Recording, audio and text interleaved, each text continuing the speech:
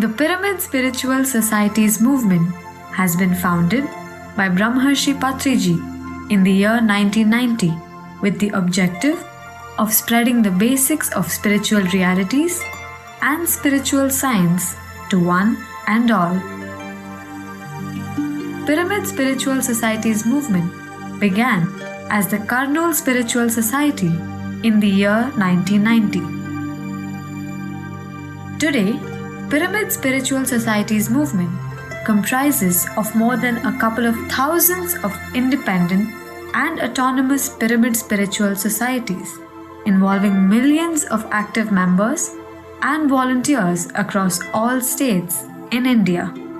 Also, in 20 other countries: USA, UK, UAE, Singapore, Australia, New Zealand, Malaysia, Vietnam, Egypt, South Africa, and others. Pyramid Spiritual Societies movement is a non-religious, non-cult, not-for-profit, spiritual-scientific organization with an ever-growing expanse of genuine seekers. The core message to everyone is that we are not just physical entities experiencing random existence. Instead, we are eternal energy, consciousness, wisdom entities, constantly choosing and creating our own respective, ongoing existential realities. Patriji says we realize Godhood in us through 4 simple things. 1. Using breath for practicing meditation. 2. Utilizing pyramid energy for meditation. 3. Trying to understand all the essential teachings of the world's spiritual masters. And 4. Being a vegetarian and being compassionate to all our younger brothers, that is, members of the animal kingdom. Brahmarshi Patriji realized the power of meditation through his own profound experiences and attained enlightenment in the year 1979.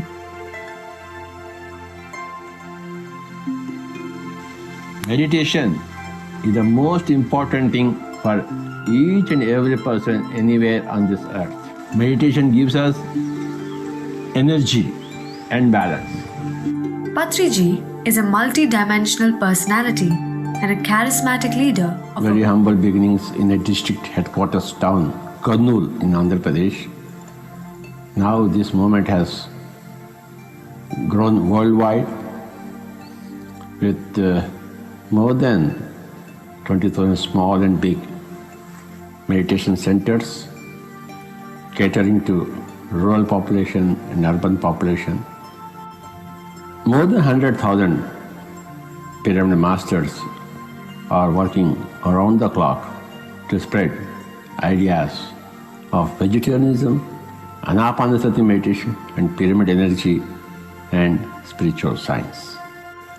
Welcome to this Pyramid Spiritual Societies movement, and welcome to this Pyramid Valley International, Bengaluru, the headquarters of this worldwide Spiritual Societies movement regularly organizes national and global level conferences for New Age spiritual scientists to share their research. So far, 7 global spiritual congresses of spiritual scientists have been organized, all of them in the Pyramid Valley International, Bengaluru. Every year in the month of December, Pyramid Spiritual Societies movement organizes a mega spiritual congregation called Dhyana Mahachakram, attended by hundreds of thousands of meditators.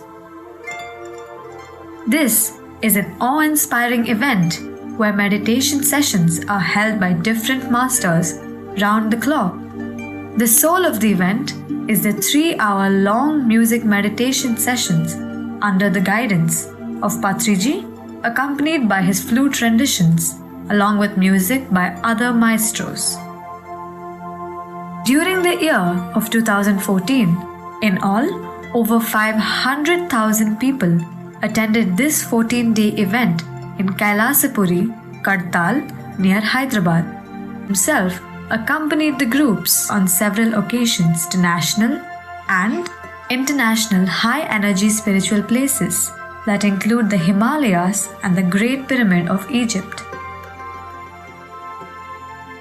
Luru, Karnataka State, the mega Maitreya Buddha Pyramid in Pyramid Valley International Campus can facilitate 5,000 people to do meditation at a time. An even bigger pyramid has been built near Hyderabad, Telangana State, known as the Maheshwara Maha Pyramid, with a capacity for 6,000 people. Pyramid Spiritual Science Academy has been established in the year 2010 with its headquarters at Bengaluru, which started certification courses in meditation and has published basic spiritual science textbooks which have been integrated with CBSE curriculum in a few schools across India.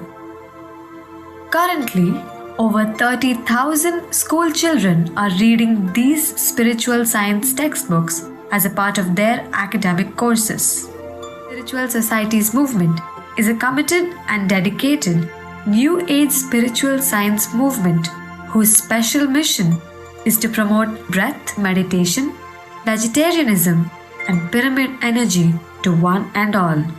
For all those people who are yearning for spiritual truths, Pyramid Spiritual Societies Movement is extending a great helping hand. Join hands with us and let us together establish spiritual science wisdom and spiritual harmony all over the world.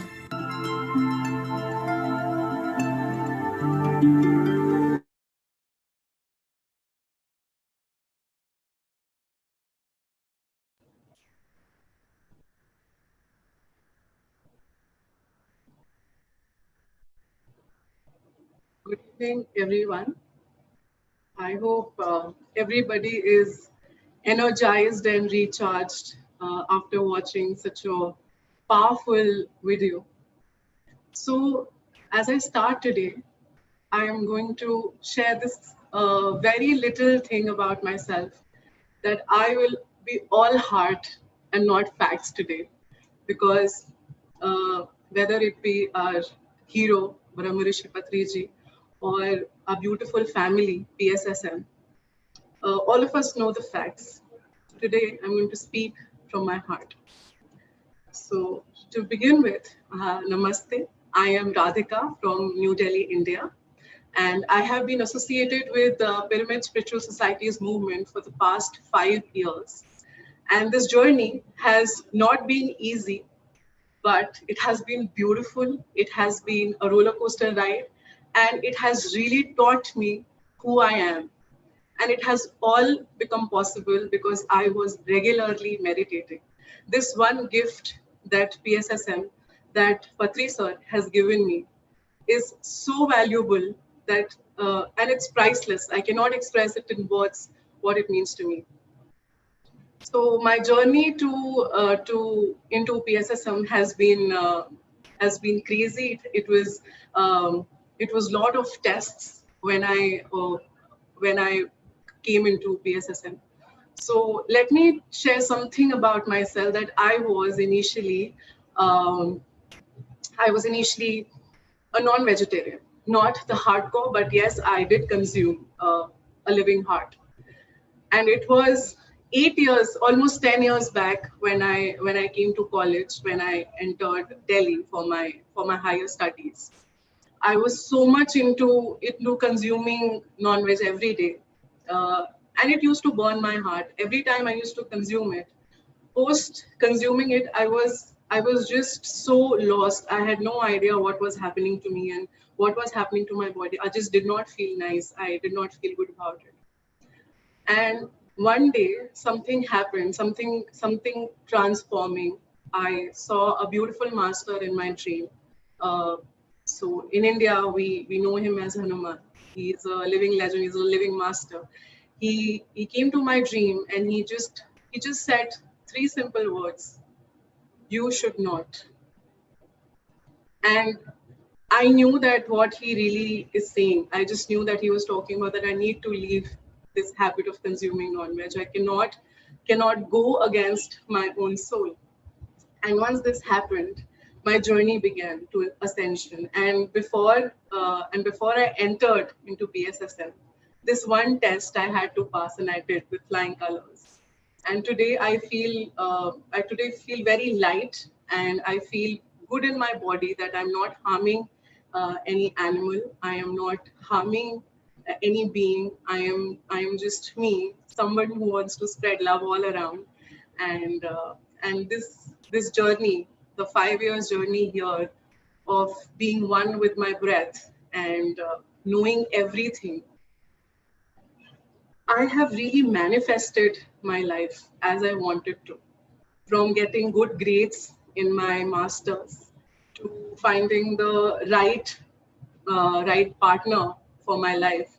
And now and today, like if I talk about today, I really know what I want to do in my life in future.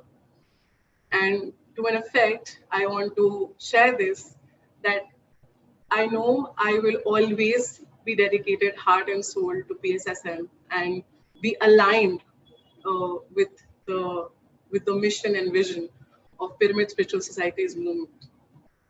And as I speak about PSSM, let me share a few words about PSSM Global. So PSSM Global is a brainchild of Patri, and we have recently launched our website as well. Please visit www.pssmglobal.org. You can just go and check out the beautiful website. I will just share the simple intention of Paridi starting or Paridi initiating the entire idea of PSSM Global, which was to really bring out Patri sir from India to a global platform. So as we talk about Patri sir, so we know that he got enlightened in the year 1972. It was a 9-year long journey before he found Anapanasati, and then in 1990 he found PSSM, and 30 years that man has dedicated his heart, his soul, his body entirely to PSSM. And somebody as in a grander self, someone who is so selfless. I have been just watching him day and night out, sitting in front of the screen, taking sessions, talking to people, sharing his wisdom with all of us. Um, it's I think as in this human body, for me as a person, I don't think it is possible for me to be stuck in front of a screen the entire day. So I think we are really blessed, and we're really we're actually very. I really don't have words. I feel that we are very blessed to have him as a guru, as a mentor, as a friend, where someone tells you that you do not need to believe even a bearded man because he has a beard, and he says that just be with your breath because it is your true guru. When somebody says that, you understand the level of humbleness that man has, and somebody who's greater than life, larger than life, who's living his grander self in such a uh, beautiful manner, doing such beautiful selfless service. He needs to be recognized on a global platform for people to know who he is. And that is all PSSM Global is all about. So taking its root from the parent organization, Pyramid Spiritual Society's Movement India, Global has come with a vision of creating a mass movement that brings people together and they and enable them to create a heartful collaborations and come for co-creations which are very mindful, which are conscious, where we go more towards pyramid energy, more towards the plant-based living, more towards the spiritual science, and to actually let people understand what it is to be non-religious, what it is to be non-cult, what it is to be selflessly out there, telling people that being with the breath is it. You can just clear everything in your body and you can just be whoever you are. And this being said, I would like to welcome a very beautiful speaker for the day who will be starting SSIM Day 3, Alvarado. She is an amazing woman. As far as I go, my personal experience of her is truly magical. She is someone who brings a lot of energy to the entire space that she's in. So Jules is an internationally acclaimed master, and she deals in the energy sector. She's into energy healing, and she deals with the sector of relationship or trauma or many other things, wherein she also catered to employee well-being. And she is the president and senior consultant at Alvarado Consultations and Treatment Group. In addition, Jules also heads Simply Healing with Jules, wherein she has been creating a space for women from all around the world to gather at one place and um, share their feelings and just hold space for each other. And this being said, it was last month in June when Patriji and Jules Alvarado decided that they will now collaborate and they'll bring something beautiful to the platform for all women across the world, not just America or India or a particular country, but to the entire world. That is Mystical Moon Gatherings, which happens twice in a month. That is on a full moon day and a new moon day, and where both of them lead. So Jules leads the full moon ceremony and Paripatri leads the new moon ceremony. And there is a lot of healing, lot of sharing that happens in the entire group. So with that, without further ado, I would like to call Jules on stage and just take from here. Welcome, Jules. Namaste. Thank you for that beautiful welcome, Radhika. How could we not all feel completely energized after your words? Thank you so much. What an honor for me to be here and to share with you a brief few minutes as we begin our third and final day of the Spiritual Science International Meet. I am Jules, and I'm coming to you from Glenwood Springs, Colorado, in the United States. And I, like you, in my human condition, at times feel very challenged to meet the demands of the world. A group such as this, PSSM Global, along with this 3-day meet, gives us an opportunity to come together collectively to create a higher level of consciousness, a higher level of awareness, not just of what we're experiencing in the human condition today, which can feel heavy and dark and scary around the world, but to be reminded that in those very, very, very dark times, there's a light within us that has never gone out. And there is a light within us that when we practice, when we remember who we are, when we return to the power of our breath, when we return to meditation, when we return to the connection to our divine source, when we nourish our very soul, what's happening in the human condition becomes minuscule compared to what we can do from the inside out. My goal has been to speak to other human beings, women, men, families, couples, children who have experienced harm in their lifetime, who are living the manifestations of what has happened to us in our human condition. And to remind each of us, as I remind myself every morning, that there are dimensions within us so much greater than anything that's ever happened in the human condition.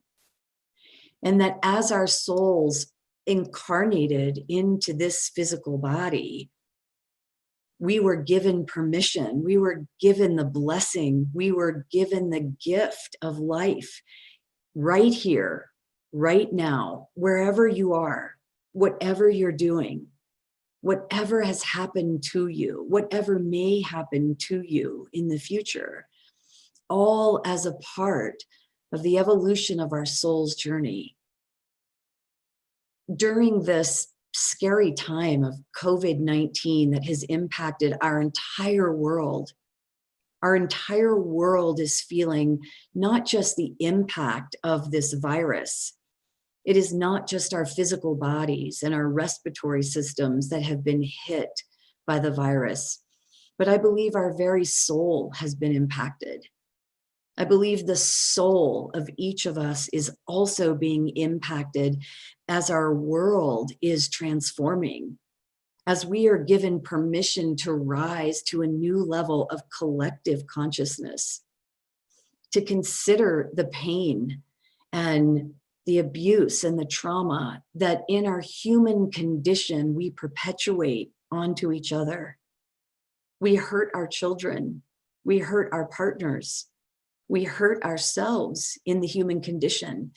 And I believe this time in our world, it's a call to wake up. It's a call to recognize the deeper dimensions within each of us. It's a call to face the powerlessness that we may feel today. It's a call to face the grief and the loss and the sadness that we might feel today. It's a call to face how lonely we might feel. Many of us have been closed away, but it's a call to face this sense of displacement and even mistrust, not from the human condition, but to use meditation, to use the power of our breath, to use the power of coherence between our heart and our brain, to return to the very soul within each of us. And from that place, from this place, the dimensions deep within, to reconnect with one another on a much deeper level than we have been. That's why we're here today. That's why the Spiritual Science International Meet has offered all of us the opportunity to collect and create a shared sacred space so that our collective consciousness may rise. So as we begin our third day together, I'm going to invite you into a meditation, a guided meditation, a journey back to our soul, a journey back from what's happening out here to this deeper dimension where all healing begins. And so I'll invite you now to join me in a guided meditation as you simply begin to focus on your breath. Settle comfortably in wherever you are. Wherever you are, there's no perfect way. Simply get comfortable where you are. Use the power of your breath.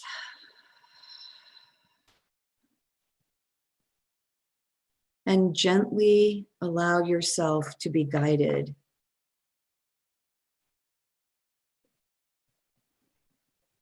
As you close your eyes now,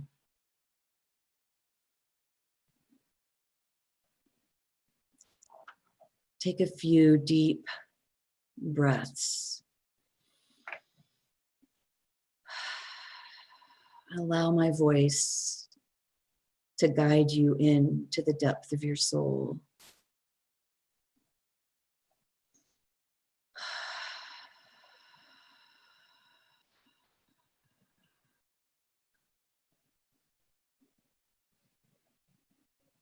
Just follow your breath.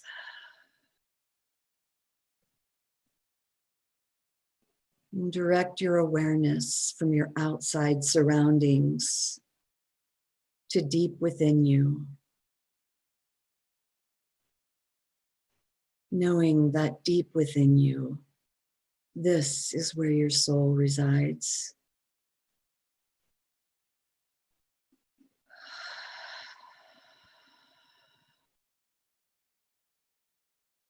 Your soul, it's within each and every cell, atom, and molecule within your body, and all spaces between.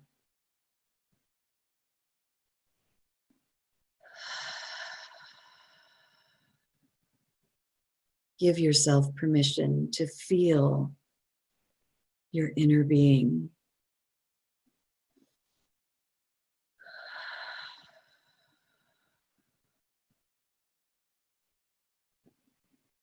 Feel the vast space deep within.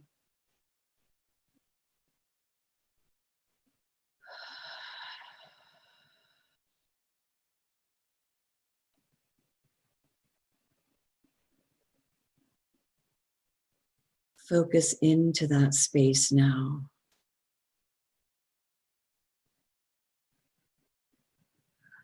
As you feel the light of your soul endlessly project outward.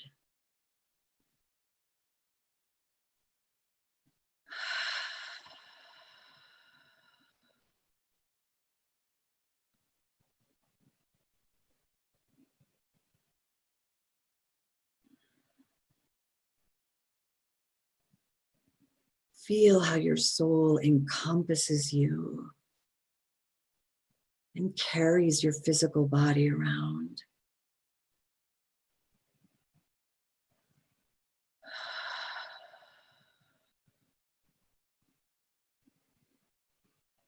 Your soul has a peaceful, loving nature, always deep within, and never leaves you. I invite you to simply become aware of your soul now.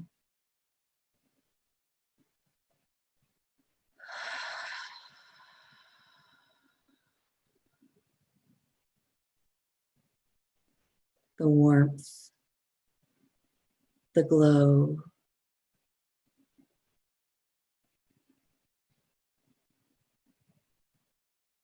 know that in times of pain and hardship and fear, even in the hopelessness, your soul has never left you.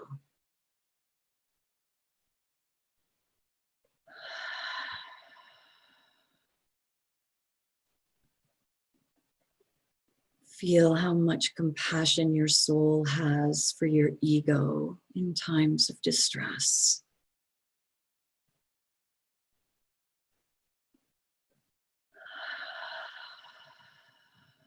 You are never alone.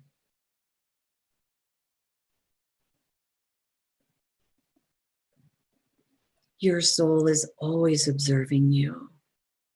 Your soul always knows what you're going through. Feel it observing you. Feel it holding you.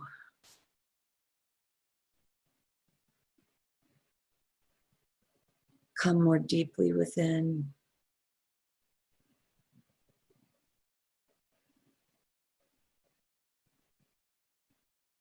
Feel the gratitude that your soul feels for answering the call in this moment, in this space, in this time.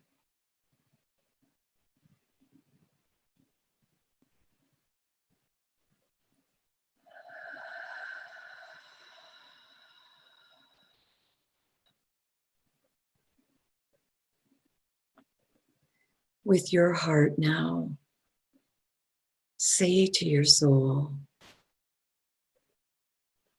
"Oh, my sweet, sacred soul, I long for you. Life without the awareness of you is meaningless.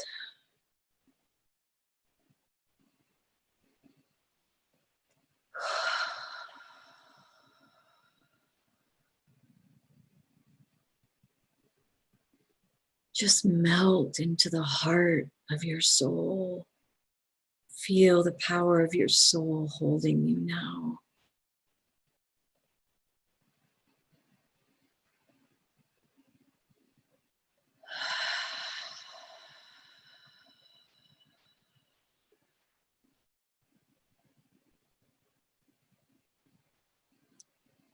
Give yourself permission to feel the infinite intelligence, the wisdom, the depth, the breadth of your soul.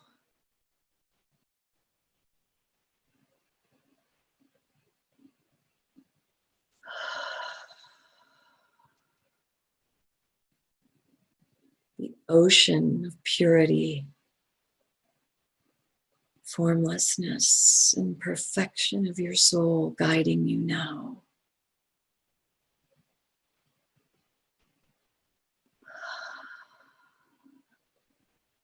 You are unconditionally loved by your soul. Feel that now.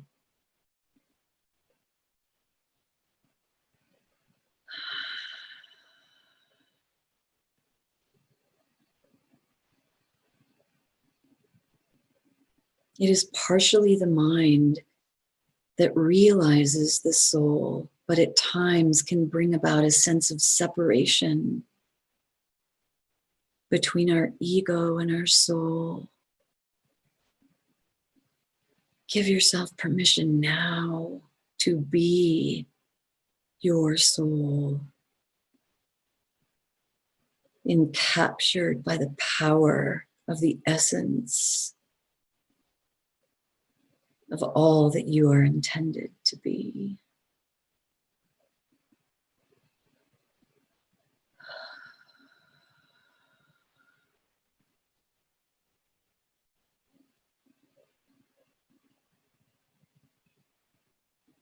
Give yourself permission to perceive yourself as one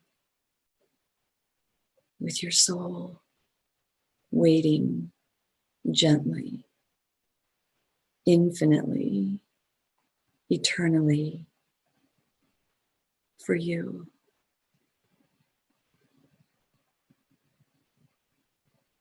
Dive into the inner consciousness of who you are even more deeply now.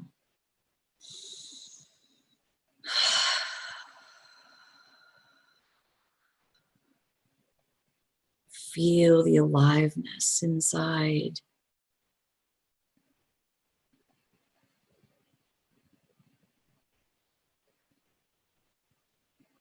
Suffering can only arrive when we perceive ourselves as separate from God, Source, the Creator.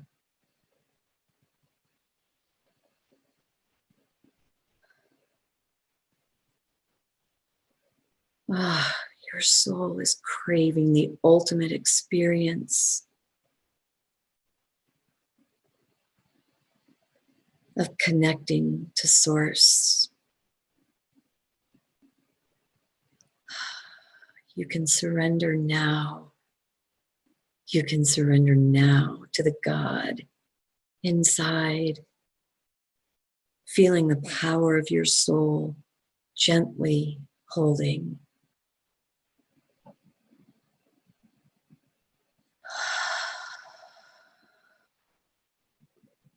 Let down your defenses now.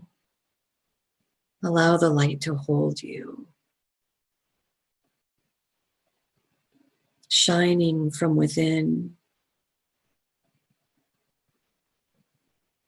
Your soul is the greatest mentor, guide, teacher, wisdom. Listen in.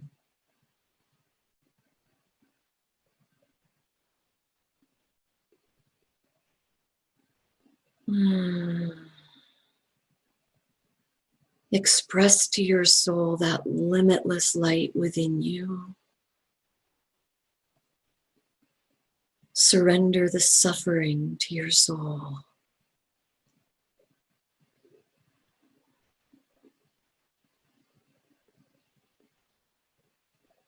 Suffering is only for the sake of the human condition as we evolve.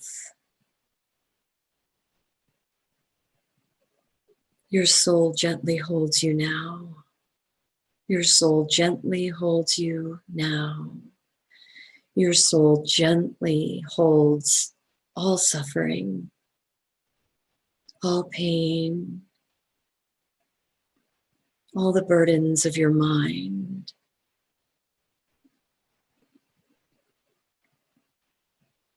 And let them go as your soul embraces and heals.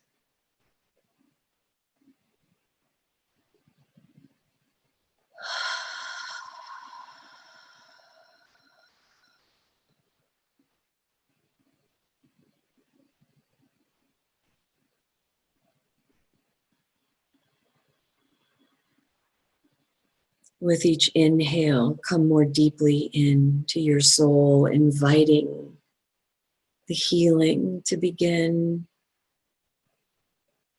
And with each exhale, let it go.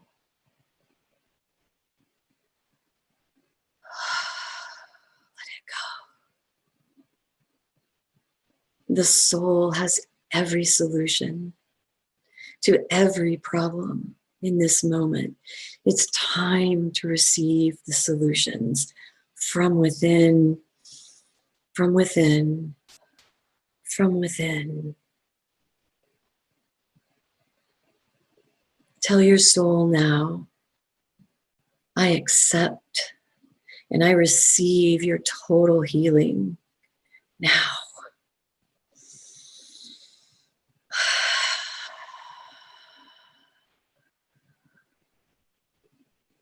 Create the spaciousness. Create the spaciousness as we accept and receive eternal healing now from the soul deep within.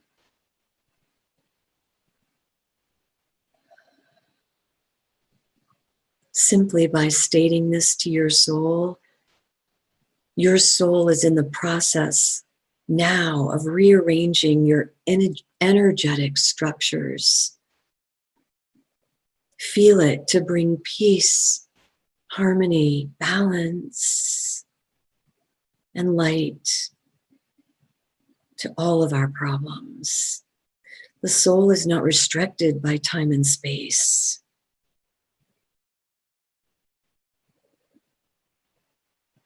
I invite you to stay still briefly now.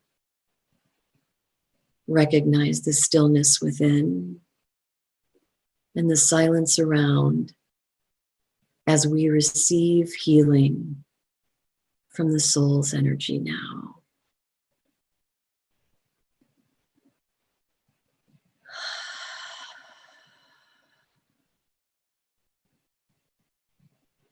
Soul's energy is very subtle.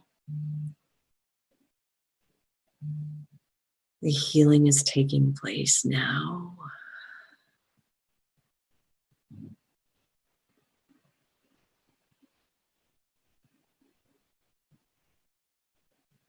Remain present to your inner state as the soul offers perfect healing.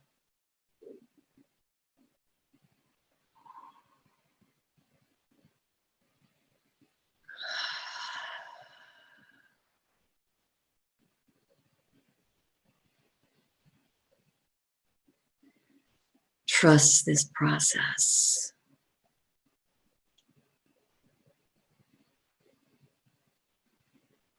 Acknowledge that your soul is the most powerful healer from within. And we are blessed now by the power of healing of our souls.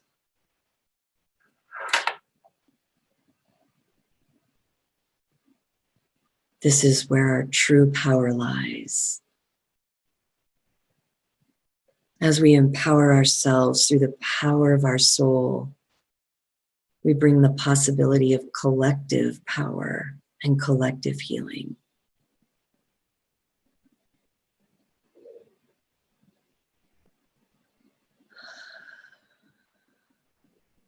We allow our soul to turn our eyes away from the outer dependent of the world and internally to this radiant being, aching and ready for healing now.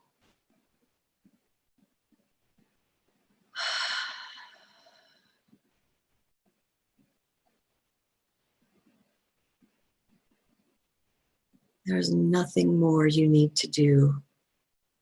Simply be present and allow your soul to heal you now.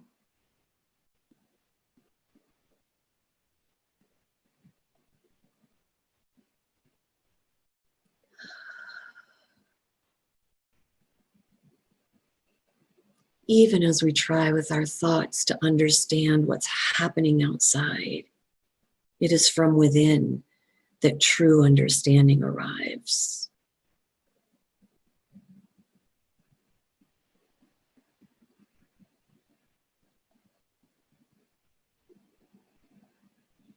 And as we come to the end of our time together in meditation,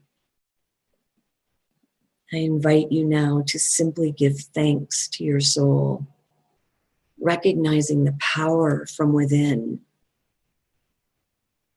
to elevate the collective consciousness and healing around the world today.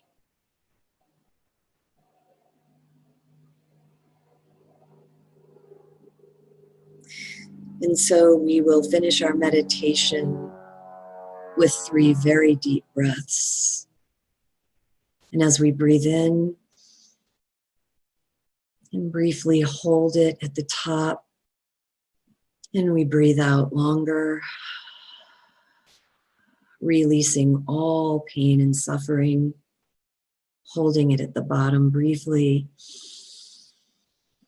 And we breathe in again, holding it at the top, and exhaling deeply as we release all pain and suffering. And we breathe in one last time as we open our eyes and come back together.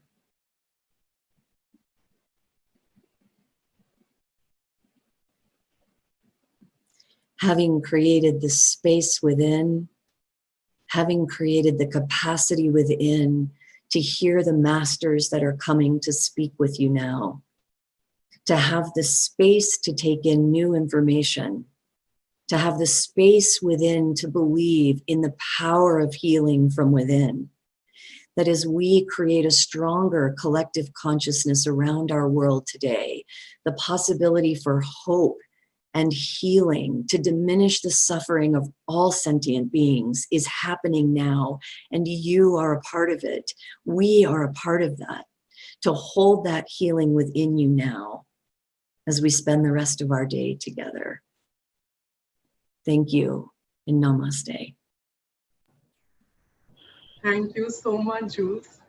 Such a beautiful session. Felt so much energy, and I'm just blown away. Just blown away. Thank you so much for creating this beautiful space for all of us and for your beautiful, beautiful works. Thank you.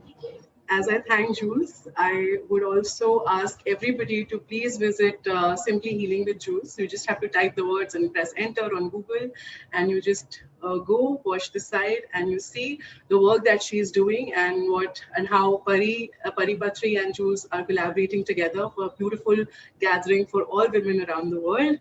And also we thank you for sponsoring today's event, Jules. Thank you, thank you, thank you for your service. Thank you for being here. Thank you. And yes, and as we move forward in our day-to-day, I would now like to invite Patri on. So can we have you? Can we have you here, Pariti? So Patri is a name that everybody knows. She does not need any introduction. I would just request everybody to please visit paripatri.com and just go see the amazing work that she's doing, all the courses that she's offering to not just women, but there are many courses which are open for all, for everybody to take, to learn, to just be whoever you are and to just grow in your own power.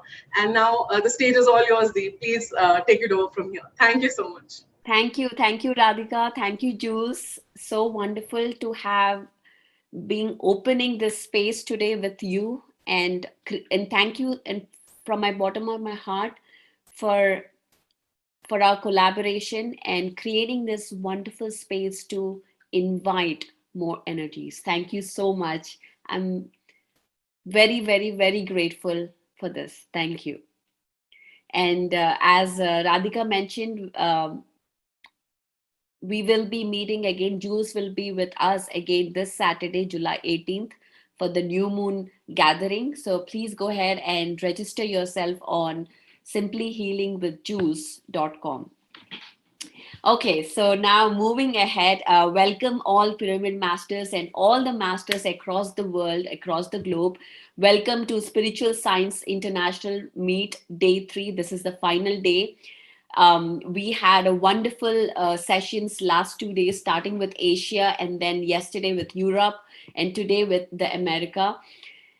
We have a lot planned today. So please go through our schedule, go to www.ssimlive.org to check out our schedules, to see our speakers lineup. And without any delay, we have another 15 minutes. And today we have a special guest for you. There is a slight change in agenda. This is a surprise and this is a last minute change. So we could not let you know before, but today we are inviting my mother, Swarnamala Patri, who is the better half of the founder of Pyramid Spiritual Societies movement, Brahmashri Patriji. She is the sole support of the creation of the whole movement. I'm very honored and grateful for her that she has today accepted our invitation to join this event with her and honor with her gracious presence. So I would like to invite Swarnamala Patri to this stage today and have a chat with us today. Welcome, Swarnamala Patriji, mother. Thank you for accepting our invitation and joining us today. Thank you, Pari. Thank you very much. I'm honored. Well, the pleasure is all ours. Most of us have heard and seen Patriji in all the events talk about the movement, but today in this event we would like to hear from you, because you have been running the show, being in the back end. So we would like to know more from you about the movement. First, starting with your journey with the PSSM movement. Yeah, me joining the PSSM movement, since Patriji have started, from then I'm with him. So I have seen the growth of the PSSM movement from the 90s, I think 90s. He started this PSS actually. Then I turned out to like movement. Then people joining, and I never used to meditate at that moment, but I never used to oppose my husband not to do all these things. But then I have started meditation in 1985. Since then, I was having a lot of experiences, a lot of growth in my being and all. So I'm really very happy with the meditation, what I'm doing now and what I have done then. Because of that only, I could withstand with him and support all the events or all the programs, all the people, all the meditation and pyramids. Because of that energy, meditative energy, I could see all these happenings. And really, I'm very happy with the growth of Pyramid Society. Wonderful, wonderful. Thank you for sharing that. And today we just had Jules opening our event. How was the meditation? Yeah, it was awesome. It was really awesome. I just gone out of my mind. It is really great to her. I can say thanks to her for taking us, higher than what we are now. Yes. Really great meditation. And talking about healing, well, I have seen from my childhood, I think the first thing that healing ever came into my conscious being is from you. I have learned it from you. So I would like you to talk about healing, self-healing, and just how are you related to that? When I started meditation in 85, then suddenly I have seen Jesus in front of me, and he taught me how to do healing, how to transfer energies, how to take their own karma, and how to heal them, like that. Then it was new for me, and I was really anxious to do all these things because I never heard that we can do healing to others. Then I started, how I used to transfer my energies to the people who are ill, and I used to get their problems, and I used to suffer for 1 week, 10 days, like that. Like that, I used to heal people. For 1 year, I have done that. Even now, I'm doing it, but unconsciously. Then I used to do consciously. Consciously, I used to transfer my energies so that they will get healed, and I used to get their problems.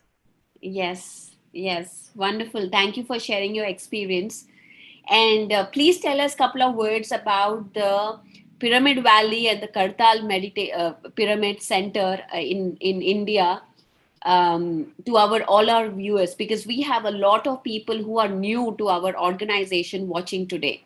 So, what would you tell about these, the Pyramid Valley and the Kartal Pyramid, and all other places? Yeah, yeah. We have started pyramids from a small town like Karnool. Then it was very small, 33 by 33. It was like that. Now I'm staying in Pyramid Valley. It is a 28 acres surrounded, and it's a big pyramid, like 160 by 160. It is really a great pyramid. Lot of energies are there.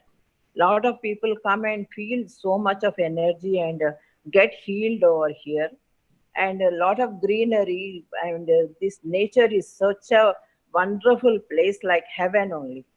And the starting we have started with scratch here. Nothing was there. Now it is beautiful pyramid, beautiful energies, beautiful nature, beautiful accommodations and all. Shreyans Daga, he helped us for everything And to who do. is our next speaker as well? He's one of our speakers today. Who is next speaker? Shreyans Daga is one of our next speakers. Yes, yes. So I'm telling about him only. He's Yes. a really great person I have ever met. We have ever met. His energies are so high, and his ideas are so high. And his vision is a really great vision he's having about everything. He helps everywhere, not only in Pyramid Valley, wherever pyramids are coming up, his hand will be there. That is Right. his greatness. Right. And in Kartal, it is very bigger than Valley. That is 180 by 180 way. And every year end, we will conduct 11 days program there. Thousands of people will come and do meditation in the morning, 5 to 8 o'clock. Then after that, a lot of cultural programs, lot of speakers will come, lot of music will happen, and lot of meditation will happen. So that is how Kartal Pyramid and Valley is really, Valley, I can say, thanks to Shreyans. Yes, it is one of the most beautiful places that I have ever been. The energies itself are so wonderful. It is like when I go to India, I have to go to Valley so that to get recharged, to get energized. And everybody who's watching this, this pyramid is the new Shambhala, and also 5,000 people can sit under this pyramid, and this pyramid is built only for the purpose of meditation. All the pyramids and pyramid spiritual societies movement are built for the purpose of meditation. This is a unique strategy or unique technique that Patriji, the founder, has offered us, which is integrating meditation and pyramid energy together. We've all known about pyramids. We've all known about how wonderful they are, about preserving and all other energies. But the concept of integrating meditation with the pyramid energy is something unique that Patriji has offered. And this event, the global organization has, is the mission of this organization is to bring this information, is to bring this technique out of India in globally, so that we can start forming this community and take advantage of this wonderful yet but simple technique. What do you say on that? Yes, it is very simple technique, but it's the highest technique, the most important technique from ancient times also. It is coming like this. Just observe your breath, Anapanasati, and that in Telugu, Shvasamidhyasa.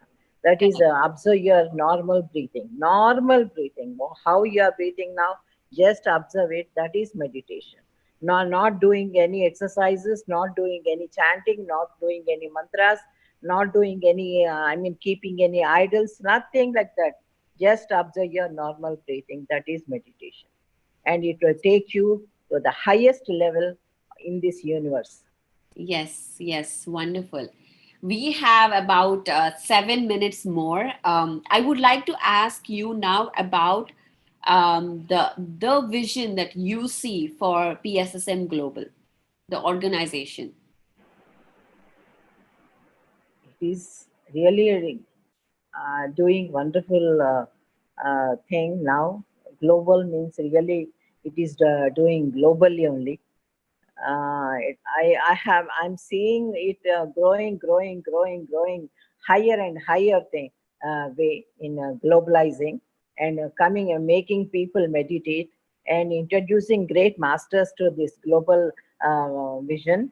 And really, wonder I can see the highest core to the this global uh, vision. I can say, yeah, highest. Really, I feel so proud to be in this globalization time. Well, that is so wonderful to hear from you, and we are grateful to have your blessings and Patriji's blessings on this mission, because this is this mission and the vision of global is to get into the grass level of every community, not just Indian, not just this community, but every community, and really introduce, offer this wonderful technique that they can integrate into their lives and make it really purposeful, soulful, every day in their everyday living. So this event is organized to to bring that information so that you will be empowered, each and one of us will be empowered to make choices, every choice in our life, in an informed way, so that we are mindful about what we are choosing in our life. And also the most important thing, that we have the power to choose what we experience in our life. And this is the most important thing, that we have that power, that we can choose that our own experience. We don't have to just live. We don't have to just settle. We have absolutely the power and choices to choose what we want. Thank you very much, Swarnamala ji, for joining us today. It's a Thank one, you. and your presence has completely taken this event to another level. So thank you Thank very you. much. Thank you. Thank you, And Pari. any last words before you go? Yeah, I feel so proud of you. Thank you very much. This is a great. I think this moment is really the most cherished moment for any daughter, to hear from her mother that she's proud. So thank you for giving me this moment, this precious moment today. Thank you. Thank you very much for Okay. me to attend. Yes. Yes. Yeah. So thank you, everybody. It was Swarnamala Patriji, the wife and the wife of the founder of the Pyramid Spiritual Societies movement, Brahmashri Patriji. Today, this was the whole surprise that we have planned for you. I hope you have enjoyed it. And just before I go, I would like to I would like to take 2 minutes to talk about today's event and also how you could follow us. So the website of PSSM Global is pssmglobal.org. Please go visit and subscribe to our mailing list to get notified of our future events. You can also follow us on Instagram at PSSM Global and on Facebook PSSM Global again. We are also on LinkedIn at PSSM Global dash PSSM dash Global. You will find all those links in below description. Okay, so you don't have to note whatever I am saying. Also, we are doing 21-day meditations monthly. So please, if you are new to meditation, please join our group. This is the free meditation group where the masters from around the globe will be coming and leading this challenge for you. So it will be on Facebook. We have a public group called PSSM Global Meditation Challenge Group. So please join us there.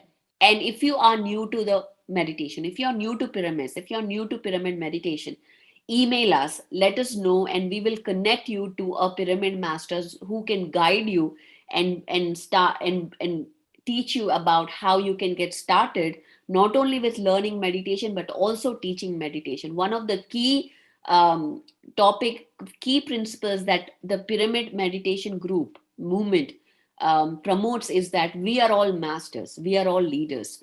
If you learn ABCD, you can teach ABCD to others. So if you learn meditation, please teach it to your friends, to your family, to your colleagues, whoever shows interest, so that we can start empowering each other and build a community. The goal of PSSM Global is to build this inclusive community so that we can all support each other and learn from each other. And with no further ado, I would like to now invite Madhavi Markham from Denver to take over this session forward. Thank you very much. Thank you, Pari.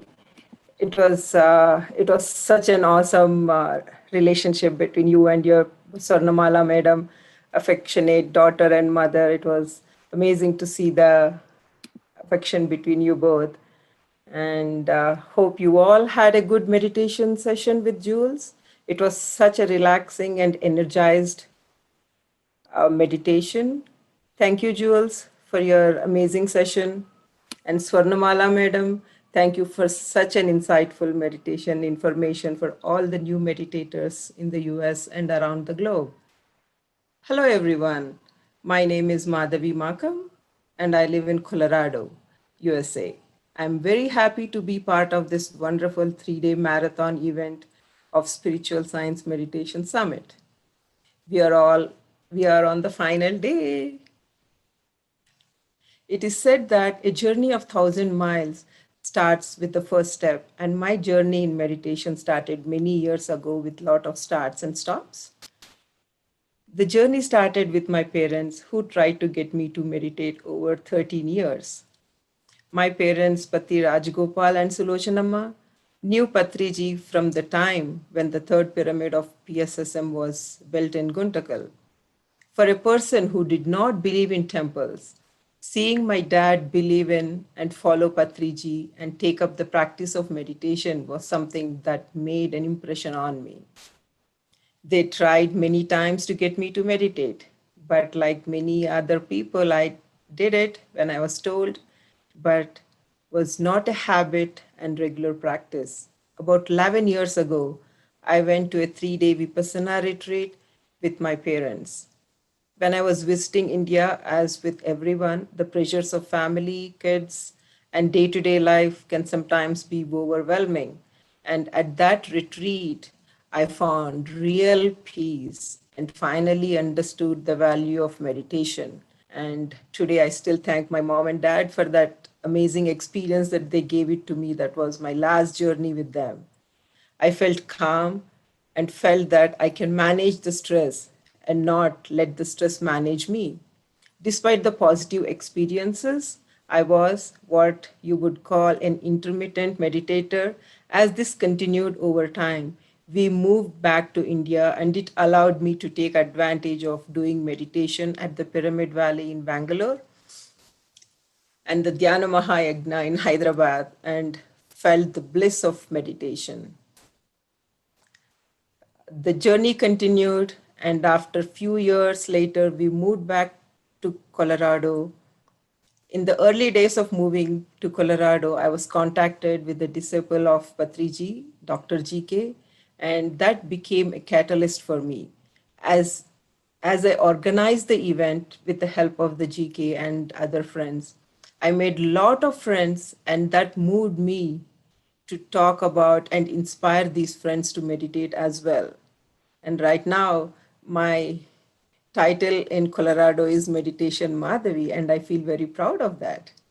Over the past 1.5 years, I'm so happy to tell you all that we have a Denver PSSM meditation group, and I'm proud to have led the group in building the first ever copper pyramid center in the US here at Sai Baba Temple in Colorado.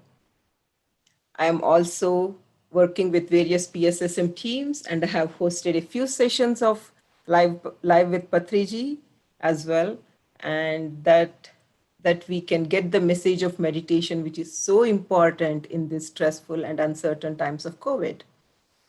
I want to leave you with 3 learning things that I have had from my journey of meditation. 1, think of meditation as an investment in yourself. Just like you save money so that you can use it when it is needed and you don't wait to save the money. Similarly, meditation is how you train yourself to manage stress and not try to do it when you face a crisis. You're prepared for it when you start meditating the early age of your life. Meditation is a miracle that can only do good things for you. 2, make it a habit by practicing. Start with 11-21 day goal. And as Patriji says, meditate for the same number of minutes of your age. And very soon it will become part of your life. One of my friend has a smart way of doing this. He will not have his lunch and or dinner without meditating. So no matter what time he eats, he starts with meditation.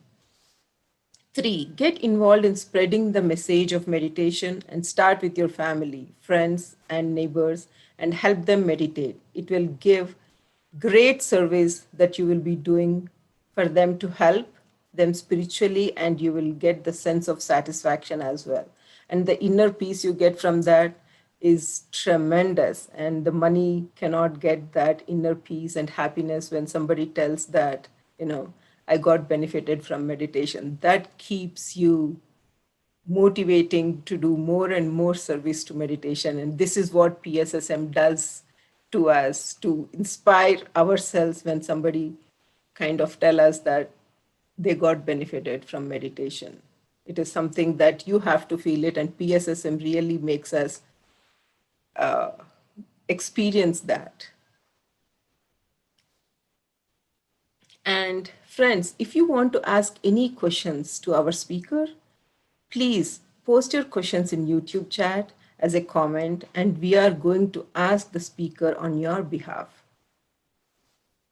I would like to introduce our next speaker, Dr. Valerie Yurov. As PSSM masters, we all know about how pyramids are helpful for our meditation and for the holistic health. Today, we have great opportunity to know more about pyramid technology for elevated living from Dr. Valerie Yurov. Now I welcome you, Dr. Valerie Yurov, and I will give you some of the introduction.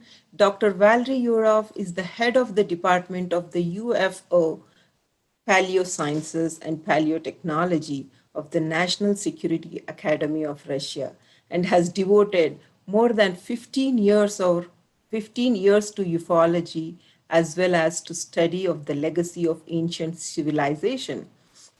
Valerie speaks excellent English and is well known in the West, having been asked to speak at a number of American UFO conferences.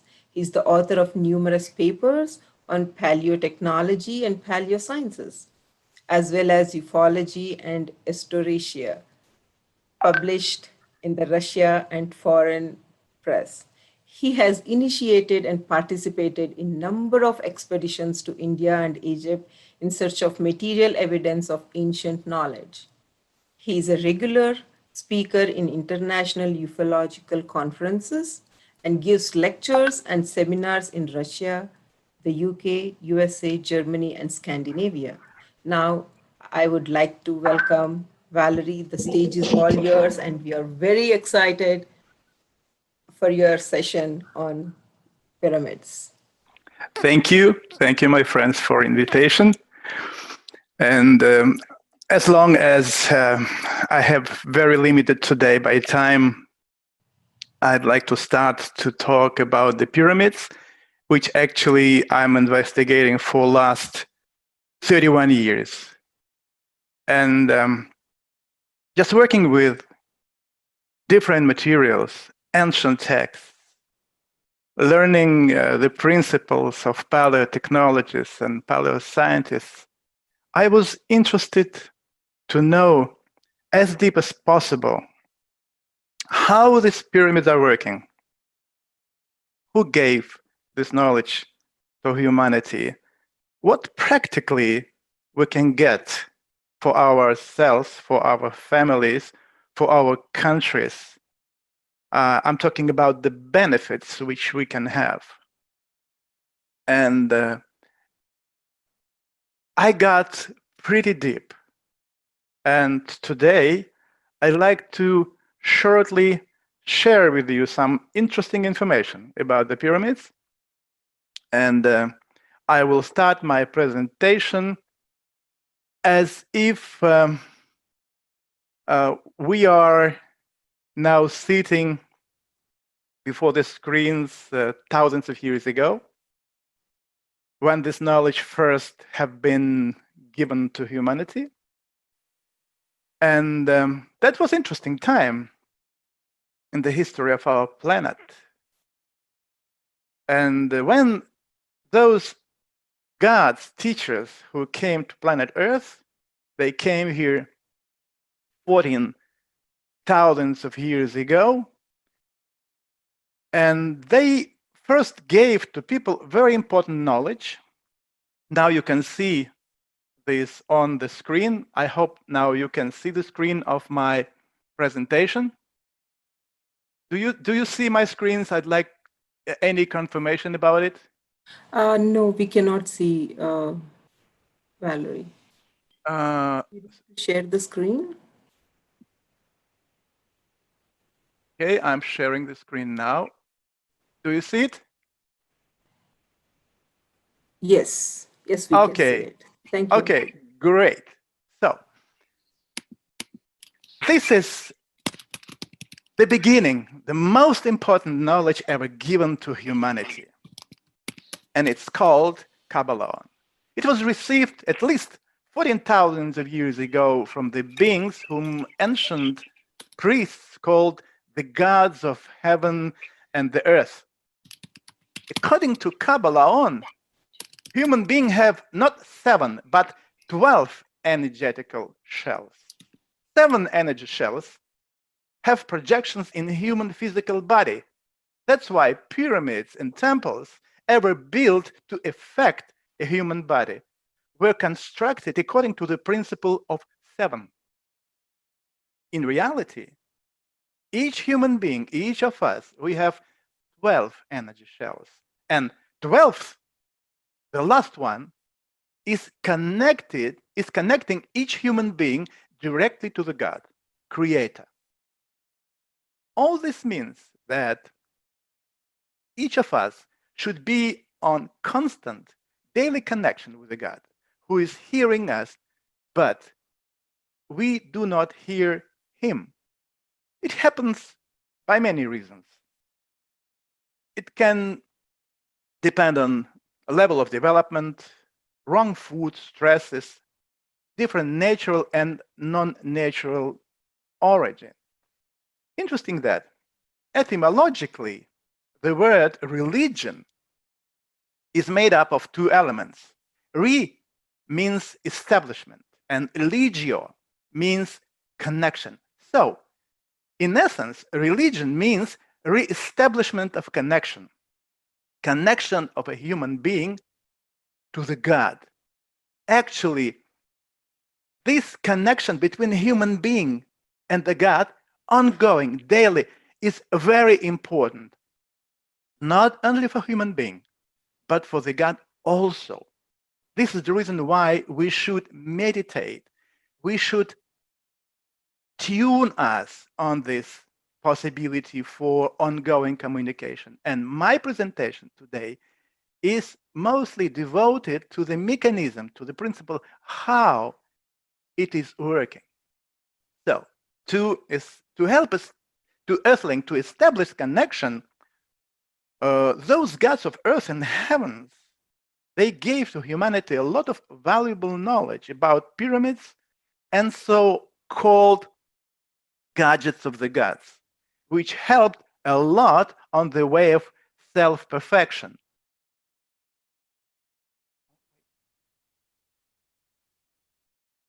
And one of the tools which have been given for this, it's a pyramid. So today we will try to understand what is the pyramid and why they were built for. These questions, inquisitive part of humanity set forth for last few centuries. Staying in hectic, we are moving along our own ways, regardless of amazing artifacts whose cognition could change our life completely. However, most people do not notice them, but they exist nearby, ready to transmit the impulse to all of us, capable to change our consciousness and our life. So if you just take a look on our planet, you will discover pyramids all over our world. Think about it. Thousands of pyramids, and all is variety of forms and configurations. All this manifests idea that all pyramids had different prescription and different function based on different principles. So what were that principles and ideas?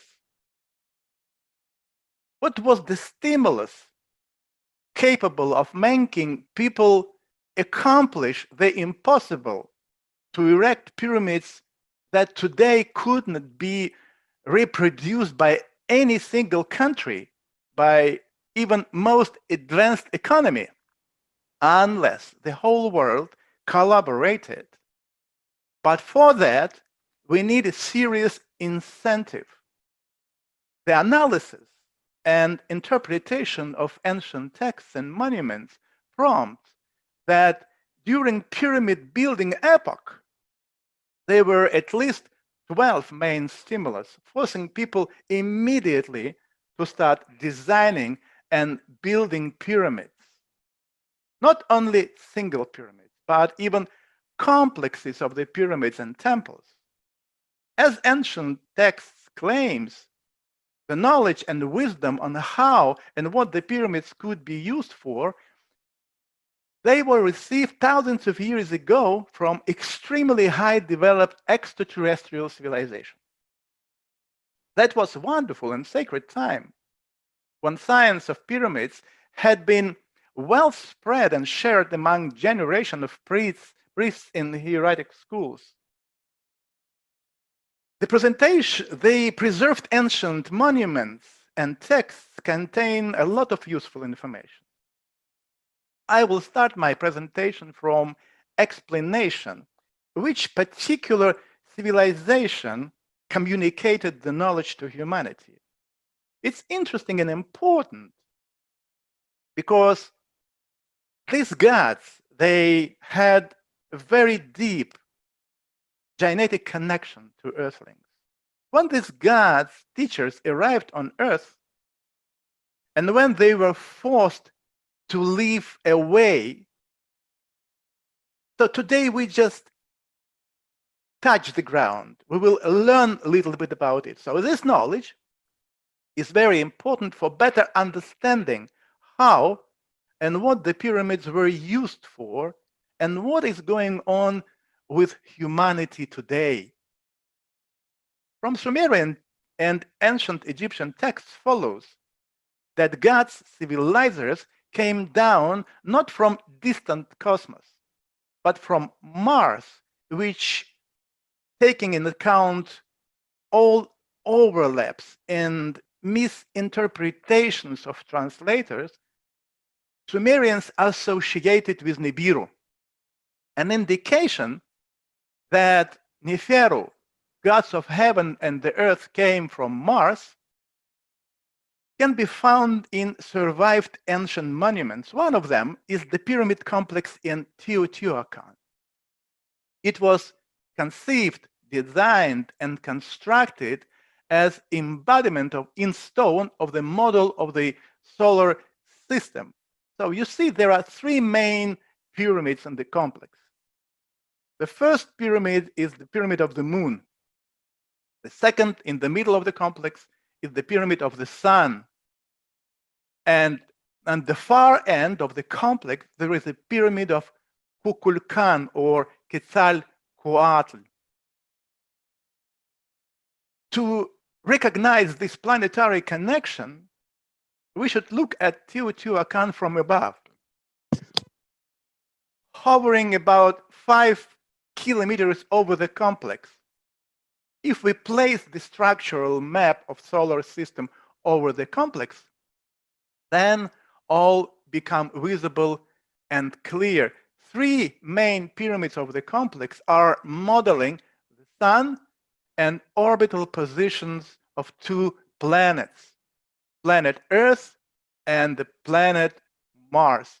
The pyramid of Kukulkan, Quetzalcoatl, devoted to the benevolent extraterrestrial god of wisdom, the patron of the culture and knowledge, occupies the place of the Mars where Kukulkan came from. The Pyramid of the Moon stands exactly on the orbit of the Earth. That means we should change the name of the pyramid from the Pyramid of the Moon to the Pyramid of the Earth.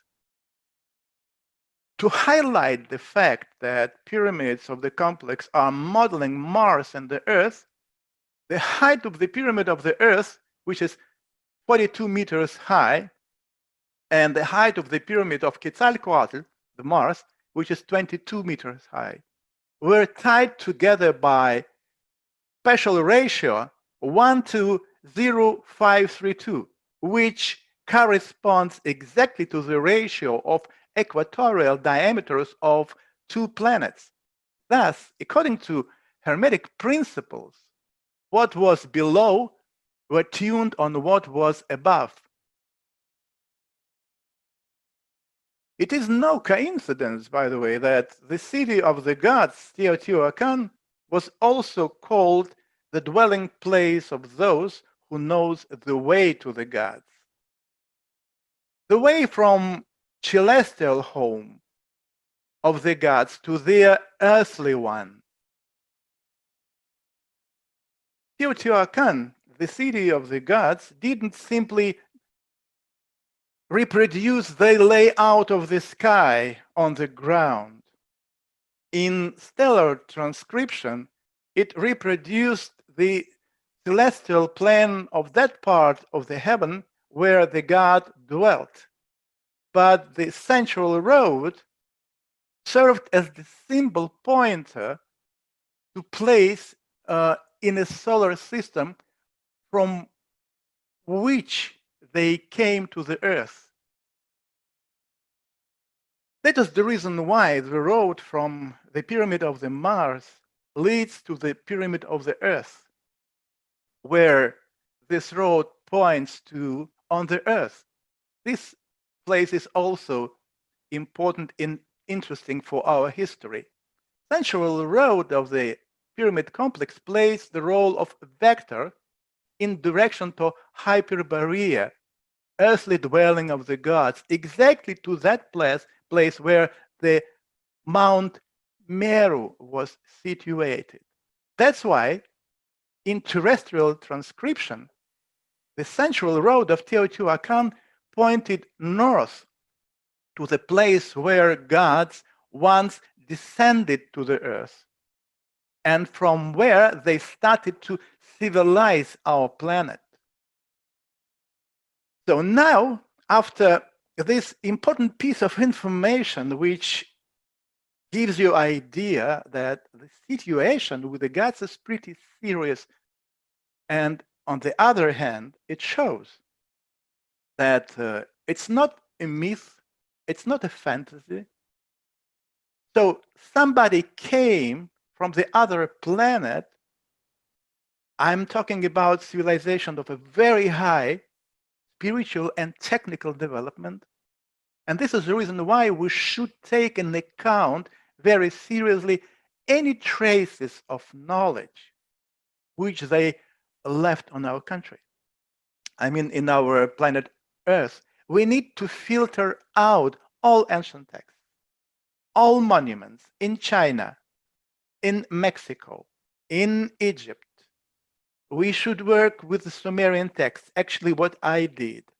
And I came to a certain understanding of the principles which were used, in which actually we must take into account if we plan to build a pyramid, effective pyramid, for communication, not only with our internal sacred being, but also with external beings and with God too. So let's have a look on some different types and construction of the pyramids. Taking into account that genetic of extraterrestrials and earthlings were similar, all their technological achievements could be used by earthlings with minimum of adaptation. Let's start from the pyramids playing the role of antenna for interplanetary communication. One of the types of pyramids that belong to the global communication system had a stepped shape.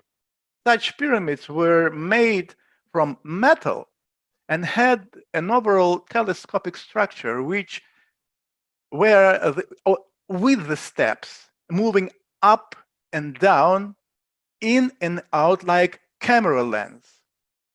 The ability to regulate the height of the steps made it possible to tune the pyramid to one or another person.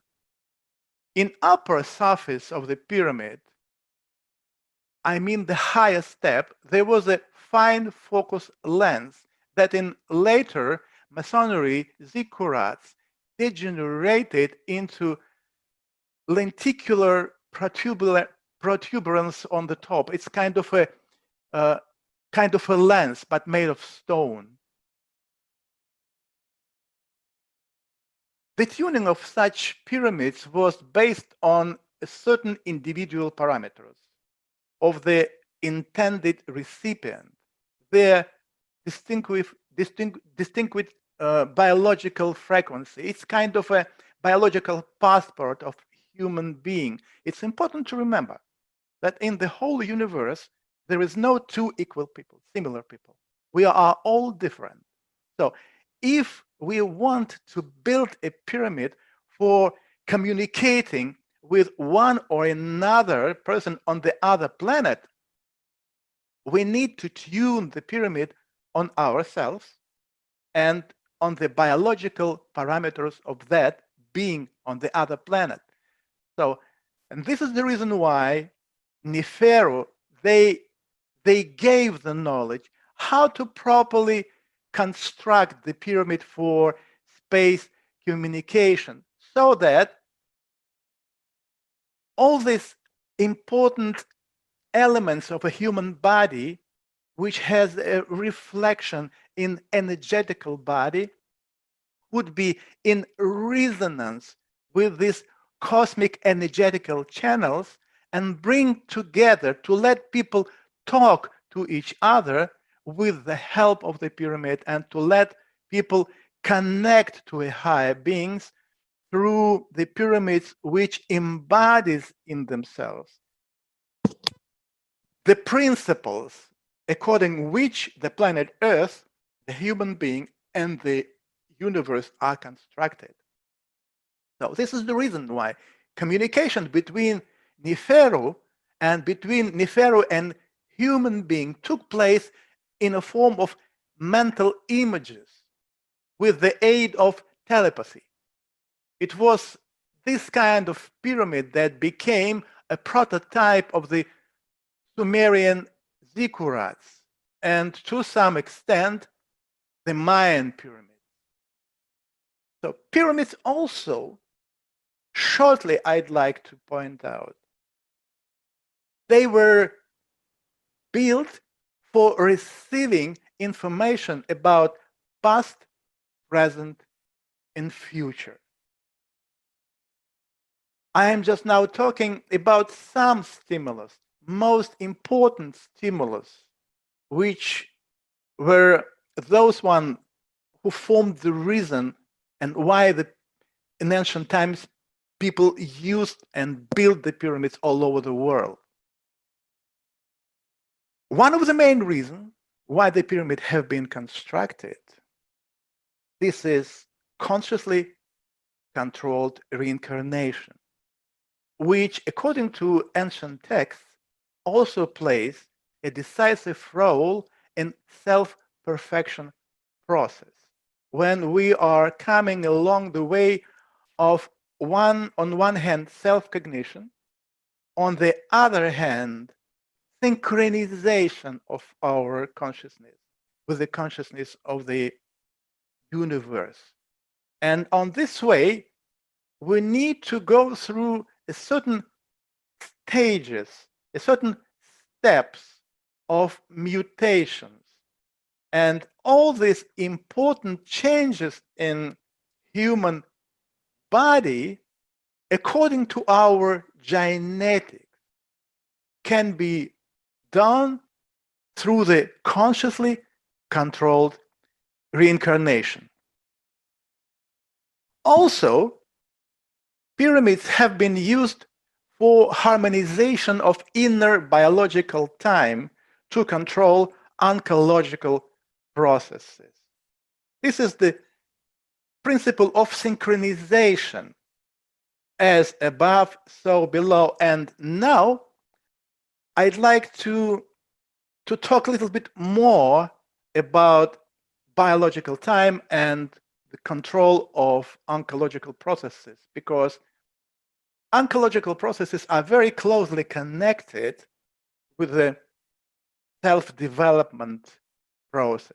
So, and this is the reason why in ancient time, the pyramids to control the oncological processes have been the pyramids number one. Now, that was the flat-sided pyramids, like Egyptian pyramids.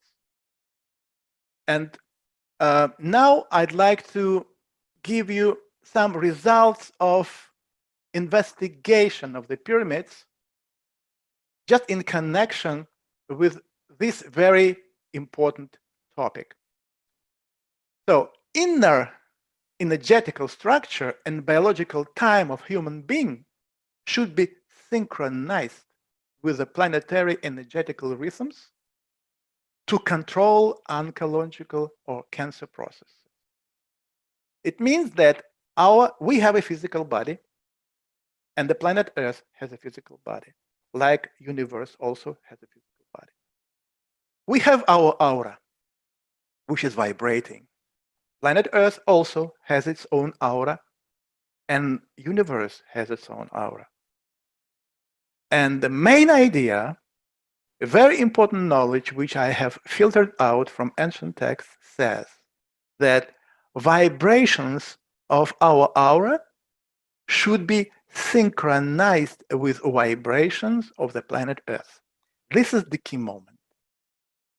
For this reason, when they were building pyramids, they used the principle of 7, and you can see it now. So human being has 7 chakras, which has projections in the human physical body. This is the organs of endocrine system. This is the reason why pyramid, the model of the pyramid, also were constructed according to the principle of 7. In those cultures where 6th and 7th chakra were considered to be as united one, you can encounter a pyramid made of 6 steps. But mostly like this one you see on the screen, this is the pyramid of Egypt. It has 6 steps, but if you put a triangle of the pyramid on the pyramid or over the pyramid, you will see that there is a top of this pyramid which is energetical one. So any pyramids, when they were constructed and built, they have been built according to the principle of 2 also, energetical body and physical body. On physical body, here you can see 6 steps, on energetical actually 7. So to synchronize our vibration with the vibration of the earth, ancient used different gadgets like the wands of Horus, pyramids, special insoles, and I just published a material about it, which a little bit later will be translated into English. And you will see very clearly that in all cultures, Indian cultures, Buddhism, Egyptian culture, Sumerian culture, Mayan, all of them, they were using these tools. So this is the reason why we decided to make an experiment. And these experiments have been conducted in 9 institutes in Russia. All of them belong to Russian Academy of Science. Mostly these institutes, the list of which you see here, belongs to the Medical Academy of Science.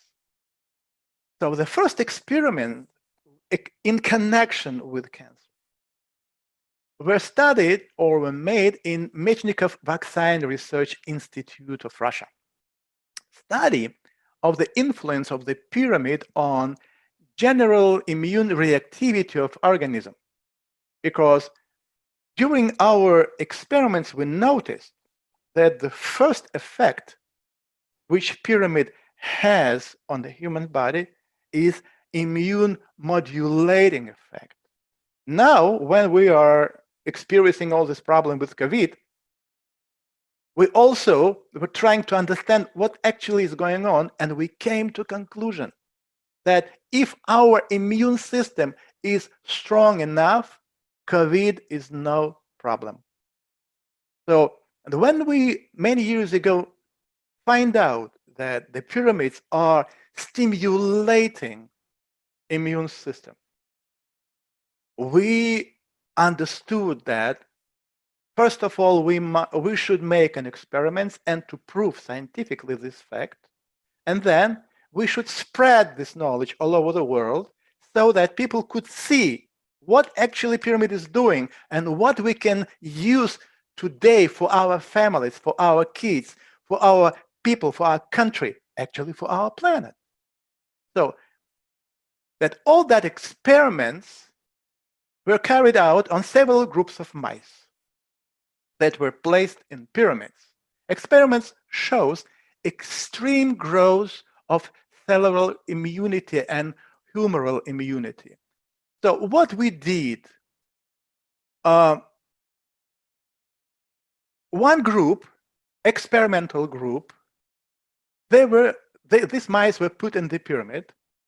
The other have not been to the pyramid. And to the experimental pyramid later, we ejected a deadly portion of very dangerous bacteria, Salmonella typhimurium.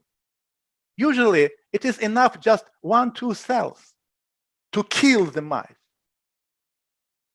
But interesting is that after exposition to the pyramid, 40% of the mice stayed alive. But here I'd like to point out that we had 3 experiments with small concentration of bacteria, middle concentration, and very strong, very hard concentration of Salmonella typhimurium. And it's interesting that in the 3rd case, with a very strong composition, 30% stayed alive. This is absolutely amazing result.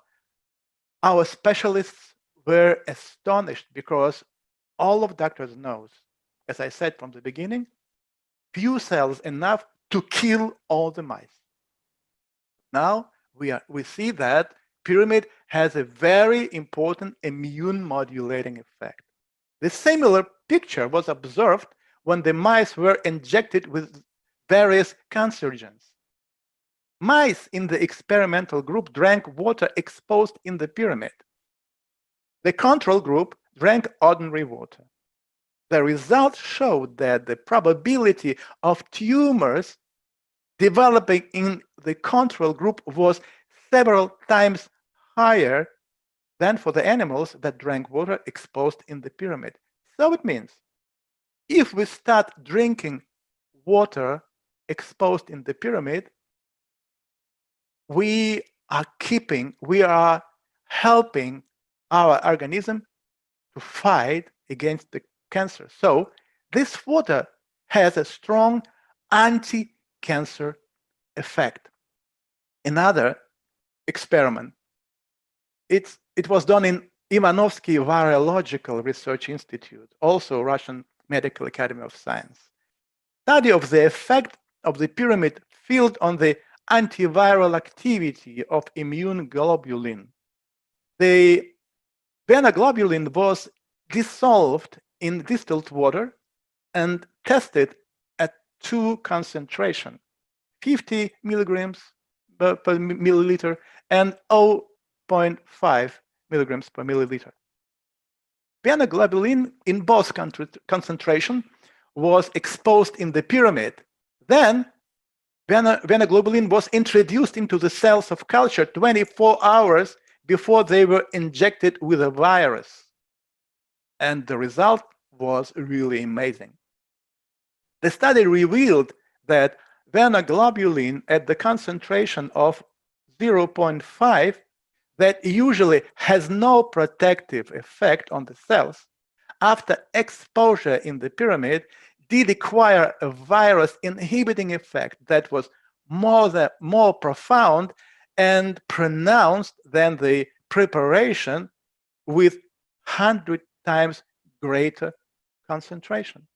Interesting also that under further dilution to the concentration, let's say 10,000, 1,000 times and 100,000 times with subsequent exposure in the pyramid, the globulin displayed a pronounced antiviral effect.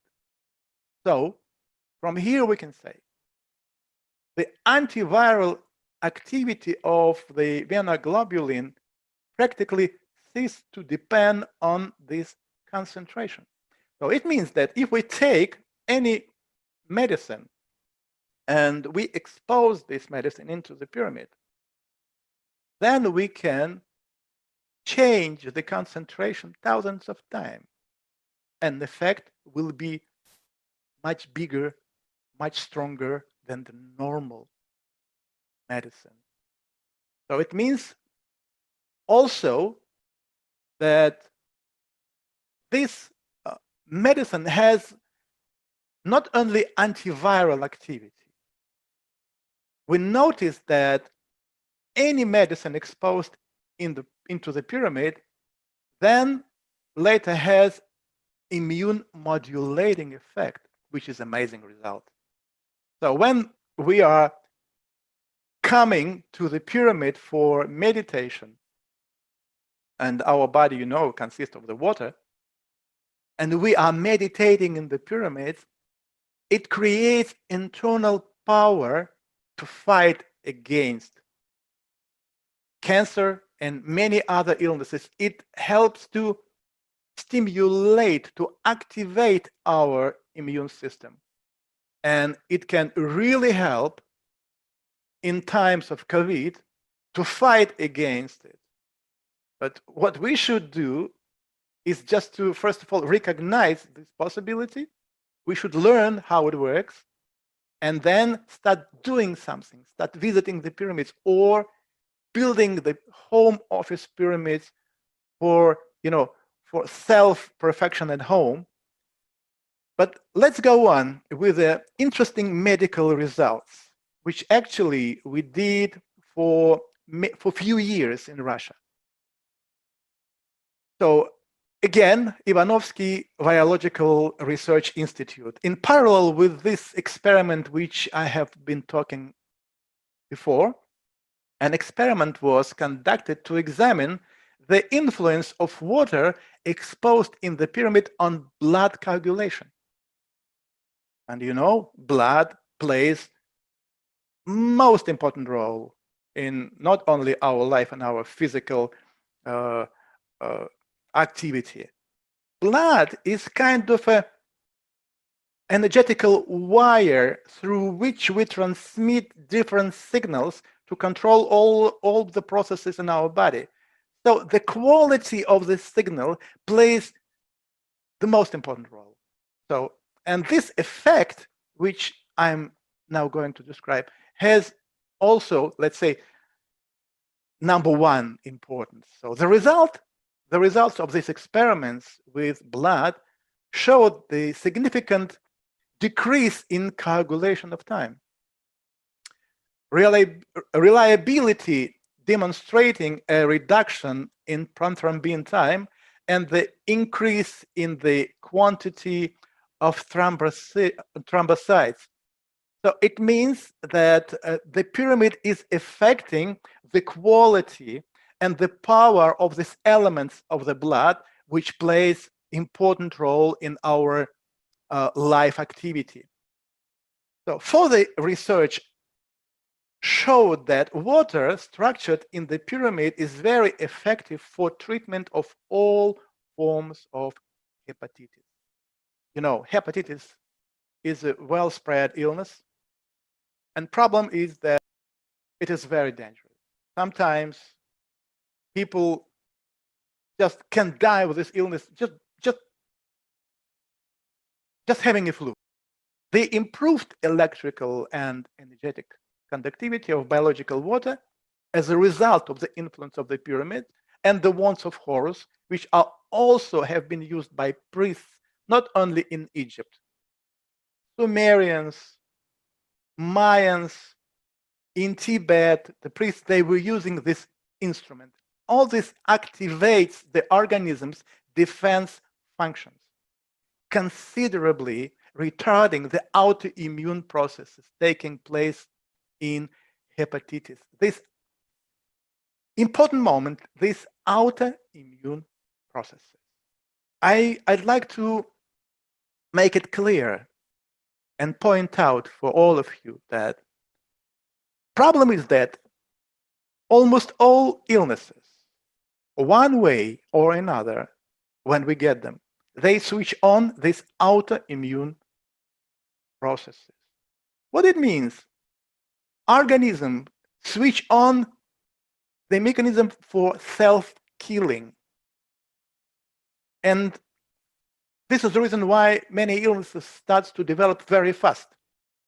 So to stop the process means to heal the illness.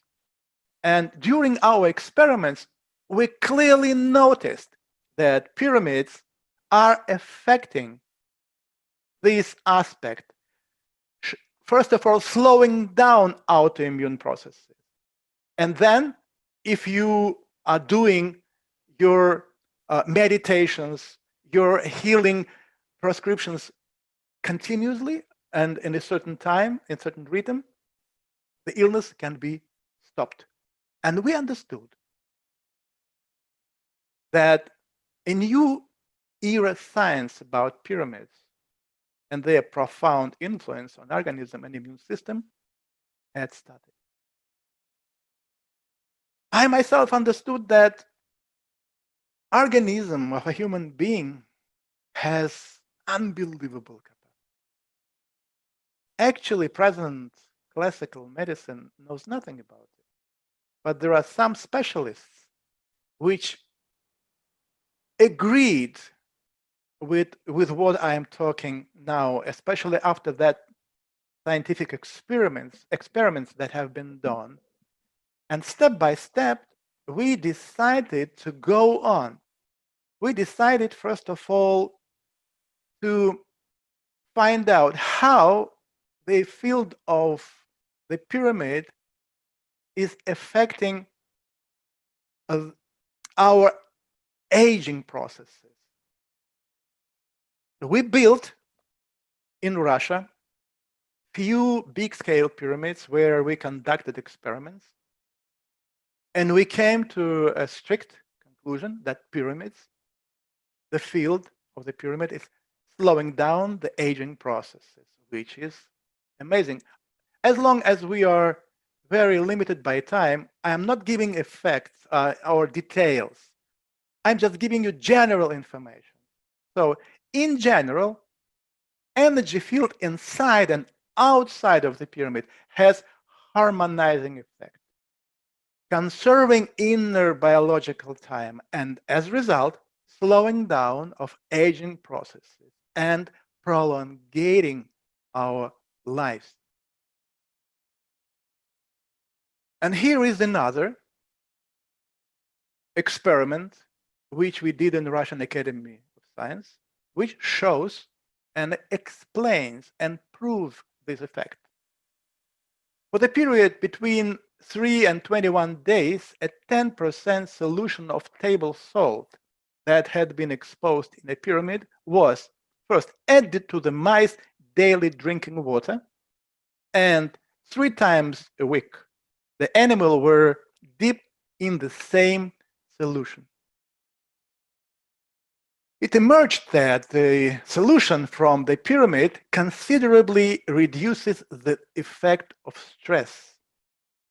And you know, all doctors know, that there are few main reasons for cancer, for example, to start, or for any illnesses which are then empower autoimmune processes. This can be a radioactive effect. It can be a kind of a trauma, but the number one is stress. Stress is 70–80% of the reason for autoimmune processes, for falling down the power of immune system, and especially cancer. Cancer mostly starts from stress. The indicator of this was the quantity of lymphocytes in the thymus gland, which is known to fall sharply with stress. So the mice that had drank the salty water from the pyramid and dipped in it showed almost no sign of stress. Amazing result. Well, it's exactly what we need in our very stressful life. And also, now shortly, very unusual experiment, which we studied in non-natal intensive care department, Russian Academy of Science. We studied the influence of a 40% glucose solution given internally and distilled water applied externally after both have been exposed in a pyramid. The patients were newborn babies with serious pathologies. The objective assessment was provided by an analysis of the immediate state index, which reflects the state of the patient's sympathoadrenal system. Data was gathered on or from 20 patients, and this data later was analyzed. In all cases, even in patients with very low index, close to 0, after the administration of 1 milliliter of the 40% glucose solution, the index rose substantially, practically to normal level. The same happens after the external application of 1 milliliter of water that had been exposed in the pyramid. It's more than serious result, because kids, they are so sensitive. And if we see such effect, it means that the pyramids can give us unbelievable possibilities. We just need to know how to use it. What actually is the pyramid? And here, as the result of more than 20 years of investigation of ancient texts and ancient and scientific experiments, we can make the following conclusion. The pyramid is the powerful cosmic antenna. Then B, the model in stone and the energy structure of a human being and the universe using the latter's energy mechanism. So it means that the pyramid has or is using the same mechanism as the universe. This is the reason why we can communicate with the universe with the pyramid, and there is the reason why how we can receive the energy, the signal of the universe, of highly, standing living being into our body, because we all in the universe, we are using one and the same mechanism. So what we need is just to empower these signals, and pyramid is exactly empowering the signals. Also, pyramid is a very powerful generator of cosmic energies operating on various planes. And what we can say, what we can get out using the pyramid. So pyramidal energetical structures, whose position should be decided with a reference to the energy qualities of the location, open up for us the following possibilities. First, tapping into the natural flows of cosmic energy, the organization and stimulation of the evolutionary processes in the biosphere and in human consciousness. Correction of the human energetical structure, making it possible to stimulate internal energetic, biophysical, and psychological processes, which in turn provide the opportunity to discover and activate the inner resources of a human psyche, increasing psychic potential.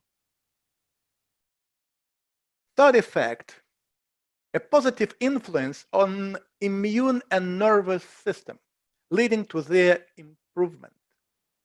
Usually, doctors, they consider that, for example, immune system cannot be perfected, because when immune system is in the normal condition, this is what actually we are dreaming about. This is the normal. This is what we should have all the time. But during our experiments, we came to understanding, we saw the result that immune system can be even developed. How it can be done? It can be done in only one case. If you are connecting the reservoir of the tank of your immune system, which is inside of your body, to the tank or to reservoir of energy of the planet Earth and universe. In this case, your immune system starts to behave absolutely different. And you are, human being is getting much more powers, and actually after this effect, no any illness can be dangerous for us. Nothing except the bullet. And fourth effect, an improvement of mankind's energy, ecological environment, and increase and improvement of the energy state of the pyramid's location. So it means that if by one reason or another, we need to empower a location where the natural energy is weak, we can build a pyramid. It should be pyramid with the special proportions, with the special elements inside. And in 12 days, pyramids will break through. It will create energetical vortex here, like energetical beam, and a location which had no before any energetical effect will have these effects. So this is the reason why, as a consequence of a spread of the pyramid structures through the world, throughout the world, a reorganization of the planet's energy structure within the following 10-15 years will happen. It means that we can change our world in 10-15 years if we will decide to use the pyramids. If the group of followers of this technology will be growing, just investing the time, investing our wishes in this process, like organization you are participating. And I'm very happy that I'm talking to you today. That is just giving to you this little bit boring scientific information, but this is giving a serious chance to understand how it works. And for me, for example, it is very serious stimulating effect. It has very serious stimulating effect. I feel I'm interested to learn more, to share this knowledge with people, because I'm sure the time will come when pyramidal energy structures will play a decisive role in the fate of new generation, changing our level of awareness. And again, this is just shortly 12 main stimulus which made the people thousands of years ago to build the pyramids all over the world. And this is the stimulus which I'm sure will stimulate you also when you learn a little bit more about it. This is the reason why I'm inviting you to my websites. Maybe in the nearest future, we can make more webinars and I can answer your questions. And then, beside our internal human wish, we also can add, we can invest a certain amount of knowledge, actually practical, physical knowledge.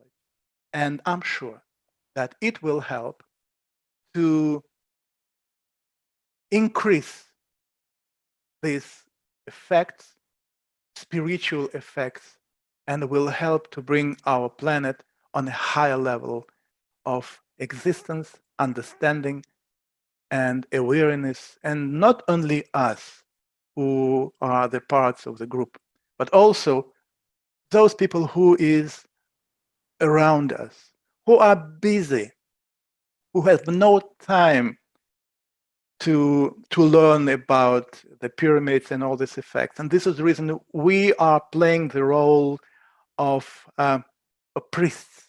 We are taking the knowledge, we are taking our free wish, our desire to change ourselves, this world, and people around us for better, and we transmit. We are emitting this vibration, this knowledge to each of us. And I feel myself very happy that I'm among of you, and I will be among of you till the end of my life. Thank you. This is the end of my presentation.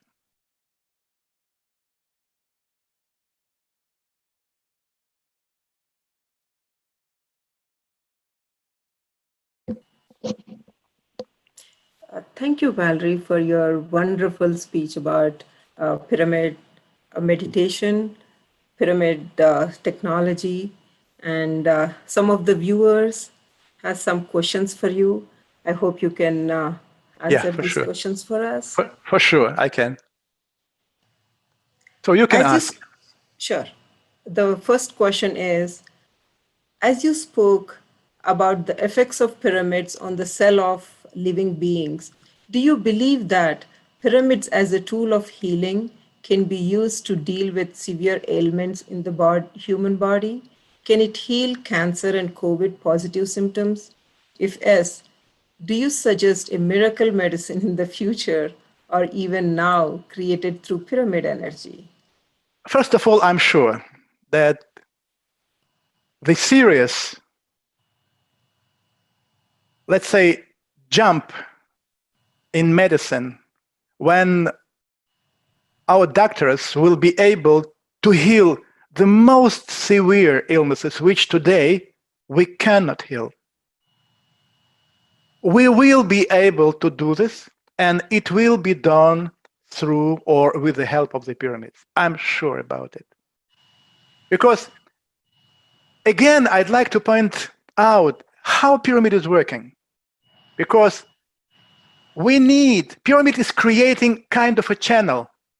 It is bringing the energy of the universe. Actually, universe, this is the body of the God. So, and why we have all these illnesses? Just because we are losing this interaction, this channel, this contact. God is listening to us, but we are not listening to him. So this channel between us is working one way. So to establish this second way between each other, we need to use this instrument, the pyramids. And when the pyramids is improving this connection between the universe, the body of the God, and us, any illness, any can be healed. And this is the reason why I tell you now, I myself have been the witness of so unusual recuperations when awful cancers have been healed for a few days. Wow. I tell you, pyramid is a very special number one tool. And as long as I see what's going on now in our world around the pyramid, I'm sure that approximately in 20-25 years, this problem will be solved. And medicine will make unbelievable step. So let's say, remember our conversation today, 20-25 years maximum, this step will be done. And this will be done with the help of the pyramids. Okay. It's a really amazing technology that Pyramid has, and I wish everybody could see that. People must visit the pyramids more often. People must meditate more often, because meditation is also a very unusual practice. In my nearest days, I'm going to write and publish material. This is kind of a filtered out from the ancient texts and knowledge about meditation and what ancients knew about it, how they use it. So it's amazing, I tell you, amazing knowledge. And I'm sure that meditation will also play a decisive role in human development. I'm sure about it. Okay. So one more question on this line. So when I meditate as like in an open air versus when I meditate under the pyramid, would we see any amplifying energy that comes to us, or any better meditation that kind of helps us to meditate better under pyramid? First of all, we should, as I told during my presentation, when we are coming to the pyramid, we need to be there for until the very special effect and meditate. Synchronization. Pyramid is synchronizing your aura, the vibration of your aura, with the vibration of the aura of the earth. Just at the moment when vibration have been synchronized, at this moment you will immediately will feel like very unusual happiness, power comes into your body like, oops, and then very unusual. I have been in such a state and tell you, this is amazing. At this particular moment, you can do anything. Anything. And meditation this is the key practice, which helps for this synchronization, which actually pyramid in ancient time have been built for the beginning, synchronization. So when you go, you are doing right. Okay. So we are on the right track. Absolutely.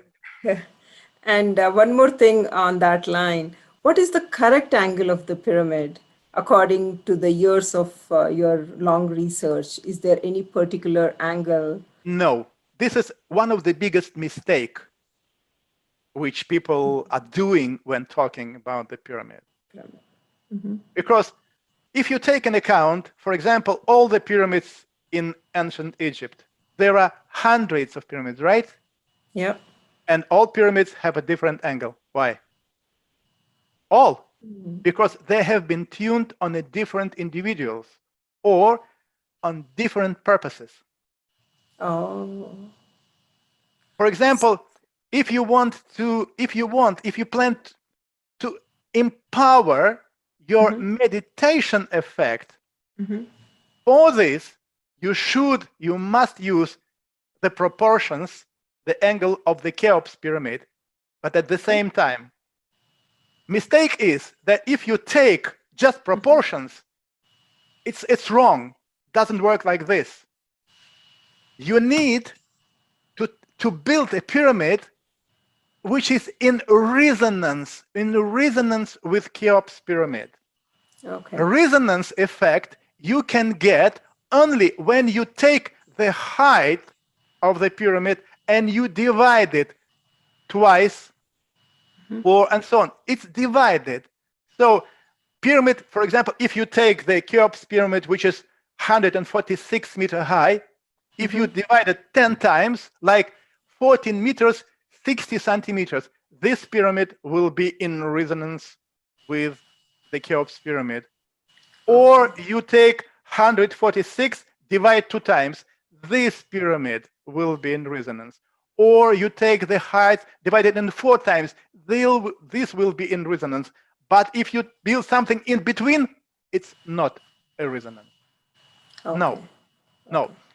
Again, angle is not important. Important is the height of the pyramid and the basement. Basement. Because basement of the pyramids must be tuned on the so-called self-individual vibration of the planet Earth in low frequency of vibration. Like all pyramids, again, all pyramids in the world, especially Egyptian pyramids, they were built according to this principle. So angle plays, it's not important. Important is the height and the square. This is important. Okay. Very interesting. And in your research, you said that in Egypt, the pyramids are different. The height of the pyramids are different, and then the top of the pyramids are different. Like, do you have any idea of which pyramid is used for what, or are we still in the research mode? No, I tell you, in general, there is only one pyramid in Egypt, which played a role of the pyramid for interplanetary communication. Okay. Yeah. This is the Cheops pyramid. Okay. This pyramid have never been tuned on Cheops. No, this pyramid have been tuned for space communication, interplanetary communication. All the other pyramids have been tuned on one or another pharaoh to get one or another result. So these pyramids, which were built for pharaohs, they played a role of a cosmic gate. You know, it's a stellar gates for this person to get into communication with the gods through the help of the pyramids. So again, Cheops, space communication, all the other, it's pyramids tuned on one or another pharaoh. Very interesting to know all this. And one more question from the audience is, what do you actually mean consciously controlled reincarnation? Is it somehow related to human DNA? If yes, how? No. Actually, this is the knowledge which Okay. have been well spread thousands of years ago. Thousands of years. I tell you even more. When I was very carefully investigating the paintings in the caves, which scientists consider to be made by very primitive people, 50,000 of years ago, primitive people, I noticed that in these drawings there is an information about consciously controlled reincarnation. It's interesting that people thousands of years ago, all of them, they knew about this technology. But today we have lost it. Yeah. This is interesting. However, in ancient texts, I have found the description of this technology. So, and what else? Something important I'd like to add. Each of us, we have in our DNA a specially encoded program for self-development. It's important. When we are developing from the primitive life, like flowers, through animals, we go through then into the human body. We go because we go this way because we are going along or according to the program. And according to this program, the transmission, like a step from first level of human development on the second level of human development, will be done through pyramids, meditation, consciously controlled reincarnation. Because again, people today say, somebody, my parents or my father, my mother, my brother are dead, and we are so sorrow about it, right? We are sorrow. Yeah. I say, and I'm writing about it, my God, thanks to you, God, you are the greatest one. Thanks to you that you invented the death. Yes. Because death, this is the only gate, only one gate through which you can make a step on the highest level of development. But the problem is that this step must be done consciously, not like usually when we are dying and our spirit, our soul just went somewhere, nobody knows where. This is, you go through the, through the wheel of reincarnation, and you are finding a chance. To find the chance, you can do it through meditation. Meditation can help you to make a right step, but it should be very special meditation. But what ancients knew, your predecessors thousands of years ago, they knew about it. What you should do when somebody is dying, they took the body into the pyramid. And pyramid, properly built pyramid on a proper place, proper size, everything properly. Pyramid is capturing your spirit. It doesn't fly somewhere. It stays in the pyramid. This is more. And what your predecessors, your parents thousands of years ago did, when it happened and the spirit was captured in the pyramid, your body, the body of the, took away and immediately put on fire. Immediately. Yes. You don't need any more of the body. Forget about it. No connection. And then they took, what means consciously controlled? Because you can already plan it today. You can plan it now. Then, when the lady must be taken, beautiful, healthy, special, and this lady must be almost 4 months pregnant. So if you take this lady into the pyramid, the spirit goes into embryo. Happened. Oh. This child will be God. When it will, it will be born, and then when it was born, you should take this child back into the pyramid. It means consciously controlled. You are controlling your spirit, not like it flew away. I don't know where it is, without control. You are controlling. Your child will be the God.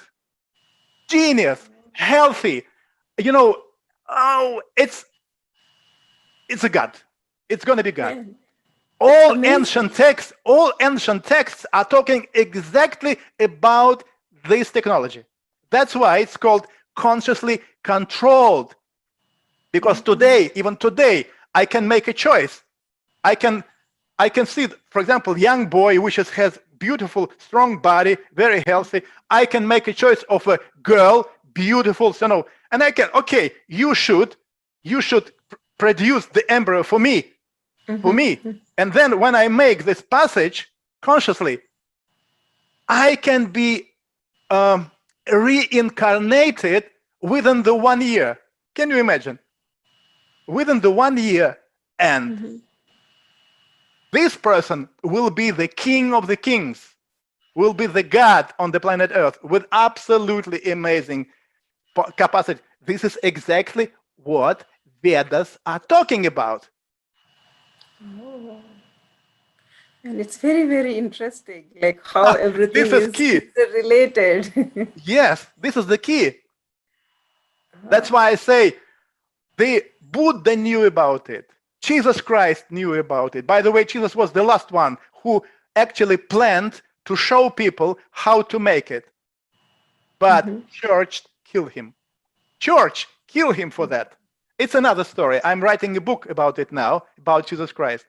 But I tell you, all people, all these highly spiritual people, thousands of years ago, they knew about consciously controlled reincarnation. I found many texts about it. And it's very interesting the way you are explaining it to us. It's like piece of cake. I'm sure you have done a lot of research on that to talk about it to us. It is like it's very interesting that how you explain it to us in a common people, how they can understand. In any way, if among the people will be interest, I can make a few presentations just showing you some interesting information. Sure. Amazing. It turns upside down everything. It turns the world like this, boom, and you see the world absolutely different. And then you get a real choice, because today you have no choice. You have nothing to make it. You have no choice. You even don't know what will happen with you tomorrow. True. But God listen, God, he cannot live like this. He needs to know what can happen tomorrow. Not only one way, you need to know as many chances as possible. And then when you have thousands of chances, you can make your choice. Which way to go?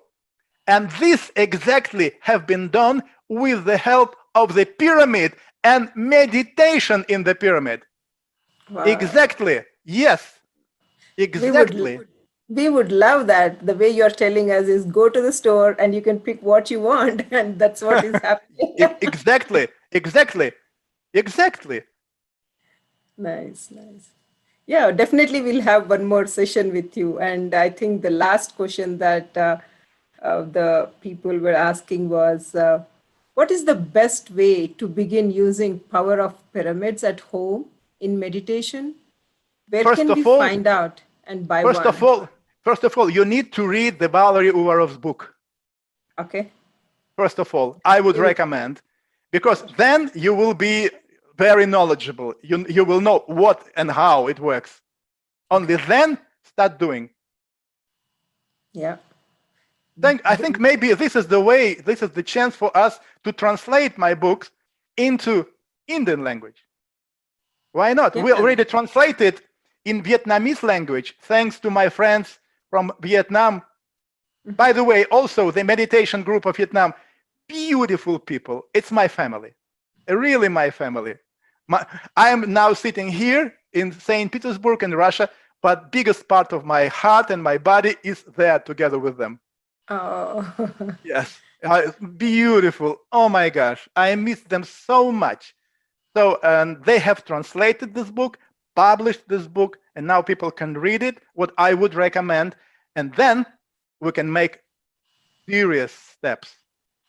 Yeah, definitely we will see if we can translate, because a lot of people are so much into pyramid power and pyramid meditation, and I'm sure PSSM we will look into that, and then it will be a pleasure to do that.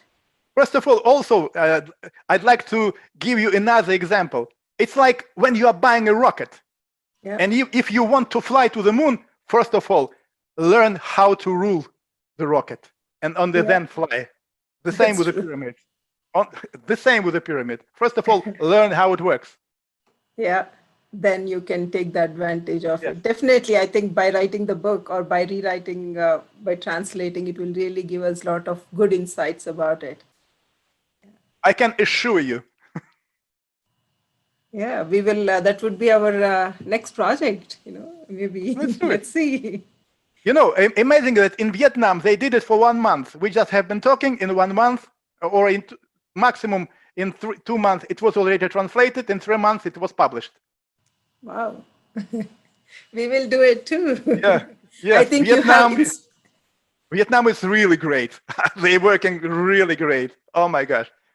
You have inspired us so much, the technology and then the research behind it. I mean, our ancients had it, and we are learning from them. We are trying to learn from them step by step. And I think you are the channel for that. Yeah, they left so much information. You need to get back access to this information. Actually, what I learned, especially consciously controlled, this is the beginning. It's from India. Honestly, it's from India, Iran, from that areas. It comes from that areas. Later, it came to Egypt. Later, but it starts from there. Yeah. Okay. Yeah. One thing I would want to tell is Patri, she wanted to talk to you, and then Pari, if you can come and. Hello, Valerie. It was such a wonderful session. And thank you so much for all your wisdom. We just got a piece of it, and we are very greedy people, the PSSM people, and we want more and more and more of you. Yes. And okay, welcome. Thank you. Welcome. And we would love to translate your book. PSSM movement would love to translate your book. I would love to work with you on that, in translating all different languages, Indian languages. Okay. This information should be reached throughout the world. So I will work with you on that. And we would love to, PSSM Global would love to collaborate with you in taking this pyramid movement forward, because this organization is all about teaching about pyramid power, about pyramid science and energy. Yeah. And this will be our honor and pleasure to collaborate and take this forward. Welcome. I also will be happy to work together with you. Yes, absolutely. And I would like to thanks Martha Thomas for introducing us. This will be a collaboration going forward. So, namaste. Great. Yes, namaste. And also, I would like to take this opportunity to invite you to India to come visit our two mega pyramids, the Pyramid Valley International in Bangalore. Okay. Mhm. 5,000 people can sit. In fact, we have our vice chairman from Pyramid Valley, Shreyans Daga here. He's the main person behind the pyramid. Okay, great. Thank you. I will. Hello, Valerie. Very, very great to hear you. And we look forward to see you in India. Oh, great. Thank you for invitation. I'll be there for sure, my friend. I'll be there. Yes. Oh, Yeah, nice. and it has the Pyramid Valley has great energies, and then you'll see a lot of other pyramids and huge pyramids. We have one in Hyderabad, one in Bangalore, and trust me, the energies are super powerful, and especially when you come, you'll experience it yourself. So we'd love to see you sometime next year for sure. Okay. Yeah, thank you, my friend. Thank you. Thank you, Valerie, and it was a great pleasure. We will send you the recording after the event. Mm-hmm. Thank you so much. And before you leave, Valerie, I just have one question. You said the pyramids came from India. No, not pyramids. I said the knowledge about consciously controlled reincarnation from there. Okay. I got confused. I thought you were talking about the pyramid. That's why I was curious to know about that. Okay. Actually, it's such a wonderful session, Valerie. I mean, it's amazing session that you gave us, and then we will definitely, going forward, we'll work on that. And thank you so much for your thank you. sharing. See you. Thank you. And now I'm going to invite Divya to take over, and then she will give introduction of Shreyans. Thank you, Madhavi. What a wonderful session by Valerie today. And hello, friends. My name is Divya. I'm from Dallas. So I'm really happy to be part of this event today. And we're almost in the middle of this mega virtual event, Spiritual Science International Meet. I feel very thankful for the internet, which is helping us to connect to each other around the clock. I congratulate the organizers for this wonderful program. I know that they have put so much of effort and time into bringing this forward to us. I feel so fortunate to be part of this program and connect to the global PSSM family. And I would like to share a few things about my spiritual journey and how the spirituality and meditation has helped me in my life. Friends, my journey has started when I was 16 years old. Due to stress and fear of examinations, I was unable to sleep and had very low self-esteem. And I was very much into deep depression. And that was the time my mom, Padma, introduced me to meditation. And I thought, okay, let me give it a try. So I used to practice it about 10-15 minutes before my study hours and between my classes. You don't believe it, friends? Miraculously, within few weeks, I regained my confidence levels. I was able to face the examination without fear. And slowly, my grades started going uphill, and I graduated my college with flying colors. And since then, my learning has become fun and my life has become more meaningful. And throughout my life, the two quotes, spiritual quotes that inspired me the most, I'm going to share those two quotes with you. The first quote is Samsar mein nirvanam, which means we all can lead a normal family life and still be spiritual at the same time. And the second quote that inspired me the most is Sahana me pragati, which means exercising patience in our life will definitely lead to success and makes our life more happier. And I have learned these codes and applied the wisdom from these codes from my day-to-day life. I started working on myself. The more I have changed myself inward, I have seen the positive people around me. So this helped me to build relationships both personally and professionally. Later on in my life, I have to give one of the most toughest examinations for my profession. It's called NPTE. So meditation helped me to clear these examinations very easily. And the concepts that help me the most are thought power, manifestation, and affirmations. And I'm a big fan of pyramid philosophy and have read many books and attended many events organized by PSSM masters. And since I have read so much from meditation and the spiritual concepts, I really enjoy giving it as a gift to other people around me. So from the last 3 4 years, myself with all of the meditators from Dallas have actively forming support groups and networks, and we've been teaching meditation to people all around us. We are now stepping in the field of corporate employees to teach them meditation and mindfulness. And one more project we just taken up recently is called Mindful Masters Toastmasters Club. So Toastmasters is a unique program for enhancing public speaking skills. So we have started a new unique club combining mindfulness with Toastmasters program. So the other thing we're trying to do is we started a new YouTube channel called Meditation Magic. To this channel, we're trying to bring awareness to people all around the world. We're going to do multiple videos in English as well as other foreign languages like Spanish, German, and French, etc. So with to this channel, we're trying to take meditation to all the people who doesn't speak English, doesn't know understand English. So this is what we are doing from Dallas. Now, I take the privilege of introducing our wonderful guest today and the next speaker, Shreyans Daga. Shreyans Daga is a founder and president of Mumbai Pyramid Spiritual Societies. As many of you know, he is a man behind the mega pyramid in India, Pyramid Valley International, Maitreya Buddha Pyramid. And he has touched so many people, and he has been doing wonderful sessions online and in person, and been supporting so many networks and groups to take meditation to the mass people throughout the world. And by his spiritual quest and understanding, he has more tuned towards quantum physics and spiritual science. So today he's going to share more insights about how we can apply manifestation and quantum physics and create a wonderful reality and empower us. Let's all welcome the icon of PSSM, Shreyans Daga. Shreyans, welcome.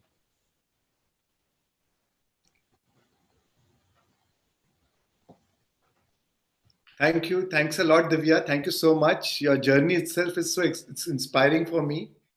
So I'm lucky that I heard that, and really thanks for sharing to all.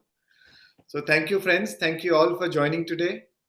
And thank you, all the organizers, for giving me this opportunity, especially Pari and your whole team, PSSM Global team. Thank you all. Thank you, PSSM Movement, for giving me this opportunity. And I genuinely feel privileged and blessed to be a part of PSSM Movement since 1997. My journey personally started with Brahmashi Patriji, first time meditation with Brahmashi Patriji, when my father had passed 6 months back and I was going through a state of depression. And just 2 days back, I was detected of chest TB in 1997. And that is when Patri sir happened to come to my house, coincidentally, how universe has its own plan. And then first time I learned meditation from him, and he told me that your TB is because of your grief. And if you can heal your grief, your TB will be healed. So you don't need to take any medicines. You don't need to go into any doctors. You have the power to heal yourself. And that was the first time when I did meditation, and with him I did for first 40 minutes. And I had a chest TB, and I felt a strong sense of sensation in my chest. And that was a big that first 40 minutes I felt such a deep sense of relaxation and relief, and as if in those last 6 months I was going through so much of stress and anxiety, and after 40 minutes I felt so much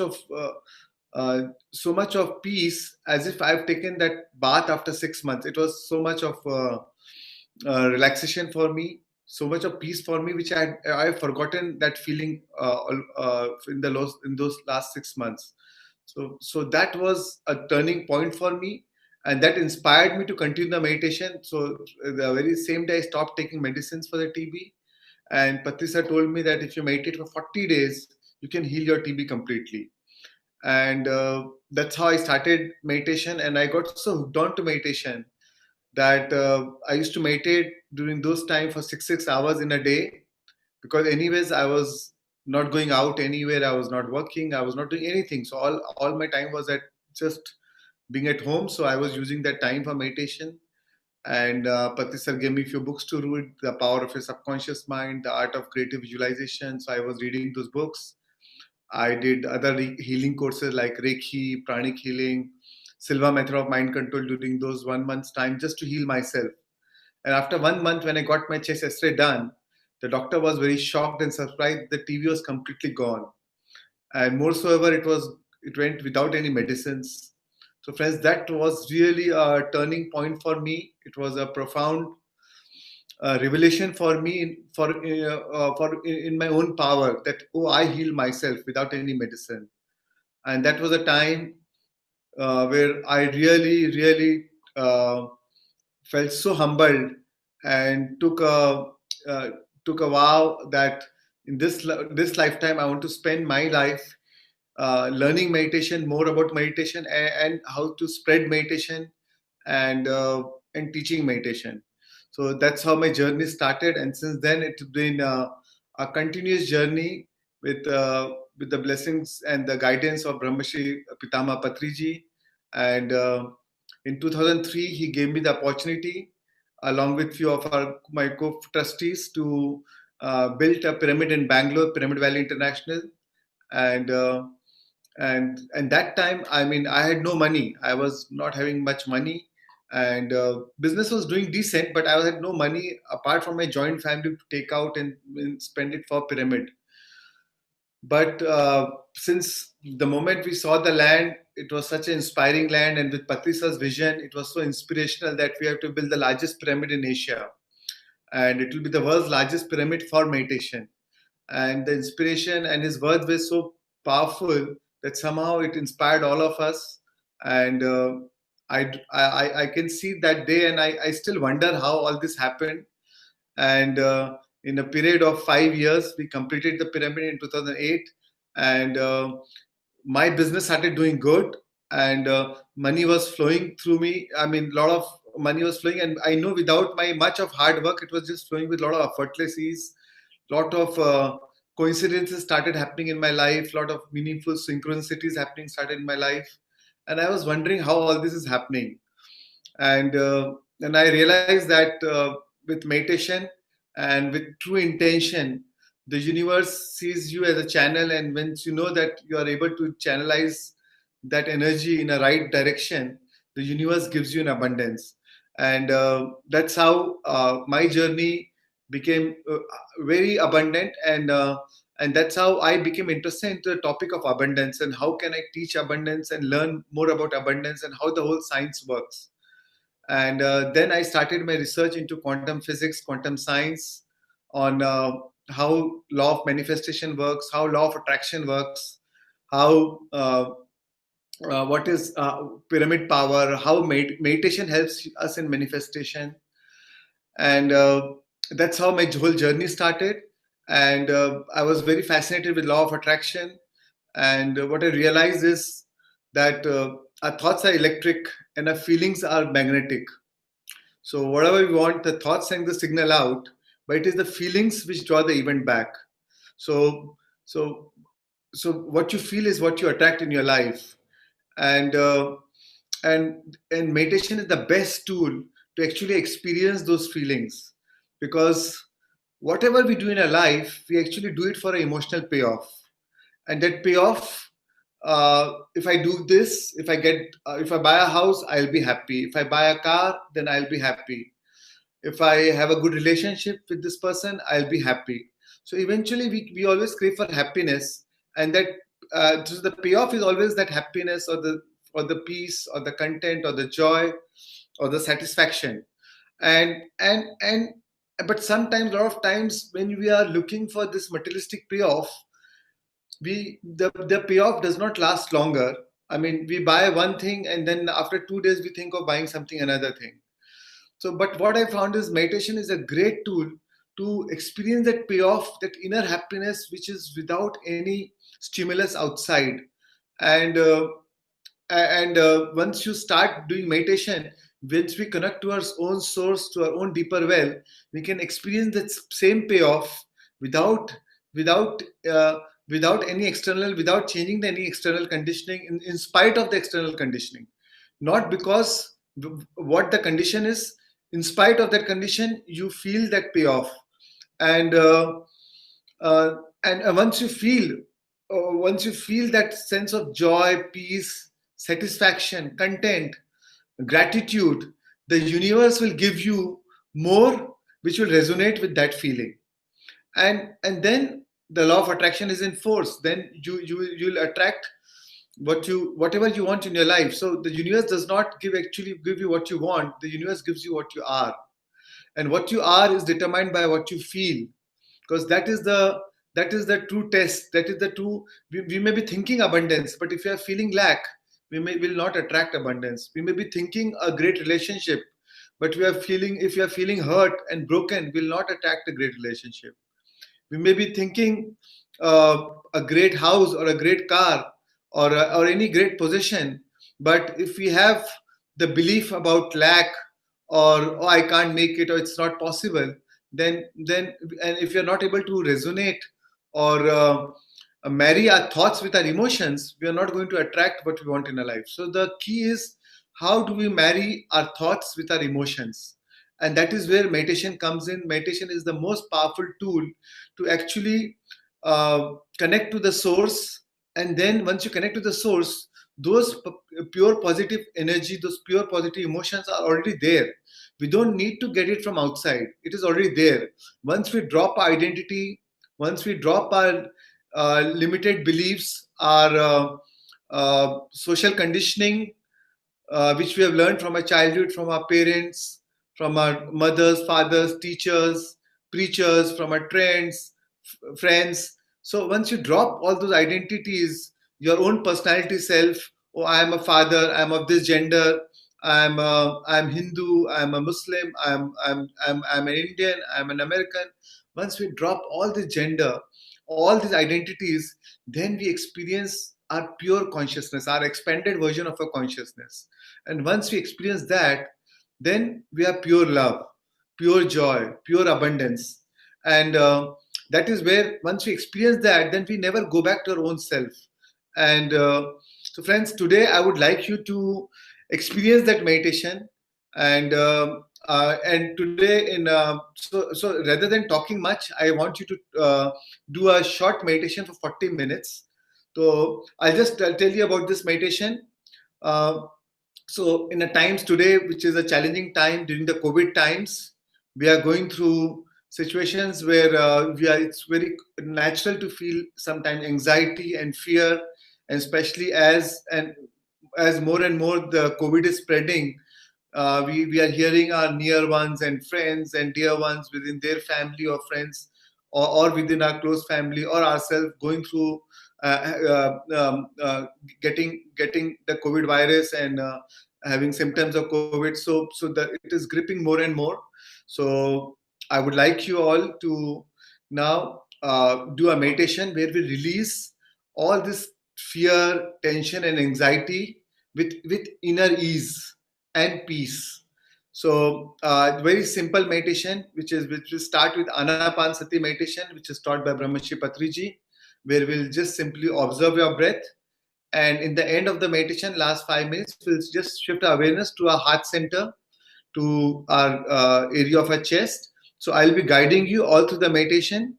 And so friends, one thing during the meditation, during the beginning of the meditation, I'll request you to use your right hand first 2 fingers when I'll tell you to just try to feel all those feelings of fear and anxiety in your body. And then as you exhale, you'll release. As you inhale, you'll inhale the feelings, the inner ease. And as you exhale, you release all this fear and anxiety. And at that time, I'll tell you to put your awareness on your chest. And I'll tell you to use your 2 fingers to put on your chest. So here we activate all the neurons in your heart. So the 1991, the new research showed that Like the neurons in our brain, we have a neurons in our heart. And this is the technique from HeartMath Institute, California, which I learned from Greg Braden, which is a great spiritual scientist, where we'll put our two fingers on the heart and release all this fear and anxiety and transform our feelings, replace those feelings with inner ease and peace.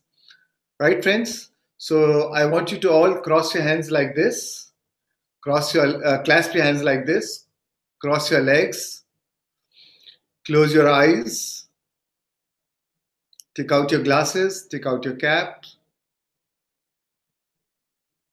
and just sit up straight, take a comfortable position. You can take a back rest, eyes closed, and gently put your awareness to your nostrils.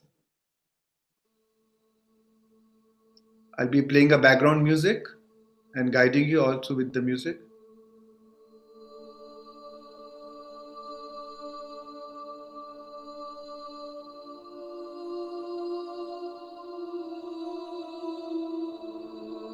Keeping your eyes closed all the time.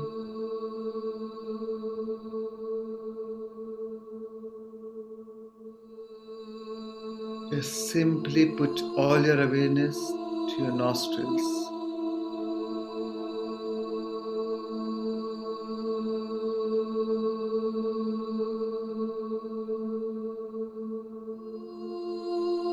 Take a moment and find your center.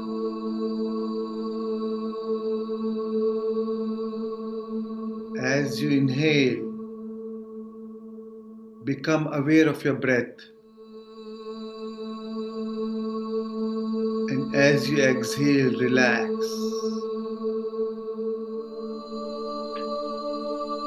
And allow your awareness to move from the world around you to the world within you.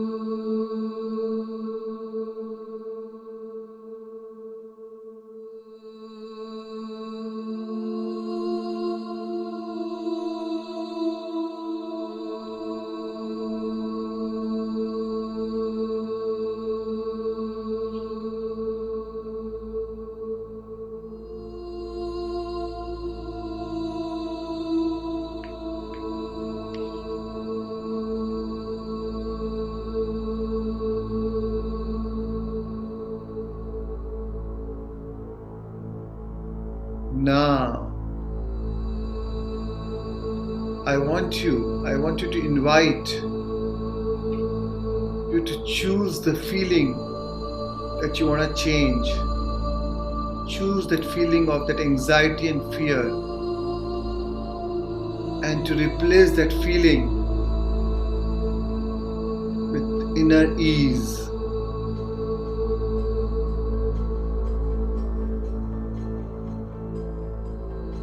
Allow your body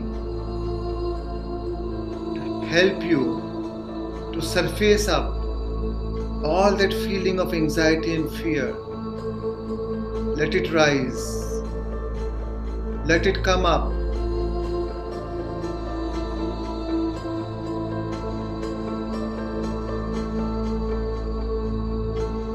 It's okay to feel.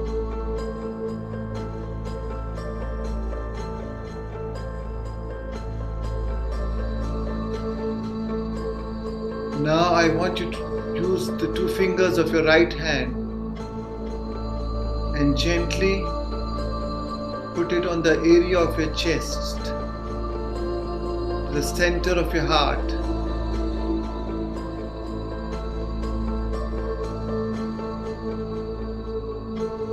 To your beautiful heart center.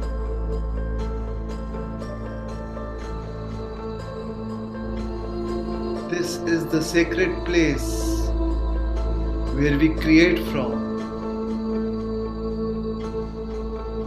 Your heart, your soul.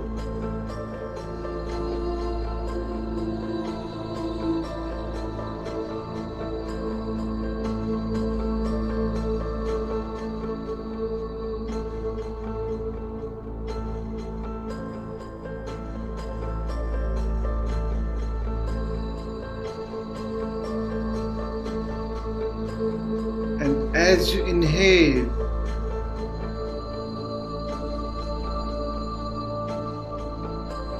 feel the relaxation all over your body.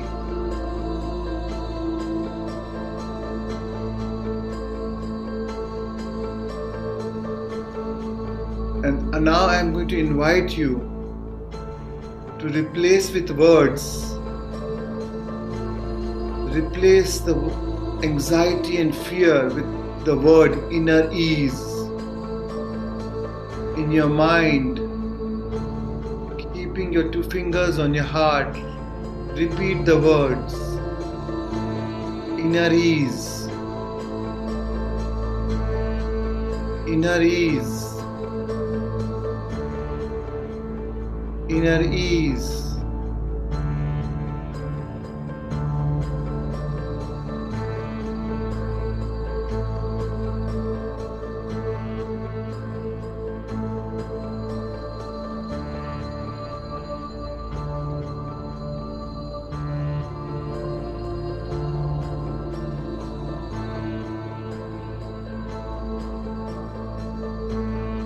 As you experience inner ease now,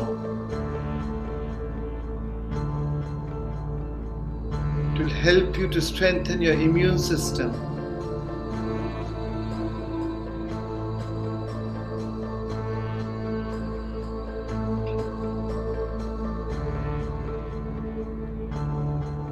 You're going to lightening up the regeneration of your hormone system.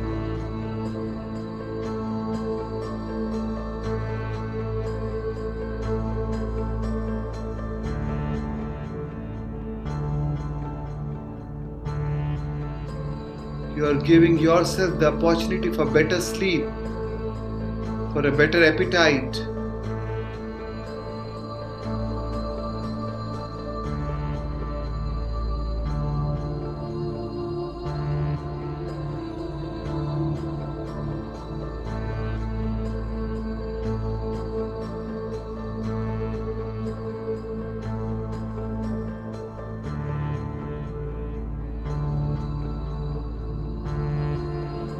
As we activate the neurons in the heart center for inner ease,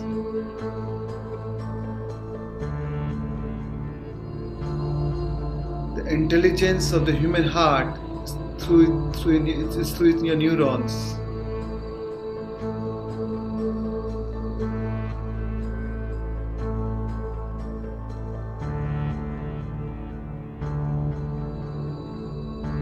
As you inhale, tell your body, I am safe.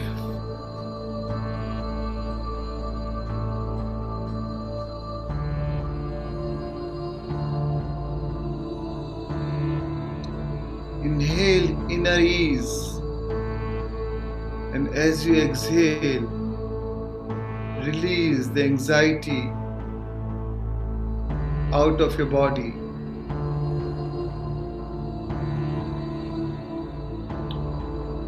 Feel that anxiety and fear melt from your body.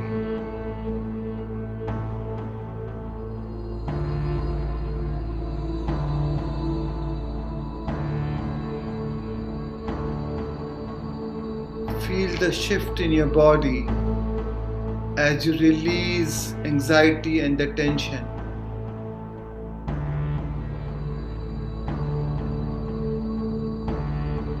Invite inner ease and give thanks for the ease with which you flow through this day.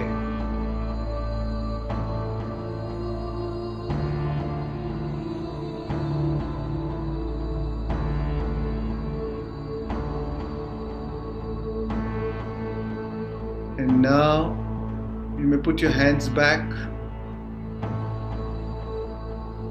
into your other hand.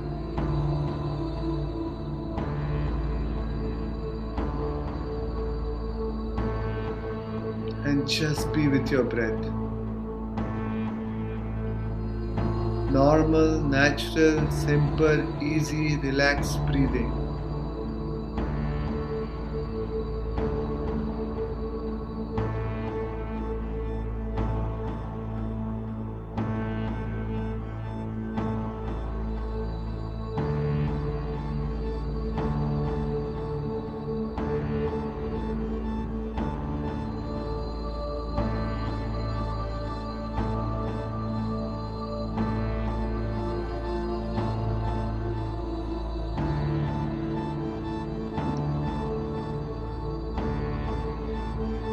Are you breathing deep or shallow?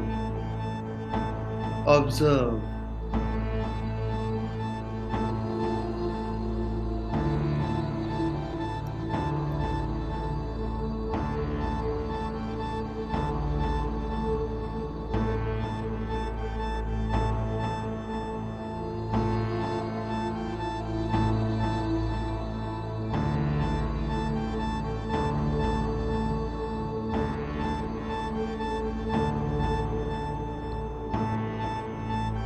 Feel the temperature in your nostrils. Is it warm or is it cold?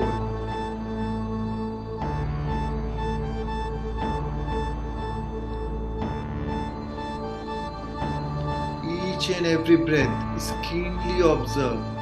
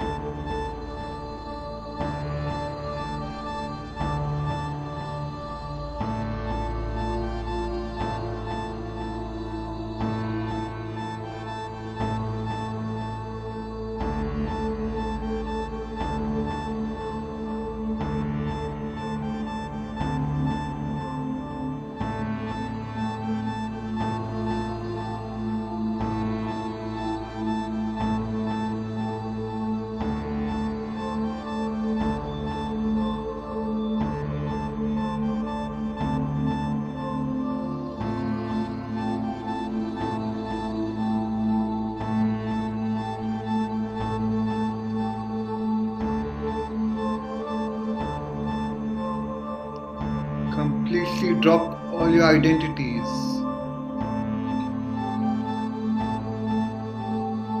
Your ego, your personality self.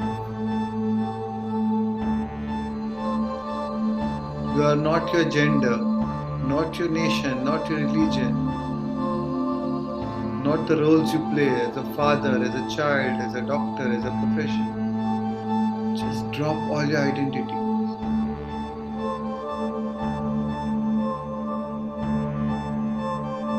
Become nobody, no thing, no one, nowhere, and no time.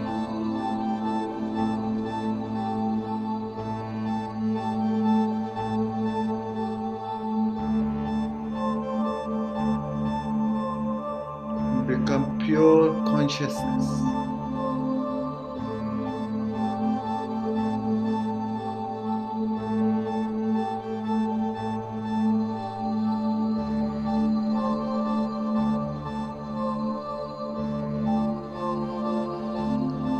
Surrender any aspects of your limited self to merge with the greater self.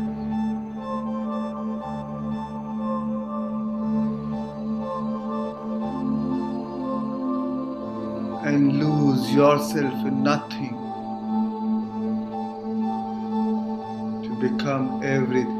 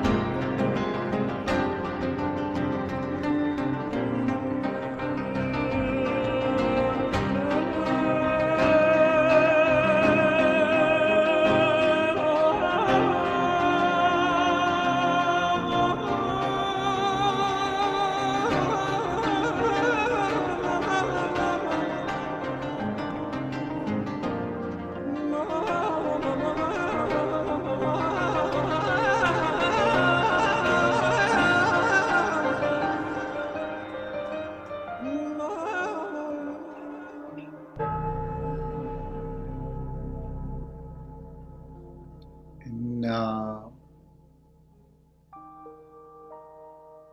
gently put your awareness to your heart center.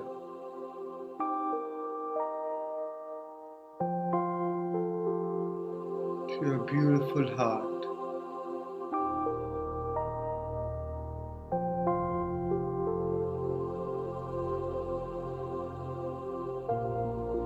Breathe in and breathe out from this center.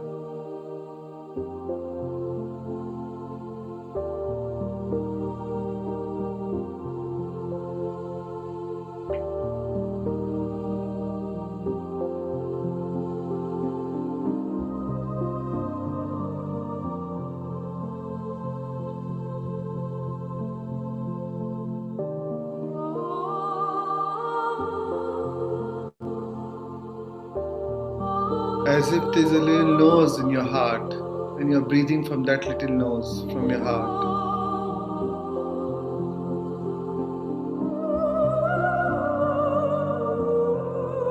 Rest your awareness in the center of your heart and gently breathe in and breathe out.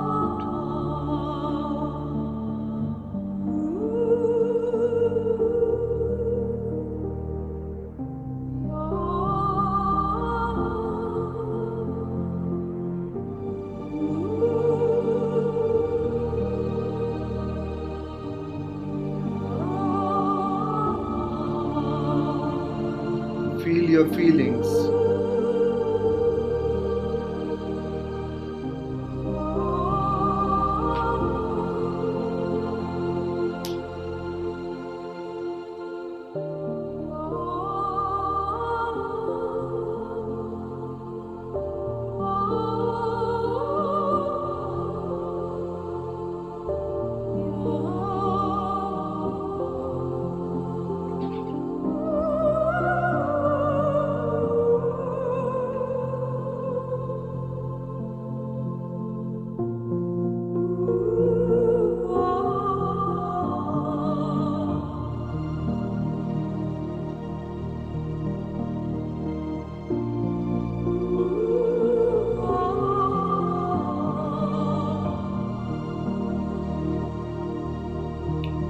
Remember, where you place your attention, you place your energy.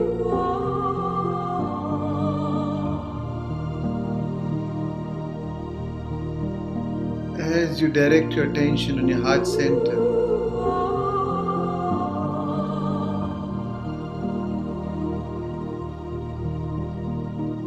you place all your energy into your heart.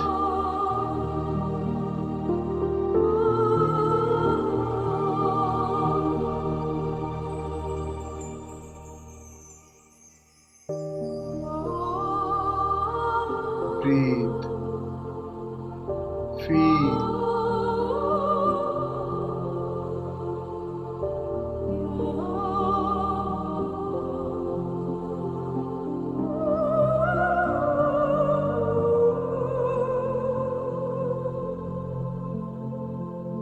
Feel immense joy, gratitude, love as you breathe from the center.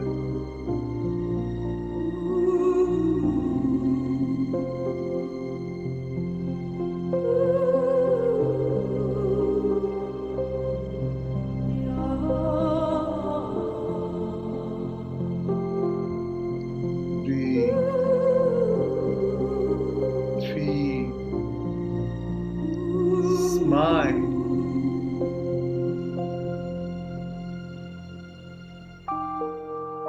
And radiate your love all around you.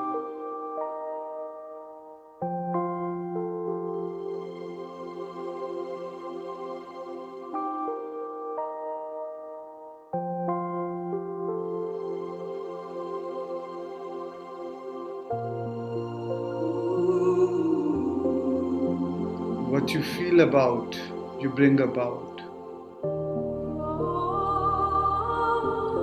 What you appreciate, appreciates.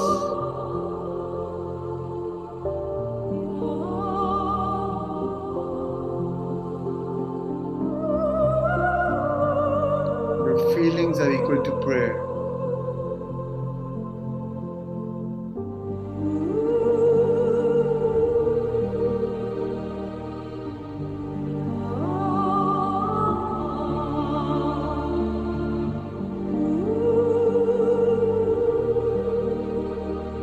Feel that inner ease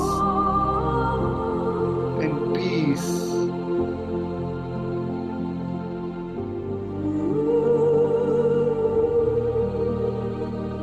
And give thanks for this new day, for this new life.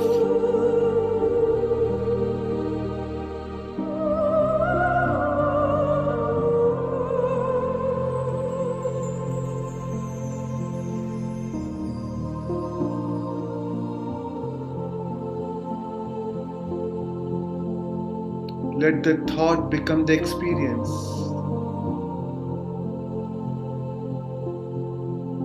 And the experience create the emotion.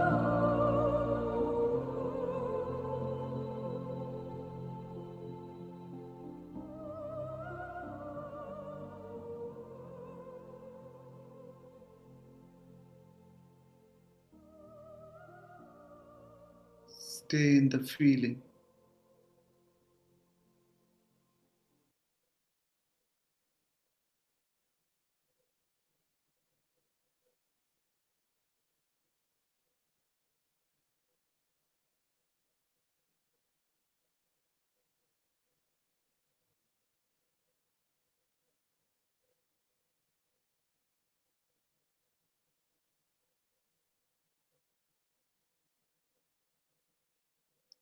Now, whenever you're ready,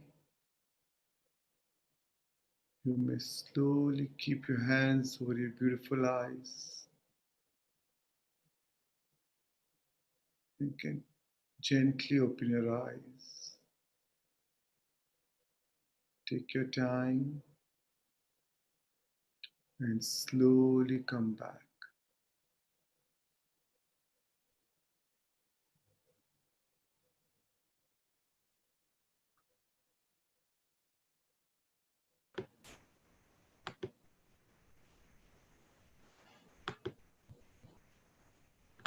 Take your time and slowly come back to this whole new world, in a whole new time, to completely new awareness.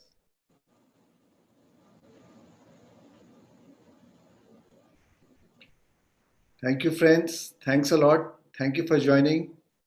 And thank you for giving me this opportunity. Pari, Divya, thank you so much. Thank you so much, Shreyans. That's a wonderful session. I really feel peaceful and more calm with your meditation today. I'm sure Thank that you. all the viewers had felt the same. And dear viewers, if you have not started meditating yet, on behalf of all the masters from all over the USA and the bigger family of PSSM, I request you all to start meditating and experience the bliss and the manifestation that you can do, the miracles that meditation can give into your life. And thanks you once again, Shreyans. Hi, Pari. Thank you, Divya. Thank you, Pari. Thank you for coming and taking us on this beautiful journey. Thank you. Thank you. Thanks. My pleasure. It was... Yes. Thank you very much. Bye bye. Bye bye. Thank you. So, dear viewers, I hope you all enjoyed the wonderful session by Shreyans today. And let's move on to the next event of this beautiful one-day marathon event, Spiritual Science International Meet. To organize the next session, I'm going to invite our co-host, Alam Arun from Atlanta. And he's a very dynamic and young meditator joining us from Atlanta today. Arun, welcome. Wow, thank you so much, Divya. What a wonderful session that is from Shreyans Daga. I was so mesmerized with the way the session is. Myself, Arun Kumar Alladurgam. I am a software platform engineer by profession. I am from Atlanta, Georgia. I've been practicing meditation for more than 10 years now. I got introduced to meditation from my sister back in India. When I was in India as an early 20s guy with no real goals, but so enthusiastic in learning new things, meditation from my sister somehow stuck in my mind, and it keep amazed me whenever I do meditation. This keep practicing of meditation pushing me to the new limits and making me a better person every other day. It helped me learn new things all the time and made me a lifetime student on spirituality. It drove me to do new experiments on thought process, how a thought can change the situations, how situations don't impact the inner happiness. All those conditions are vanished to make me happy. There are no conditions to be yourself, to be happy all the time. This subject of spiritual science created an unconditional happiness in my life, and I entered primordial joy state, a state that keeps me and my surroundings in a joy state no matter what the situation is. I learned to leave all the things that disturbs your mind. I learned to live the present moment every day. Thank you. Now I'm going to introduce a singer who is known internationally, a professional singer, who is none other than Kiva Simova. Kiva Simova, known internationally as a professional overtone singer. For the past 30 years, Kiva has pioneered these techniques, blending them in many different genres of the music. She has her own signature style and tone that entrances all who hear it. It involves producing two pitches simultaneously with a lower drone, fundamental, and chosen pitch way above. Coming from the harmonic series, these frequencies are always there, but the distinct harmonics are isolated and emphasized. Her advanced skills allow counterpart with herself.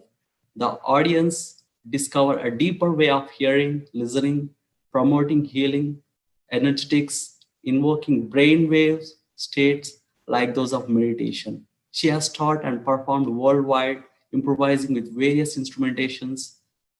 She found her own overtone choir in Prague, Aurelia, connecting and composing all the music.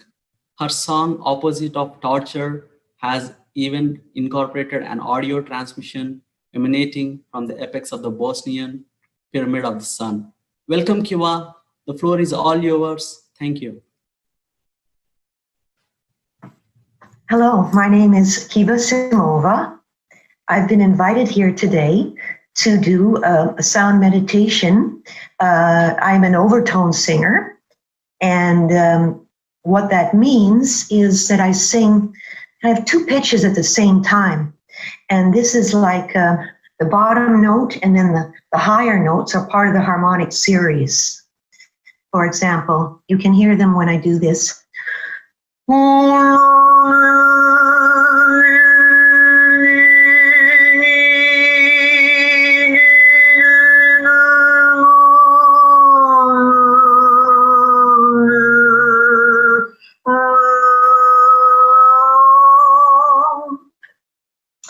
So I've been doing this kind of singing for about 30 years now.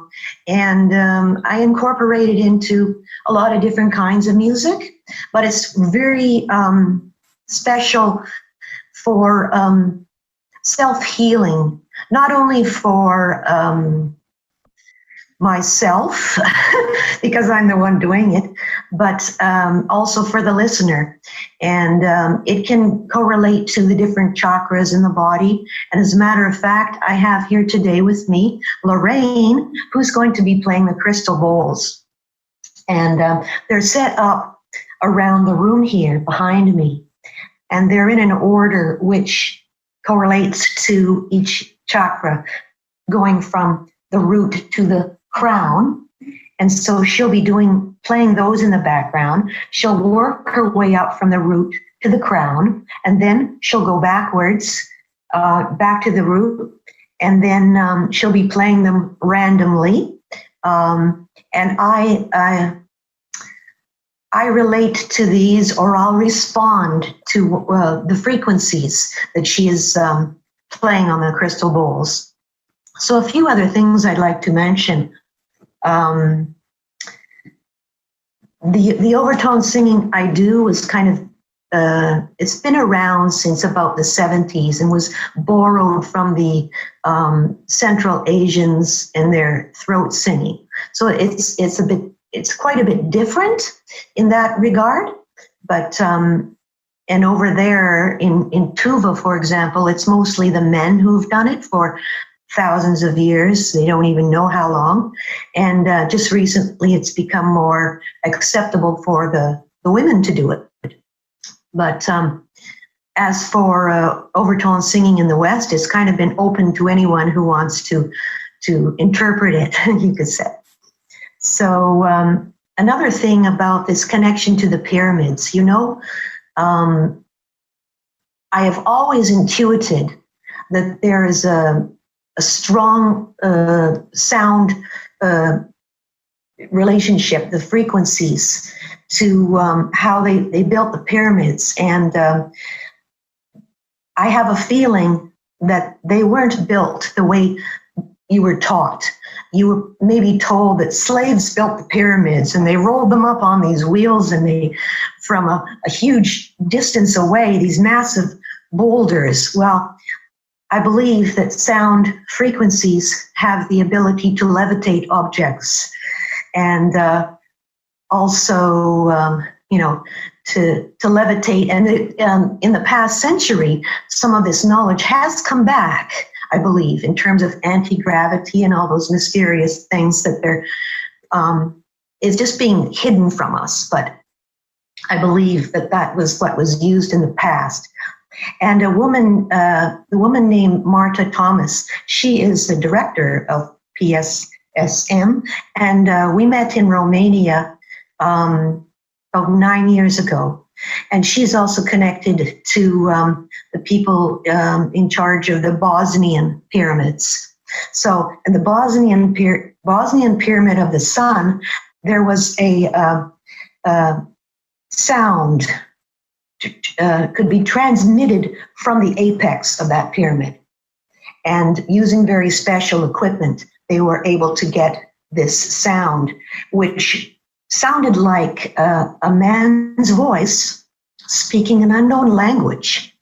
And it was very mysterious, but I got permission to use that sound in one of my recordings. It's at the end of a song called The Opposite of Torture, if you ever look that up. Okay, so we can get on to this. We'll start now with the root chakra plus overtone singing, or improv.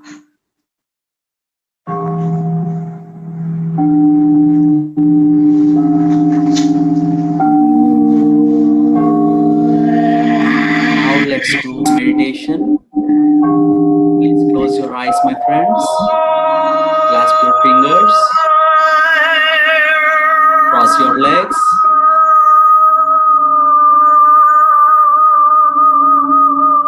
Just observe your natural breath.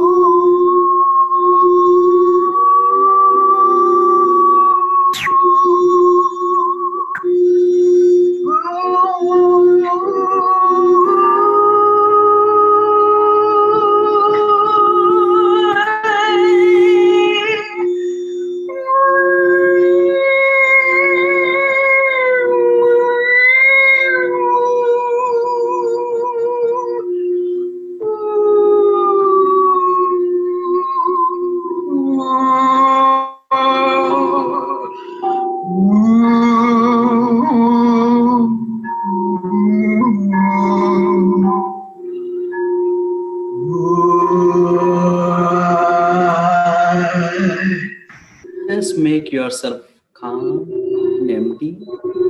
That's your natural state.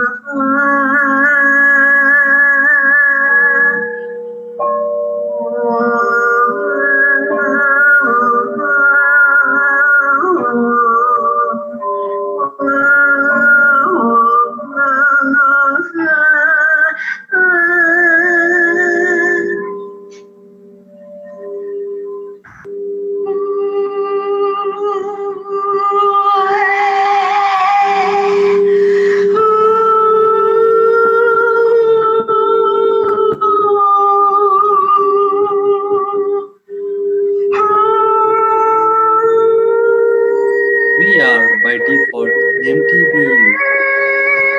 We accumulated thoughts over the period of time. Let's bring ourselves back. Let's clean up all the thoughts. Let's enjoy the emptiness.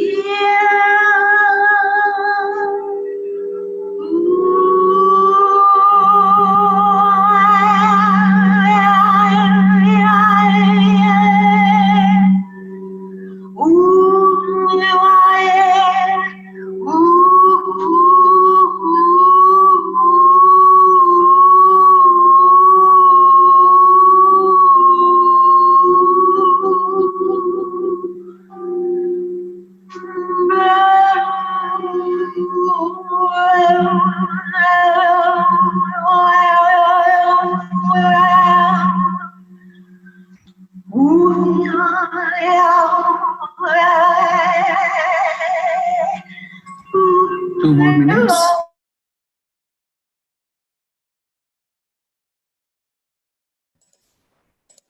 Wow, what a wonderful session that is. What a wonderful vocals. Thank you so much, Kiva, for your wonderful voice that has energy, calm and blissful and trance all at a time. Now moving on to the next session and handing it over to our next host, Pratima Deepti, who is a great spiritual master by herself. Thank you.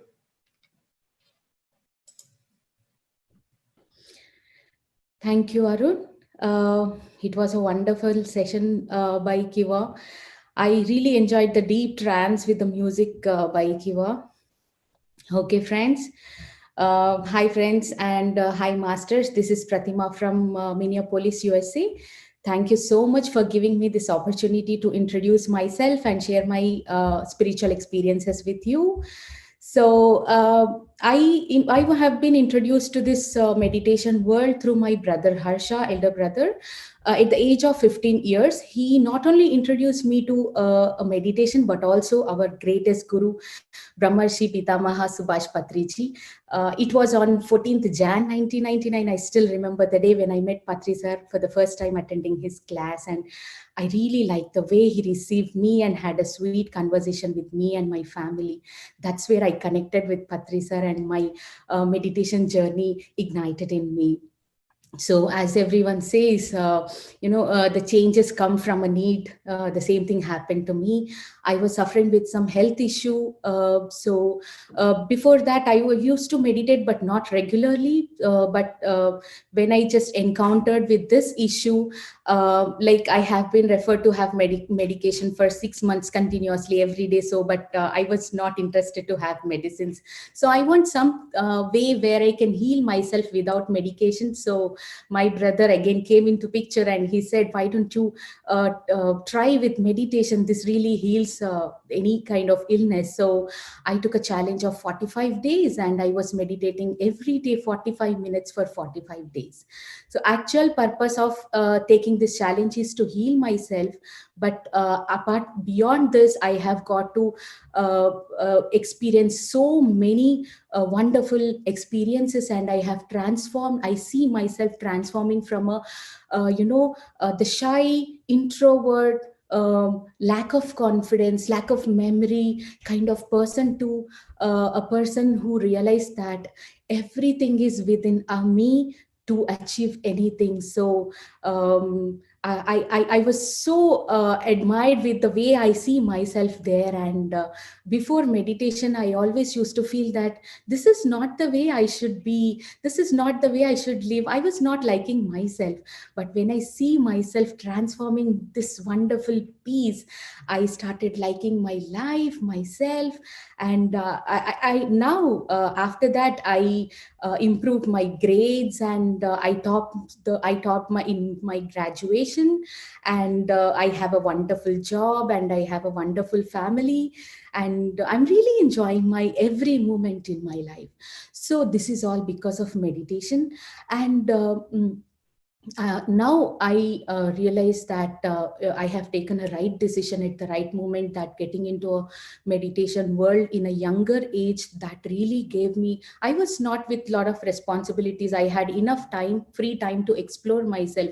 So I did a lot of research on energies and all practices. And now I'm abundant with knowledge too and experiences. So if someone asked me what really changed meditation in you, I would say that now I started accepting everyone and everything as how it is. So that's why I'm enjoying my life. And also I'm spreading the same joy and happiness to all the families, kids and adults in Minneapolis, USA, by sharing my knowledge and teaching them meditation. So this is my wonderful journey of spirituality.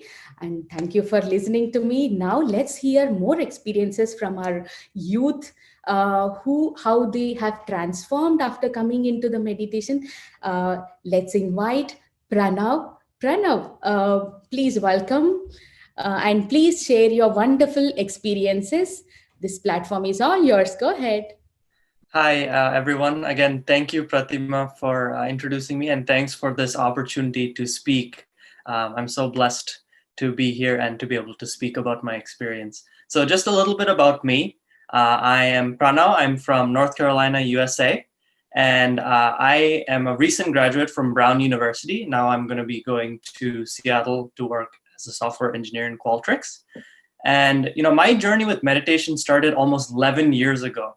So I was introduced to meditation by my grandfather. So he came to the US during the summer, and he used to suffer from a lot of back pain and he used to take a lot of medication, such as high blood pressure pills and such. So because of that, and he saw that health issue, and then he took charge and he tried to practice a lot of meditation, and we saw immediately the change in him. And that transformation in terms of energy levels, involvement in life, really inspired our family. And so that's how we got into meditation. So when I was very little, this is almost like 5th grade for me, he came to the US, and we would even build these pyramids. You can see up here, up above me, that's one of the pyramids that we made over the summer. So that not only was it an amazing summer for me to learn meditation from my grandfather, it was an amazing bonding experience as well. So I continued meditation in that way, and I got even more inspired. So I had the wonderful privilege and pleasure of having Patriji come to our house in Massachusetts when we were there, and we had a meditation workshop for all friends and family.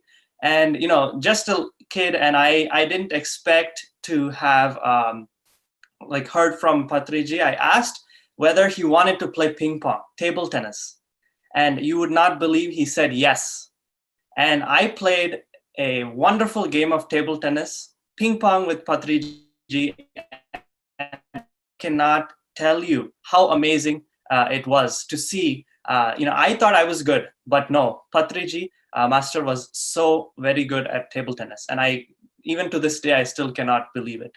Such energy and such inspiration from Patriji as well. Kind of propelled me to continue on meditation, and seeing these two experiences kind of furthered my experience as well. So fast forward to my college days, and I'm preparing for coding interviews. Now, this is like next step into my life, and I'm trying to plan for the next steps. And I was practicing for my coding interviews when I had been also meditating as well. But I actually had an experience where I was having this interview question, and I noticed that question was literally the algorithm, the very obscure algorithm I was talking about the previous day with my friends. So I was amazed at how meditation was actually able to help me in ways that I could not understand. And that experience was kind of pivotal for me, because it was my own self experience with meditation. And I decided to continue to spread meditation in my university as well. So I held in-person meditation sits, and as well as Zoom classes this past few months. So I've had the pleasure of, spreading the meditation as well. So thank you so much for listening to me. And that's my wonderful journey with meditation. Thank you, Pranav. That's a good info. That's a good experience. And I really appreciate that you have made a pyramid by yourself. Wonderful, wonderful. So thank you once again. And let's invite Ankit Garla. Ankit Garla, please welcome and share your spiritual experience. Yeah, sure. Yours. So thank you so much, Pratima, and thank you everyone for giving me this opportunity to share my experience, right? So a little bit about me. So I'm Ankit, and I'm 24. I'm from Atlanta, and I've been meditating for a couple of years now. Pretty much my whole family is a part of the movement to kind of share that awareness of meditation throughout the world, right? So I want to begin with talking about how I see meditation, and the way I kind of see it is it's about being in that state of thoughtlessness, right? And I think that's kind of where we get most of that energy and most of the benefits from it. And how do we get there? How do we get to that thoughtlessness stage, right? And the way we kind of preach is, we got to concentrate on our breathing, right? Or music. So what we're doing at those times is, when we sit in meditation, we're at a state where there's a lot of thoughts, there's thoughts going on. And we're trying to funnel it down to just one single element, one focus, either music or either breathing, right? So when we keep doing that, we're practicing an art of going from a lot of thoughts to just single thought, right? And we're practicing having a better control of our mind, right? And once we keep doing that, once we master that, I think it has a huge number of benefits. For example, we can for example, we're reading a book, right? And, with just one snap of fingers, when we master it, we can instantly remove all the thoughts and go directly to one focus, and that's the book. And as a student, we can really see the amount of benefits we can get, right? And a little bit about my experience with it. As a student, I'm pretty sure everyone has gone through that. The amount of stress that we have as a student, right? And a lot comes from uncertainty of being a student. Maybe we apply for a program or school or some other activity, and now we're having thoughts. Oh, did we get in? Or whether we should do this, that. There's a lot of thoughts that come to your head, and that becomes really stressful.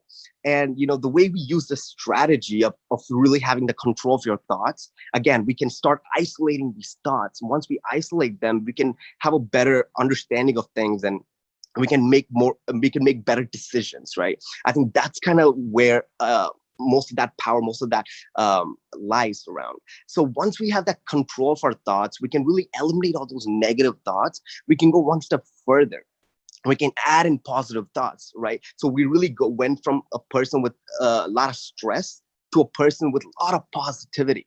And that's a huge tool that we have that we can use throughout our lives.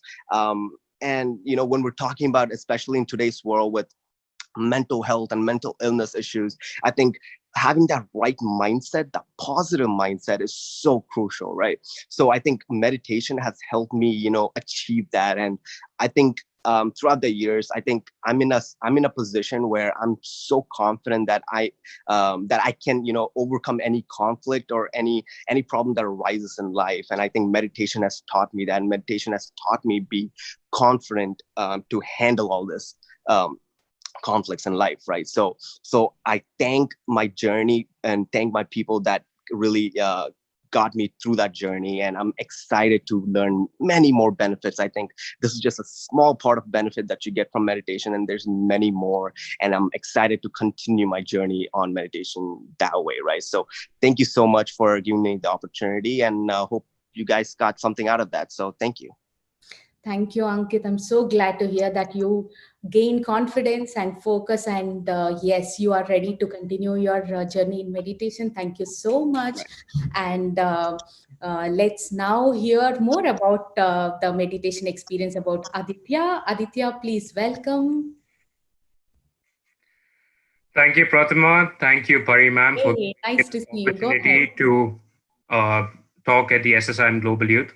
Hi, everyone. Namaste, Patriji. My name is Aditya Karnam. I am an undergraduate student at Iowa State University. I'm pursuing my undergraduate studies in aerospace engineering in the US. My journey into meditation started by my mother, who started seeing the benefits. And I started my journey into meditation on May 12th, 2020, where I was proposed a 40-day challenge by beautiful masters, Madhuvaka and Rameshana, who are living in Germany.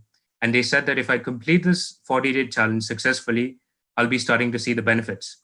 So I started this challenge and I took it as a personal challenge. And I completed this challenge successfully on June 23rd, 2020. And in each of these 40 days, meditation taught me to be dedicated in all the tasks that I undertook. Meditation improved my confidence levels. Meditation taught me to complete all the tasks. And I started performing well in all my exams and all the assignments that I undertook. After 40 days of meditation, my inner instinct told me to share this beautiful journey of meditation to all the people across the globe. So I started my first meditation session and I conducted it successfully under the influence of Madhuvaka and Rameshana. And after that, I just started being more confident. A lot of people said that Aditya has transformed into a completely different individual. And I started seeing the benefits. So meditation is not an amazing tool for all the youngsters out there. And meditation also allows you to be successful in all the tasks that you undertake. After my 40 days of meditation, I started realizing my inner strengths. I could retain all the subjects that I was undertaking. I started taking interest in all the subjects that I was undertaking. I started performing well in all my exams, and I started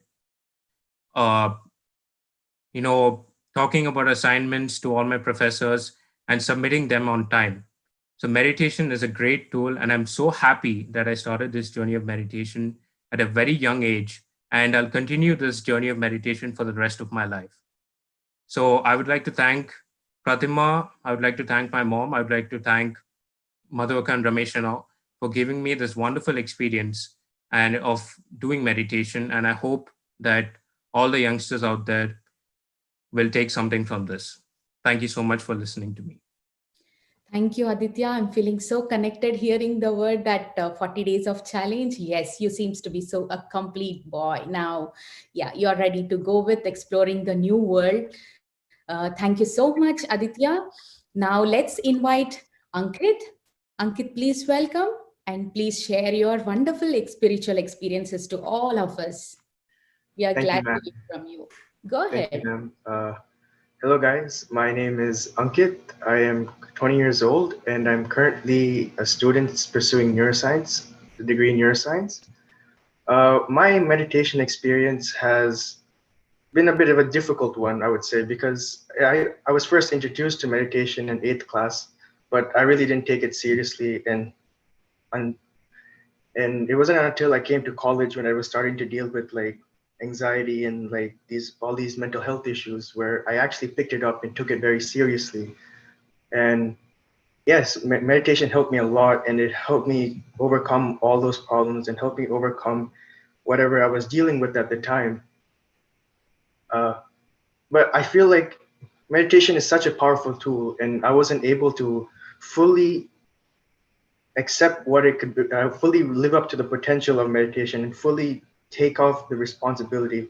And it wasn't until 6 months ago where I had an incredible conversation with my mentor, Alekia from the Delhi, and she just basically explained that when you meditate, you have to meditate with intention, and you have to completely immerse yourself into this concept of meditation and try to spread it around you and be more aware. Because the mistake I was making was I was meditating, yes, but it was becoming more of an escape for me from my problems rather than I was not using it as a tool to channel the energy, and I wasn't accepting it. I was trying to hide it, and I thought, oh, it wasn't cool or something. But in reality, when 6 months ago, I was able to accept that, oh, meditation is an incredible thing. And I started having honest conversations with my friends who weren't meditators. They weren't plant-based. They weren't vegetarians. They weren't eating a plant-based diet. But I started having these honest conversations with them about meditation, about this plant-based diet and how it's affected me. And they're very receptive, and a lot of them have taken up the 40-day challenge, and they've seen incredible results. And that's my journey so far, and it's really helped me find focus and help me find purpose in my life and lead me in a direction towards where I want to go towards the future. Wonderful, Ankit. That's a good message to all that about a vegetarian and plant-based food. Yeah, I'm so glad to hear that you're spreading this word to all your friends and motivating them to become choose the plant-based food. Wonderful. Thank you so much. And let's welcome Kartikeya. Kartikeya, please welcome and share your wonderful meditation experiences. Go ahead. This stage is all yours. Thank you, Pratima, and thank you, Parimam. Namaste, Patriji. Hi, everyone. My name is Kartikeya Gajala, and I am from Austin, Texas. I'm 13 years old, and I'm going to 8th grade. I have been meditating for about 1.5 years now and was introduced to it by my mom, Swapna Gajala. Since I started meditating, I've noticed that I've gained more focus in my studies, and my sleep quality has improved drastically. In my initial few weeks of starting meditation, however, I found it very hard to concentrate on my breath, and I was getting unnecessary thoughts very frequently. But as I kept meditating, I was able to get rid of these thoughts. I have been meditating every day for almost the past 1 year, and I believe that meditation is especially important for students my age because it reduces stress, which is important for this time of your life when you build your foundations for the rest of your life. And because you have less stress, it means you have more focus in what you're doing. I volunteered for Austin PSSM, and I'm planning to conduct a meditation session in my local neighborhood for little kids. And another experience I'd like to share is my time spending time with the Patriji. So I felt very happy and joyful when I was around him when he came to Austin for the event. And I honestly have to say, it was very fun cooking with him and talking about meditation and spiritual journeys and that topic.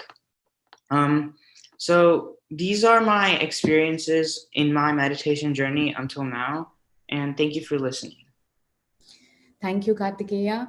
We are so glad to hear your experiences and your time spent with Patri sir. And I know how it feels when spending with our guru, the one who changed our life mainly. And I'm so proud to hear the huge transformation your experience seeing in yourself. Yeah, welcome to this new world. And I want all my youth group to give one message to the entire youth viewers. Guys, please welcome and give your message to all the youth viewers. Okay. Kartikeya, Ankit, can you please turn on your cameras? Wonderful. Yeah. Okay, so my message for everyone out there is, I kind of give a background about it. When I started meditation, I switched to plant-based food, and I really noticed that it improved my health, and I was able to resist the urge to eat meat and stuff like that. And so I encourage everyone to eat plant-based food so your health can be improved.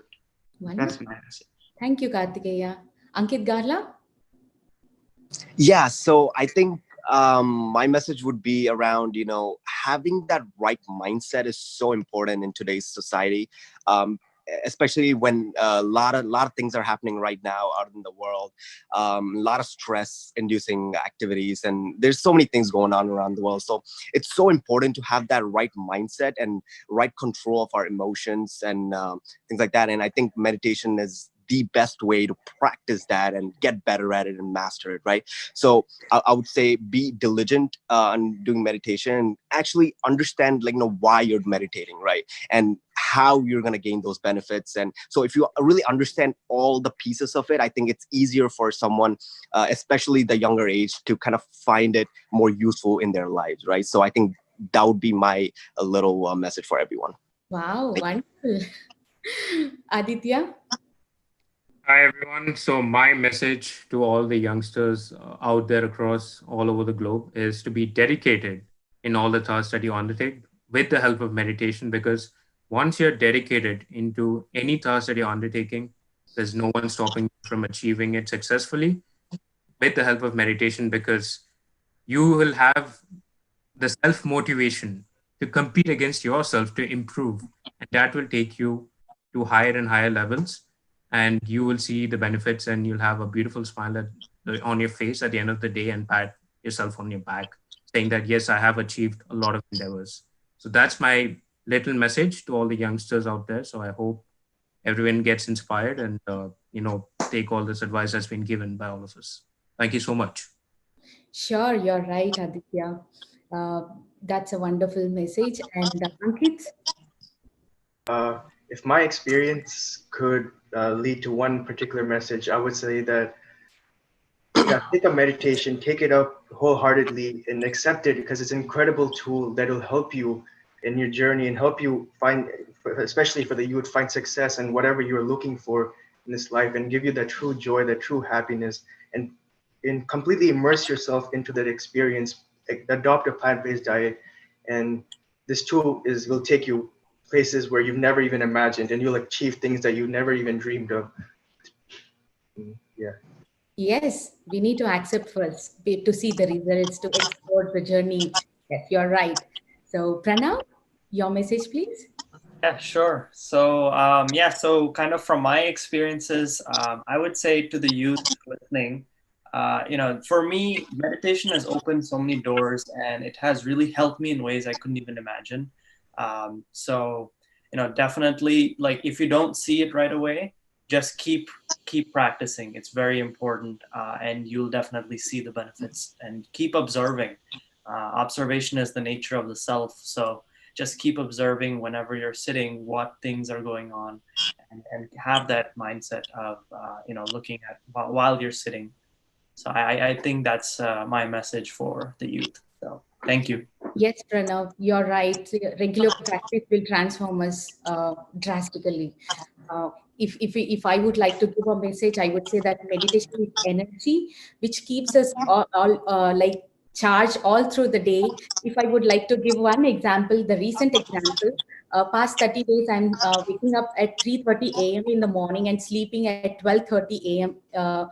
So during this round the clock, I'm playing the role of mom, the role of a wife, role of a employee. I'm a software professional, and I'm playing the role of a meditation teacher. I teach meditation to kids and adults, and I'm also playing the role of a student. I'm learning. I'm still practicing meditation. So in this complete cycle, if you could see me at 12 a.m., I'm still on charge. This is only because of meditation, the only best, the practice of Anapanasati, that observation on the breath. Thank you so much, Brahmarshi Subhash Patriji, Pitamaha Subhash Patriji, for giving us this wonderful tool and the simple technique to explore ourselves. Thank you so much. And now, thank you guys. Thank you so much for sharing your messages to all of us. And now let me introduce Sirisha from New Jersey, and let's hear the wonderful songs, her favorite songs. Sirisha, please welcome. Namaste Pratima, Namaste Patriji, Namaste to all the Pyramid Masters. And I thank you very much for giving me this opportunity to share my experience being a Pyramid Master, and to share my journey of meditation. So first of all, I would like to thank the PSSM global team, Parimala Patri, and the entire wonderful team who have relentlessly worked, put in so much hard work to bring in this event for all of us to enjoy and benefit. I really thank you all and appreciate it. So let me introduce myself. My name is Sirisha Madhapeddi, and I'm from New Jersey. So to tell you something about my journey, I think it started about 20 years back. Being a good friend of Parimala Patri, we both went to the same college in Hyderabad, and she introduced me to meditation. Like even as a child, I was always full of questions, like my spiritual quest, if you can call. I've had questions like, why is this happening this way? Why does this, what is the reason that this event happened? Or things like existential questions like, who am I? Why am I living? All those things were like kind of burning questions that I've had. And Pari kind of opened the doors for me to explore the answers to all these questions. I really thank Pari and Patriji, uncle. He helped me a lot. Even when after learning meditation, and experiencing so many benefits, I faltered in my practice, but they both actually really were on my back to make me practice again and keep me on track. And I really, I thank you all from bottom of my heart for being like my father figure, and then by being my mentor, Pari, helping me on this journey. Some of the miracles that I have experienced in my meditation is that, like, if there were events that caused pain, intense pain in me, or if there was grief, or if there was anger, intense anger, just by sitting in one session of meditation, and I come out a transformed new person. All my negative emotions have been transformed into positive, and I'm like filled with love and joy. It's just like a flip of a coin, and I'm a changed person. It's just amazing that how miraculous meditation could be. So any problem you have in life, the answer is meditation. The key is meditation. That's something. It's incredible that it can just help you with anything and everything. So that is what I would like to share with everybody, the viewers out there, to experience this joy and then continue meditation. The key is really keeping your practice regular, which I have struggled with, but of late I've really caught up, and then I've been very regular on my practice, and then which kind of really gives that immense strength, and then power and control, stay in control, right? So I hope you all would experience this too, explore this. Now I would like to share some of my songs, music that I enjoy. And it's also, I feel music is also like kind of a channel through your meditation, during meditation or after meditation, before meditation, anytime you could really brings in that kind of a calmness in your mind and energies. Let me share with you some of my songs.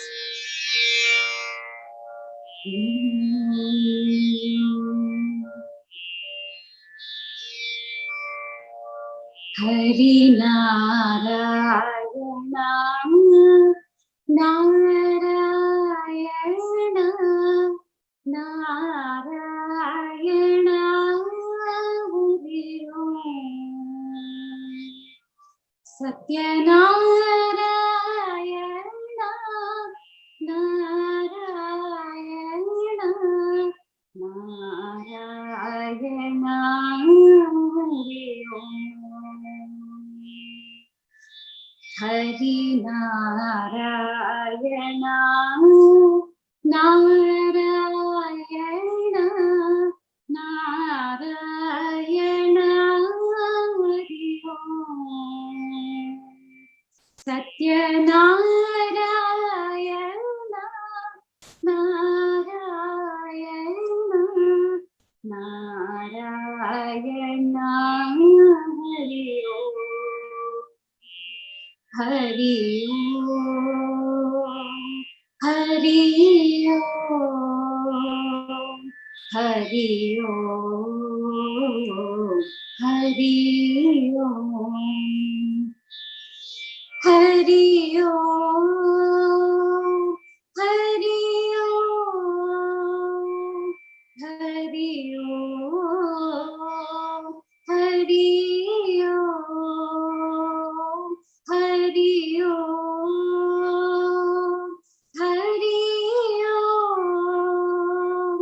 Hari Om, Hari Om, Hari Om, Hari Om, Hari Om, Hari Om, Hari Om.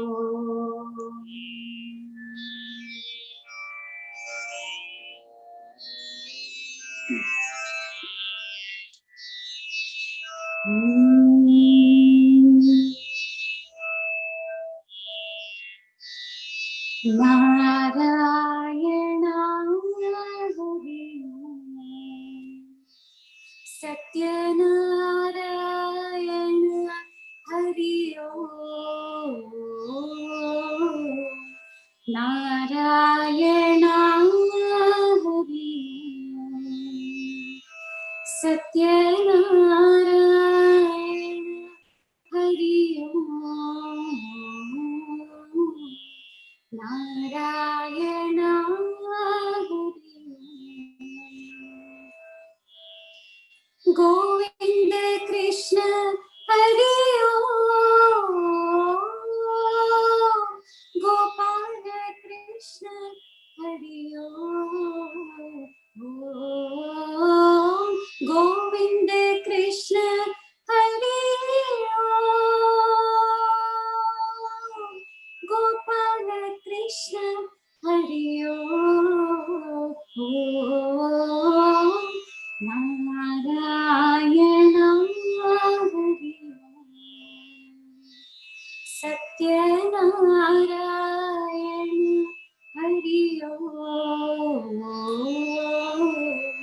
Narayana Hare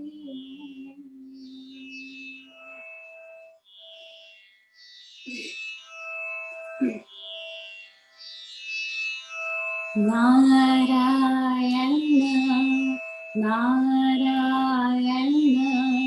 Jaya Govinda Hare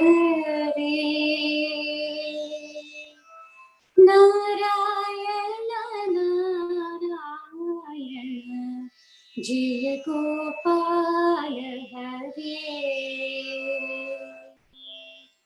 Narayana Narayana Jaya Govinda Hare Narayana Narayana Jaya Gopala Hare Narayana Narayana Jaya Govinda Hare Narayana Narayana Jaya Gopala Hare Narayana Narayana Jaya Govinda Hare Narayana Narayana Jaya Gopal Hare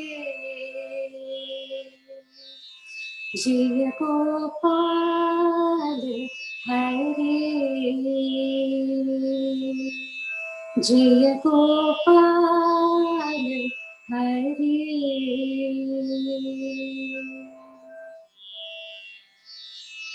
I thank you very much, everybody, for listening to my song, and I thank PSSM Global for giving me this opportunity.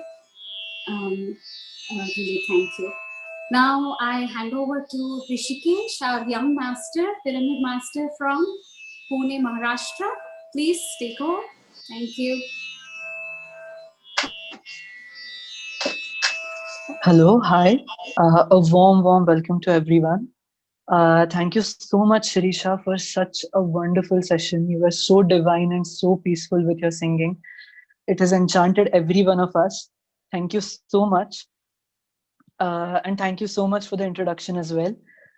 So my name is Rishikesh Belsare and I am from India, Pune, Maharashtra. And I'm here to be sharing about my own experiences about meditation, sharing with you the highlights of my experiences with meditation, and introducing to you our fellow master, and we are going to be announcing something big. So I'll start by introducing myself and by giving some highlights of how meditation has helped me throughout my life. So I started meditation around about 10 years ago. My mom came into meditation before me, and then she introduced me to meditation. And ever since then, I have been meditating, and it has been a wonderful journey since then. Besides helping me attain academic excellence, and besides helping me with my academics and giving me something which I would love to call a photographic memory, wherein when I read once, it gets captured in my mind, and then I can analyze, and then I can think about it and write it in the paper without having to study a lot. So besides that, meditation has taught me a lot of things, and some of them I'd love to share with you guys. First of all, meditation taught me that your life, your brain, and your mind is like a computer, if you say. Meditation is the antivirus for it. For example, if you are meditating, it will help you to remove all of the malware from your brain, which is a computer, and the malware is all of the bad habits that you have been carrying along with you. It might be anything, it might be overthinking, it might be anxiety, or whatever you call it.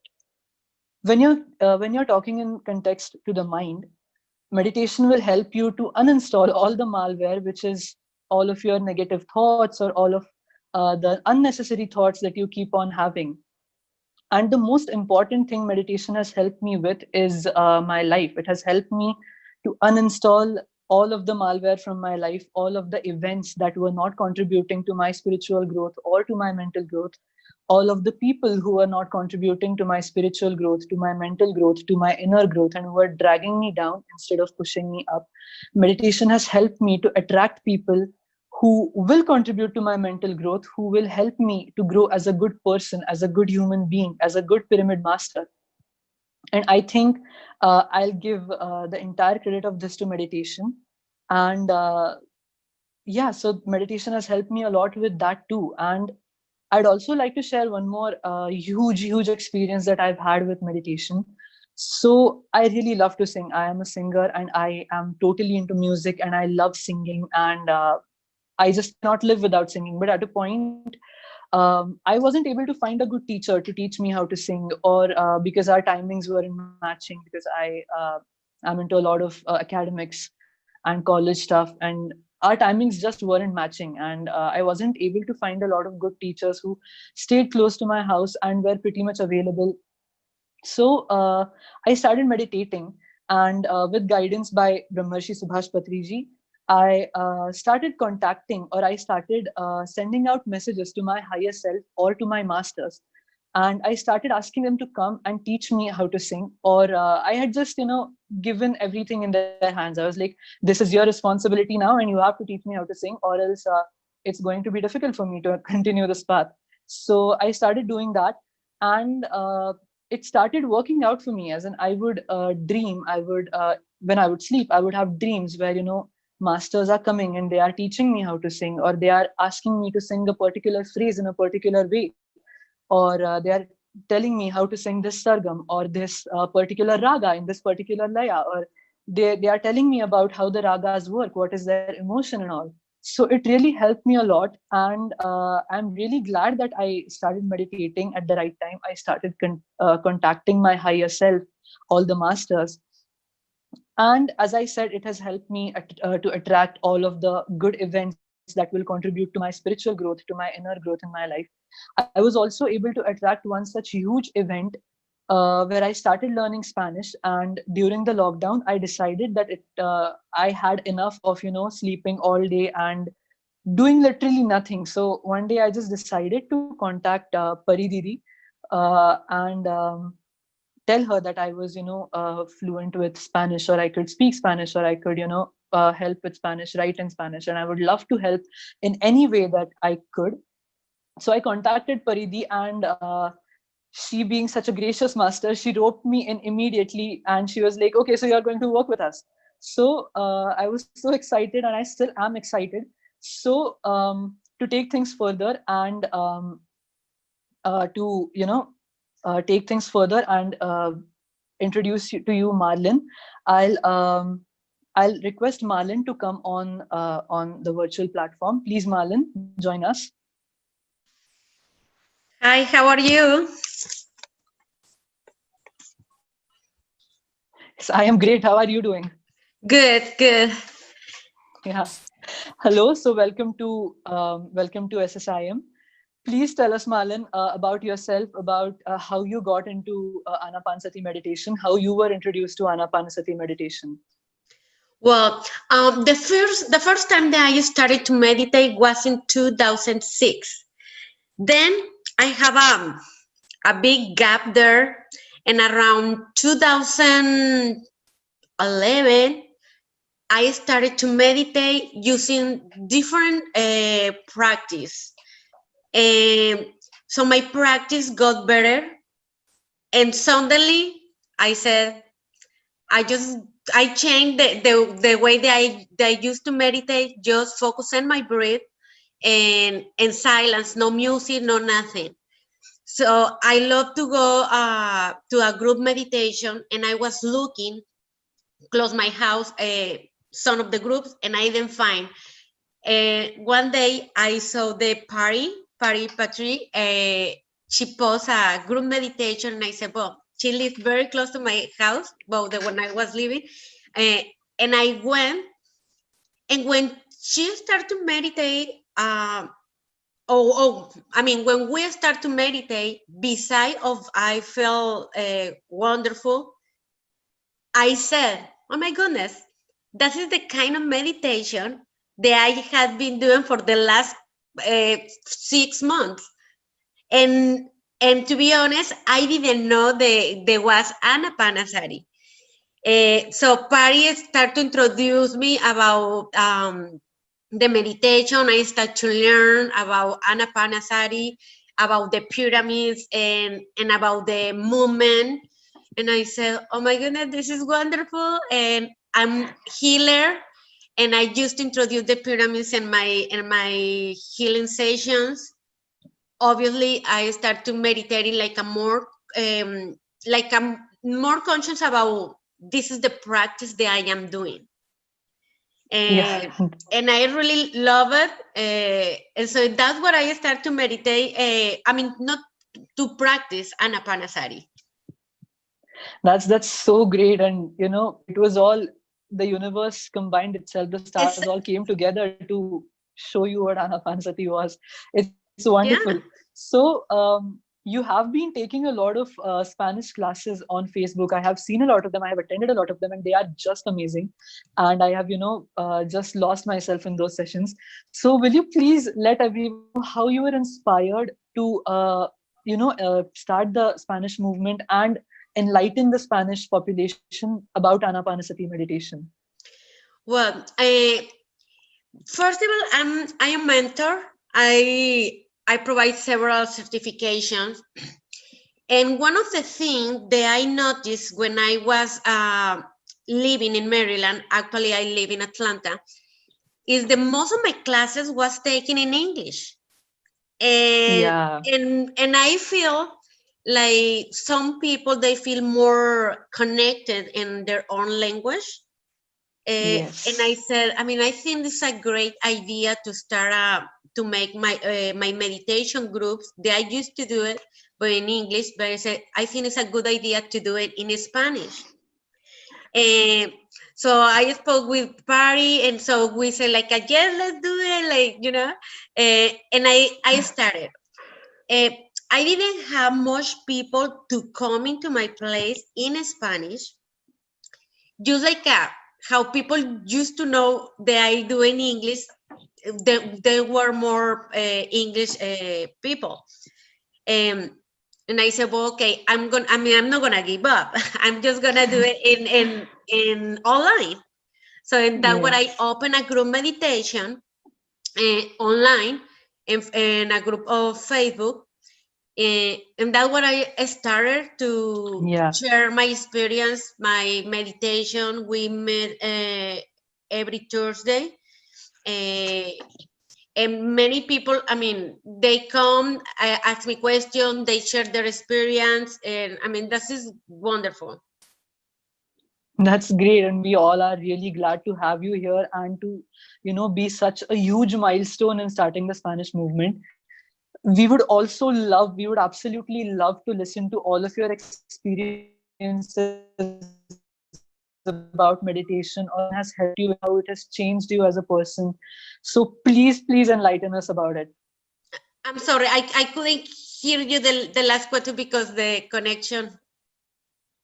Yes, I'm so sorry. We would love to hear about your experiences in meditation. So please enlighten us about it. Please tell us your experiences. That is amazing. Yesterday exactly, I was talking with one of my cousins, and I was remember exactly how meditation came to my life. So in 2011, I was past a hard time in my life, and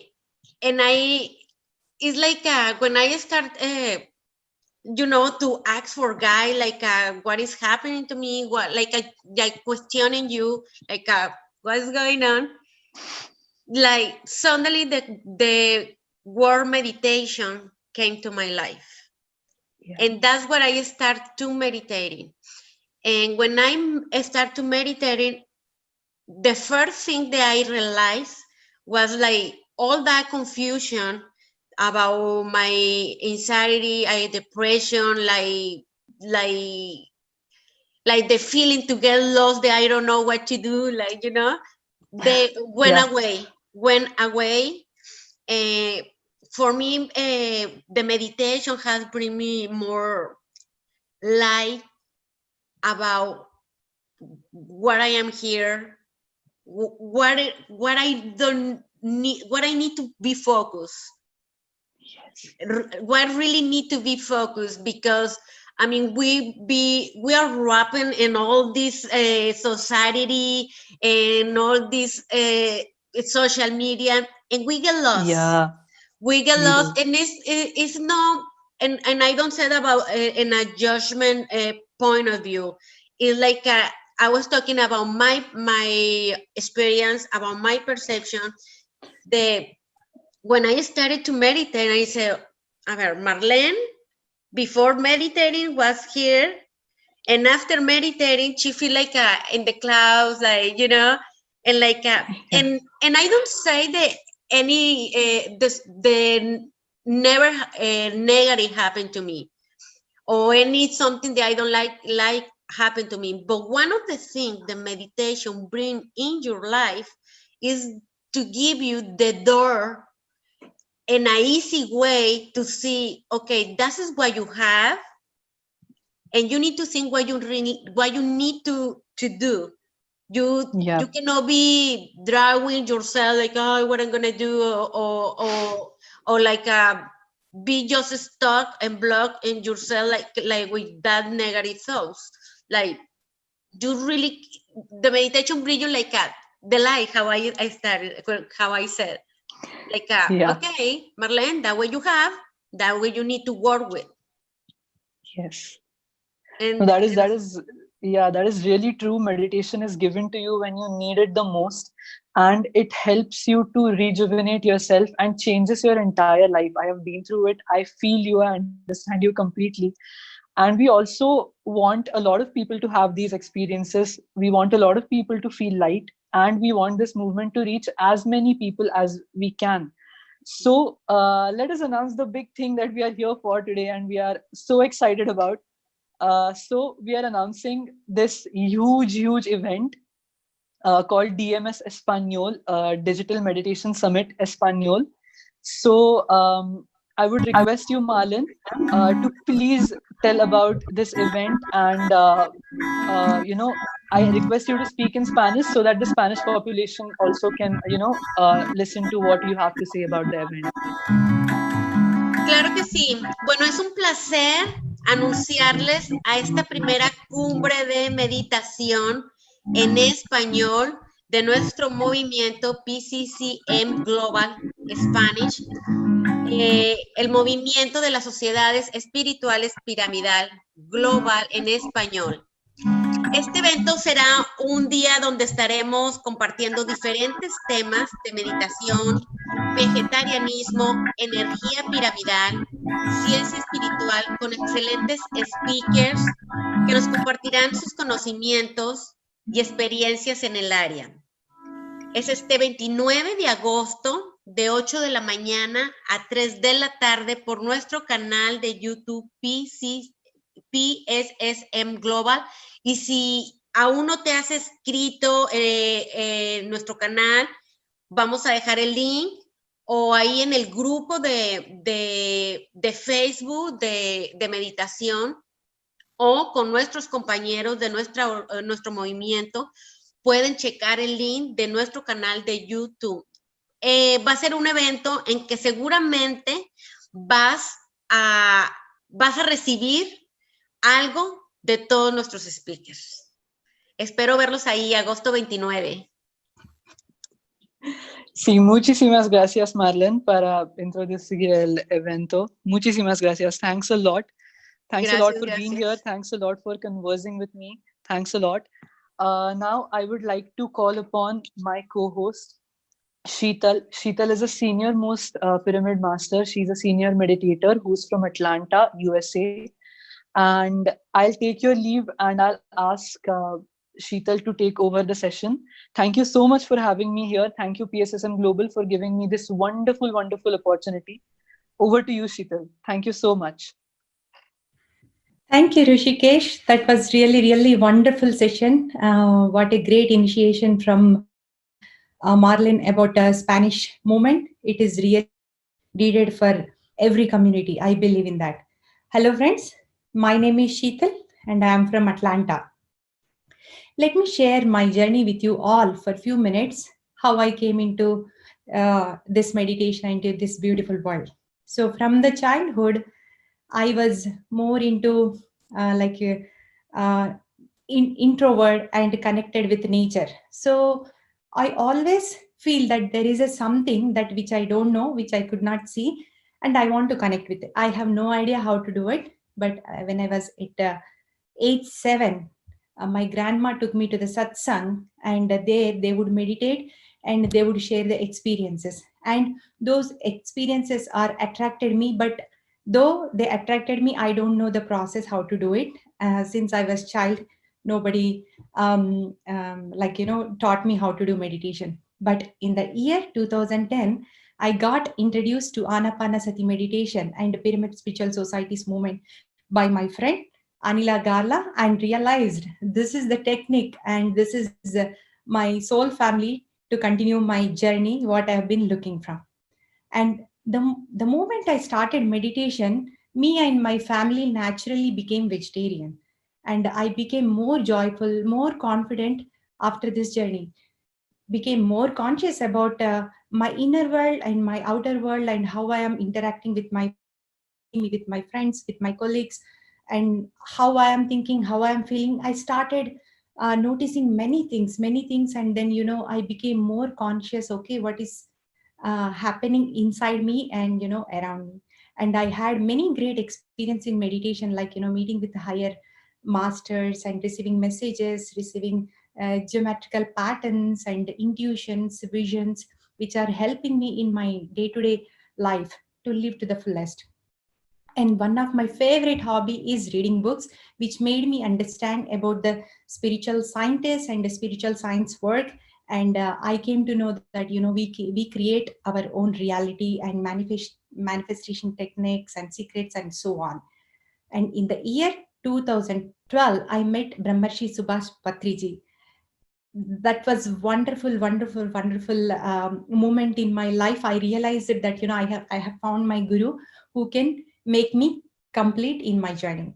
And ever since I met Patri sir, I have been following the 18 principles of PSSM movement, and practicing meditation and teaching has become one of the most favorite thing in my life. And we have inaugurated Nirvana Pyramid Meditation Center in Atlanta, Georgia in 2014 by Patri Madam, spreading meditation to the near communities and corporate offices, conducting workshops in the city and outside of the city and state has created more joy in my life. And life has become so real, so meaningful, so purposeful after the meditation. And I have been getting benefits from this meditation and practices, and connecting with this great masters around me, with this society. And thank you so much for this opportunity to PSSM Global. I really thankful to you and Pari for giving this opportunity for me to share the experiences on this stage. Now, with that, I would like to invite our next guest speaker. Let's get into our next program with one of the wonderful guest speaker, Marshall Lefferts. Marshall Lefferts is founder and director of the Cosmometry Project, board member of the Resonance Science Foundation, president from 2006 to 2019, and adjunct faculty of RSF's Resonance Academy, associate producer of Thrive, and visual effects co-director of Thrive 2 to be released into 2020. Former co-director of the Foundation of Conscious Evolution and a lifetime member of Buckminster Fuller Institute and Chapel of Sacred Mirror. Now I welcome our master, Marshall Lefferts. Marshall Lefferts, the stage is all yours. Thank you. Namaste, everyone. It's a pleasure to be here today. Thank you, Sheetal, for that introduction. Thank you, Pari, for inviting me, and Patriji, and also my friend Christiane Eltoyan, who I got to listen to a little bit yesterday as well. And I know she's a supporter of this movement. So I really appreciate all that you all are doing here. and I thank you for inviting me to make this presentation today. And I'm going to share about my work a little bit, but not so much my background as you got that introduction, but a specific part of this field of what I call cosmometry that pertains to certain energy patterns we see in nature and some of the work that you are all involved with. So I'm going to actually jump into a presentation now, probably last about 35 to 40 minutes. I will share my screen first.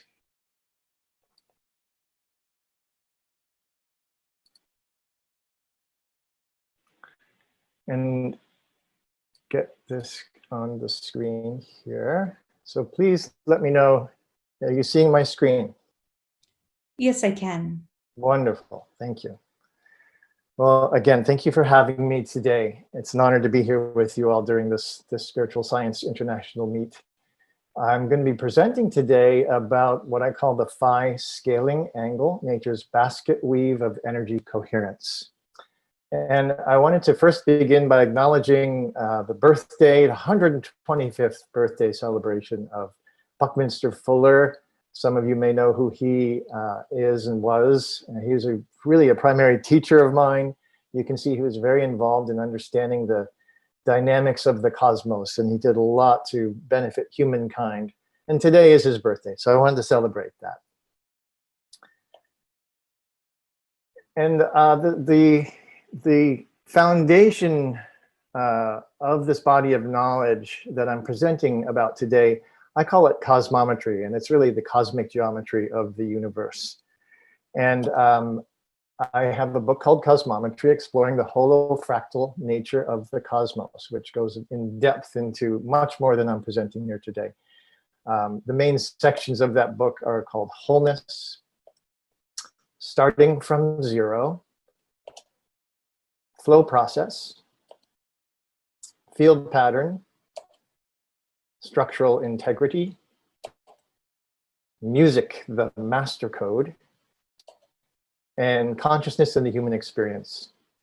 And I'm going to be just touching into a small part of a few of these sections today as I go through this presentation about the phi scaling angle.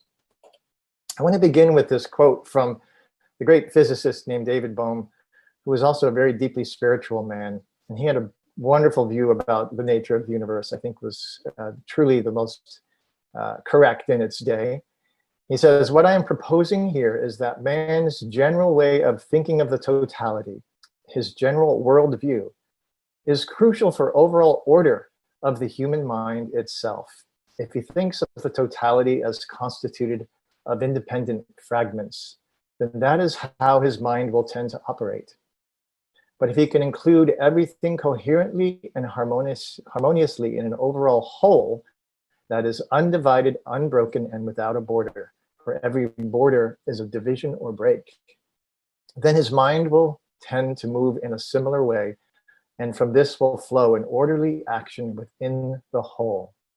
So really having wholeness be the central principle of the organizing of the universe. I know that's very common in your understanding here. And Bohm referred to this as undivided wholeness in flowing movement, the most fundamental principle in his view of physics.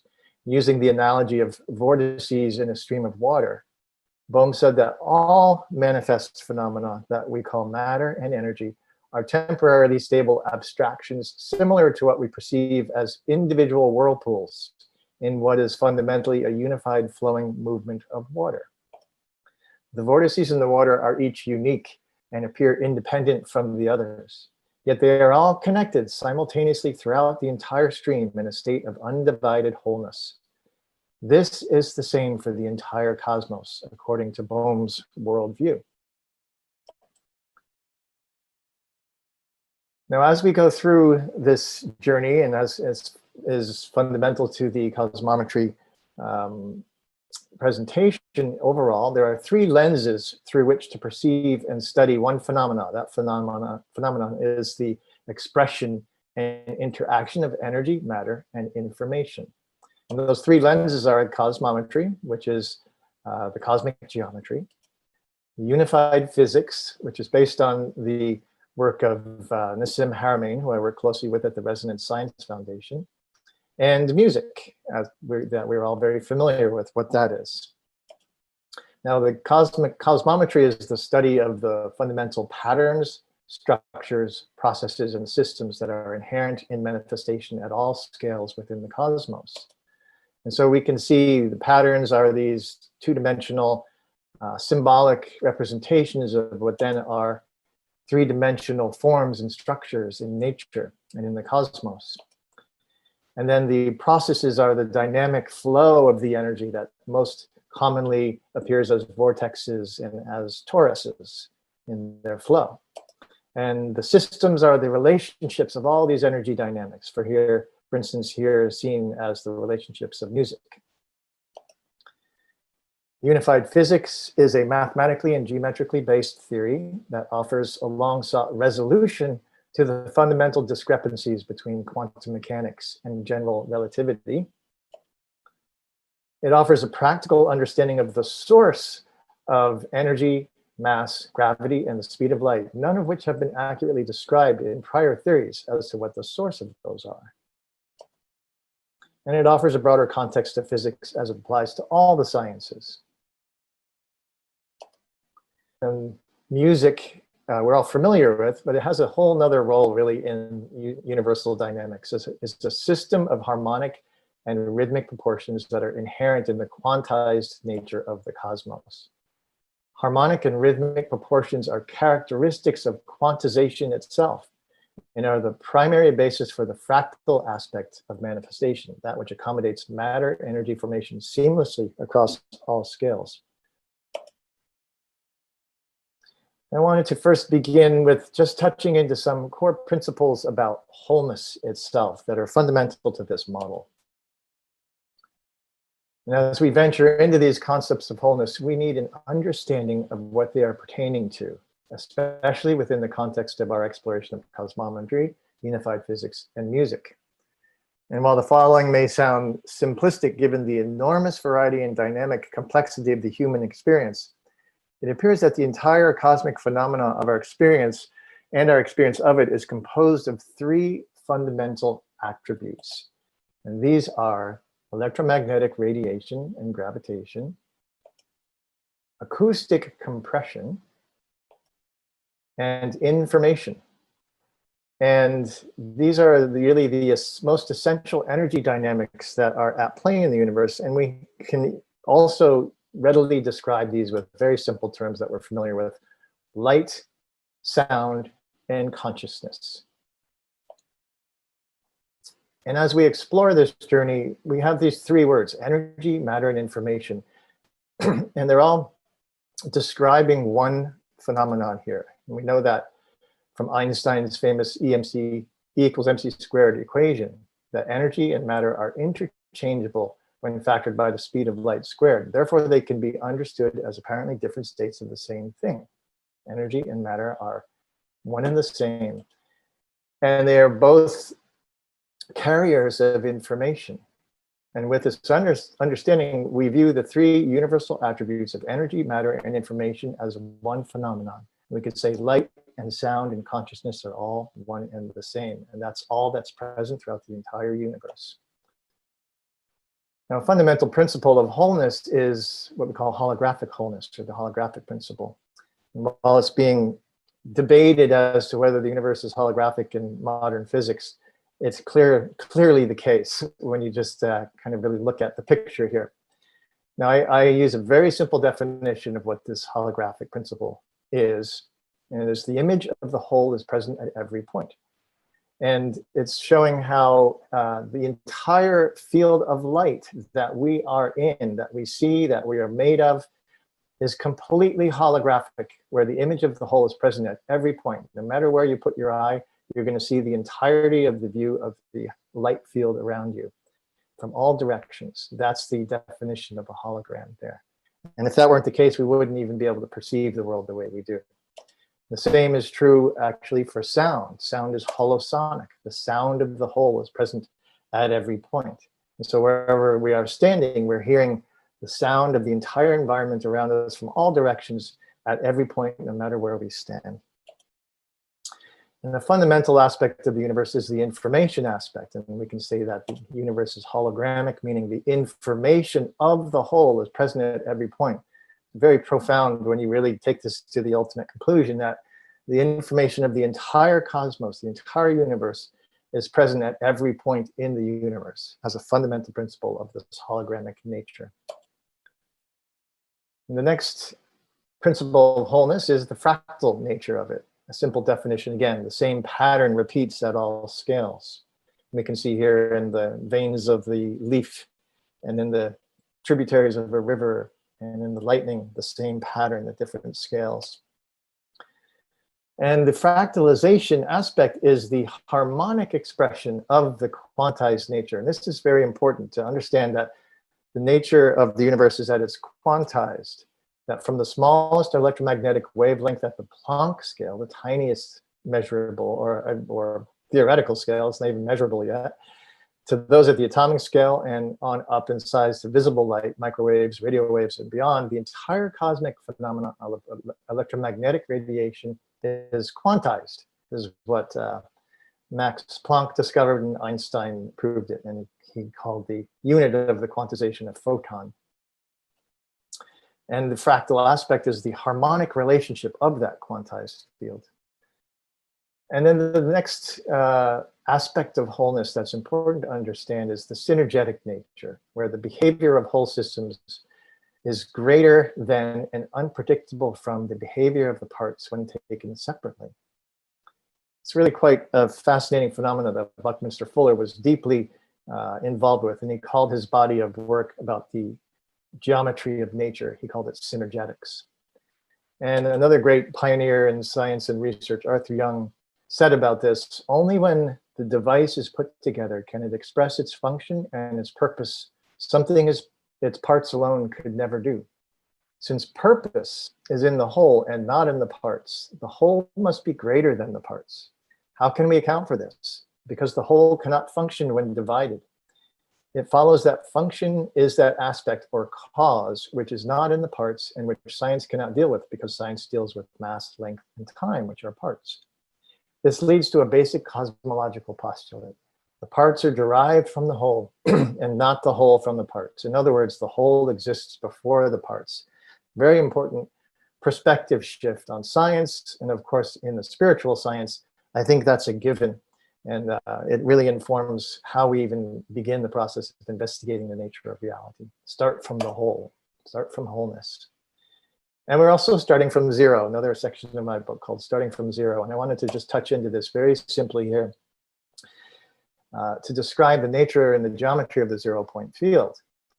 Now, all energetic expression is dynamic fluctuation on either side of a zero reference, whether that's light waves or sound waves or breathing or walking or wind or you name it. Everything that's moving is fluctuating around a 0-point reference. And a key principle of the 0-point nature is equilibrium. And we can think of equilibrium as the balance between hot and cold to achieve a comfortable temperature in our home. Any kind of a balance where the dynamic forces stabilize into equilibrium. Now, Buckminster Fuller discovered that there is a geometry of this equilibrium state, and he called it a vector equilibrium. And you can see in this image here that all of the lines, the vectors, the edges on the outside, and all the ones going to the center are exactly the same length. As he said, the explosive outward force and the implosive inward force come into equilibrium. And this is the balanced 0-point state geometry here. And it's a 4-dimensional geometry. What that means is we're familiar with 3-dimensional coordinate system, the XYZ cubic space. The vector equilibrium is actually a 4-dimensional coordinate system. It has 4 hexagonal planes that are going through the center point. And it creates a 4-dimensional coordinate system that Buckminster Fuller came to understand is actually more accurate to how the universe is formed than the 3-dimensional one that we use. And I won't go into why that is so, but it's a very profound insight. I think it's very important. I also think as it relates to the pyramid geometry, That is, it's a octahedral space, and of course the pyramids are half an octahedral form, which very much is directly then tied into this 0-point equilibrium geometry. And I think can give us some great insight into an aspect of the geometry of the pyramids and their effects that we are experiencing. Buckminster Fuller said about the vector equilibrium, it is absolutely dead center of universe and will never be seen by man in any physical experience. Yet it is the frame of reference, and it is not in rotation, and it is sizeless and timeless. So it's the state of the universe that transcends time and space, and we now understand there's a geometry to that. And actually the underlying field, what we call the Planck field of electromagnetic vibration at the tiniest scale, is actually in this equilibrium state in the unified physics theory. Bucky Fuller said, equilibrium between positive and negative is zero. The vector equilibrium is the true zero reference of the energetic mathematics. So it's important to know what the zero reference is. Now, the vector equilibrium, being the zero reference, is also the source of all vibration, because it has a dynamic pulsation that Fuller called the jitterbug. And what that looks like is we see these square faces that are open here. Well, they're not stable in their geometry, and they can collapse, and the whole thing can expand and contract and breathe and open. And this is what's happening throughout the entire universe to create the universe, this kind of emotion. And so this same form creates all of the platonic solids and all the vibrational activity in the universe. And that leads us to this next section here that I'm just going to touch into briefly about flow process. And the flow process, once the activity of the universe comes into being, it can achieve a dynamic equilibrium state. And the most coherent form of that is called the torus. And you can see the dynamic flow of energy around the outside and through the central vortex of this torus pattern here. And at the center of the torus is a still point center that's connecting back to the 0-point field. So all the dynamic systems are always connecting back into that universal 0-point field. And we ourselves have the same kind of a center point in our Dantian. I'm sure many or all of you are already familiar with this, and the chakras and the Dantian and the heart and the head. All are these center points that connect us back into this 0-point state in the dynamic equilibrium. Now, this toroidal dynamic flow process is fractal, and it's embedded one within the other to create the movement, the undivided wholeness and flowing movement that Bohm describes. And you can see a simple illustration of that embedded fractal toroidal vortex flow here. And we can see examples of that in the acorn and the apple and the tree, our own toroidal field around our bodies, our bioenergetic field, the magnetic field of the Earth, galaxies, everything all embedded in this coordinated, coherent, dynamic toroidal fractal flow. And that brings me to this, what I call the unified model of cosmometry, which starts to bring these pieces together. We see the vector equilibrium geometry with in orange, with also a green spherical version of the same geometry that's called the Genesa crystal. And that's the 0-point stillness that then fluctuates and pulsates to create the toroidal flow dynamic. And then across the middle of this model is what's called the phi double spiral, and that's where we're heading into next as we get towards the phi scaling angle. And this is a section of the book called Field Pattern, and it's about how the phi ratio shows up in the field of space around us. So it begins our exploration of this pattern begins by seeing that the patterns that we can see as two-dimensional representations are actually showing us three-dimensional phenomena that we can illustrate in these basic forms of energetic articulations. For example, the triangle and the square, the pentagon, hexagon, these all relate to forms in nature. The triangle with the radiolaria, the square with the cube of salt, pentagon with flowers, hexagon with snowflakes, the radials with the flowers and the shells, the rings with water, the spiral of the nautilus and the double spiral of the sunflower. All these patterns we can see very clearly in nature. And so we're going to focus now on this double spiral pattern at the center of the model. And this pattern is actually the cross section of a torus. And you can see how, imagine how this whole toroidal flow dynamic would have this pattern throughout it. And again, here's what that pattern looks like from above, looking straight down on this double spiral field pattern.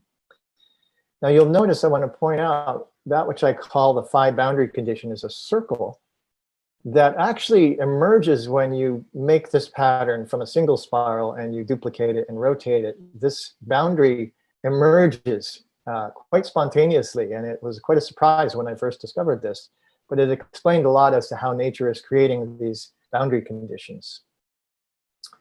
And here we can see an example of what that same pattern would look like as a torus in this cone flower here. Now, to understand the phi scaling angle, I just want to provide a brief introduction to the Fibonacci numbers and the phi ratio, which probably most everybody here is already familiar with, but in case anybody isn't, here's a simple introduction.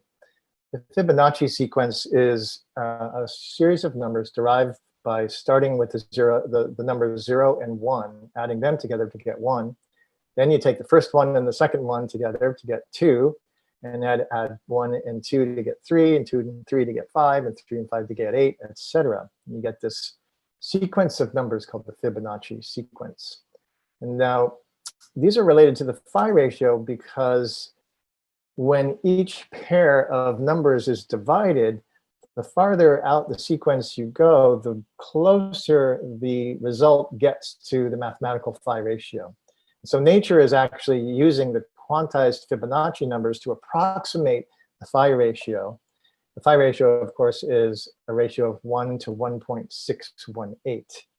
And that's what nature, through the quantization and the harmonics of the phi Fibonacci numbers, is actually coordinating space and time with this ratio. And this brings us to the phi scaling angle, which is 27.3 degrees. And it's derived quite simply by taking a series of circles or spheres, each one in a Fibonacci number diameter of growth. And you can see it creates this green angle here, which I call the phi scaling angle, 27.3 degrees. And I became very fascinated by this angle a long time ago and began to see its presence in nature quite a bit, which I'll show you in just a moment. But I also want to show you a very key aspect of the role this angle plays in very fundamental universal energy dynamics. And to do so, I want to build up a blueprint, a phi blueprint, and show you how it gets derived. It begins with a series of little units, little squares, each growing with Fibonacci numbers of units with 90-degree turns to create this little matrix here. We could add squares to define each one of those. And when we do, we get what are called golden rectangles, where one edge is the unit of 1 and the other edge is 1.618. And the whole matrix of these squares becomes a matrix of golden rectangles that are fractally embedded. Within each square, we can then add a quarter circle arc. That's the same radius as the edge length of the square. And that creates a very close approximation to a phi spiral. It's the quantized phi spiral, not the mathematically derived one, but nature is using the quantized phi spiral. And to this, we can add what I call nodal points, these little red points that show each iteration of the phi ratio across the spiral here. And this is important because here now I've just zoomed back out to where I'm seeing a larger portion of the spiral. We were just looking at this quadrant up here. Now we're seeing a bigger part of the spiral, which can go on into infinity. And connecting all these nodes creates what I call this nodal axis. that is fundamental to the geometry that's creating this phi ratio, this phi spiral. And then continuing on in the process, we now take the original spiral and duplicate it, spin it to create a phi vortex. And this is what we see in nature. We see mostly vortexes and double spirals rather than just the single spiral. So it's important to be able to map it as a vortex. And you can see actually right here that that boundary condition I mentioned earlier actually appeared when we did that. And that's what happens every time you spin these phi spirals.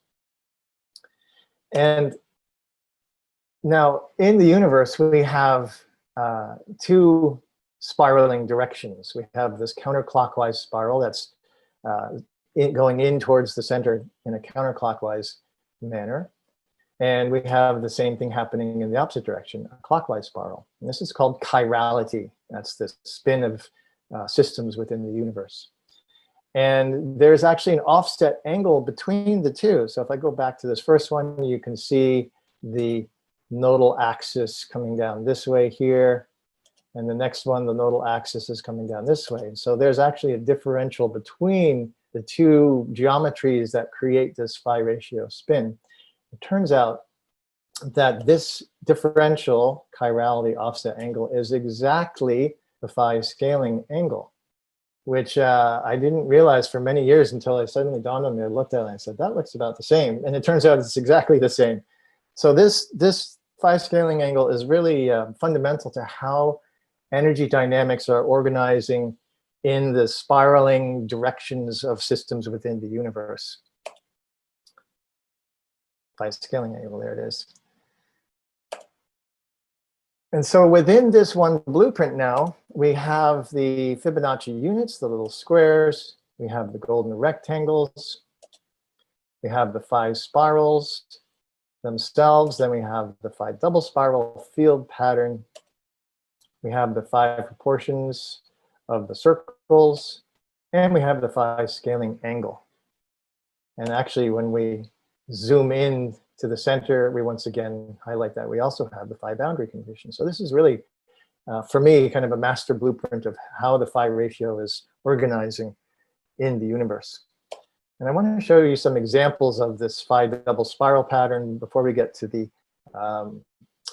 phi scaling angle in nature.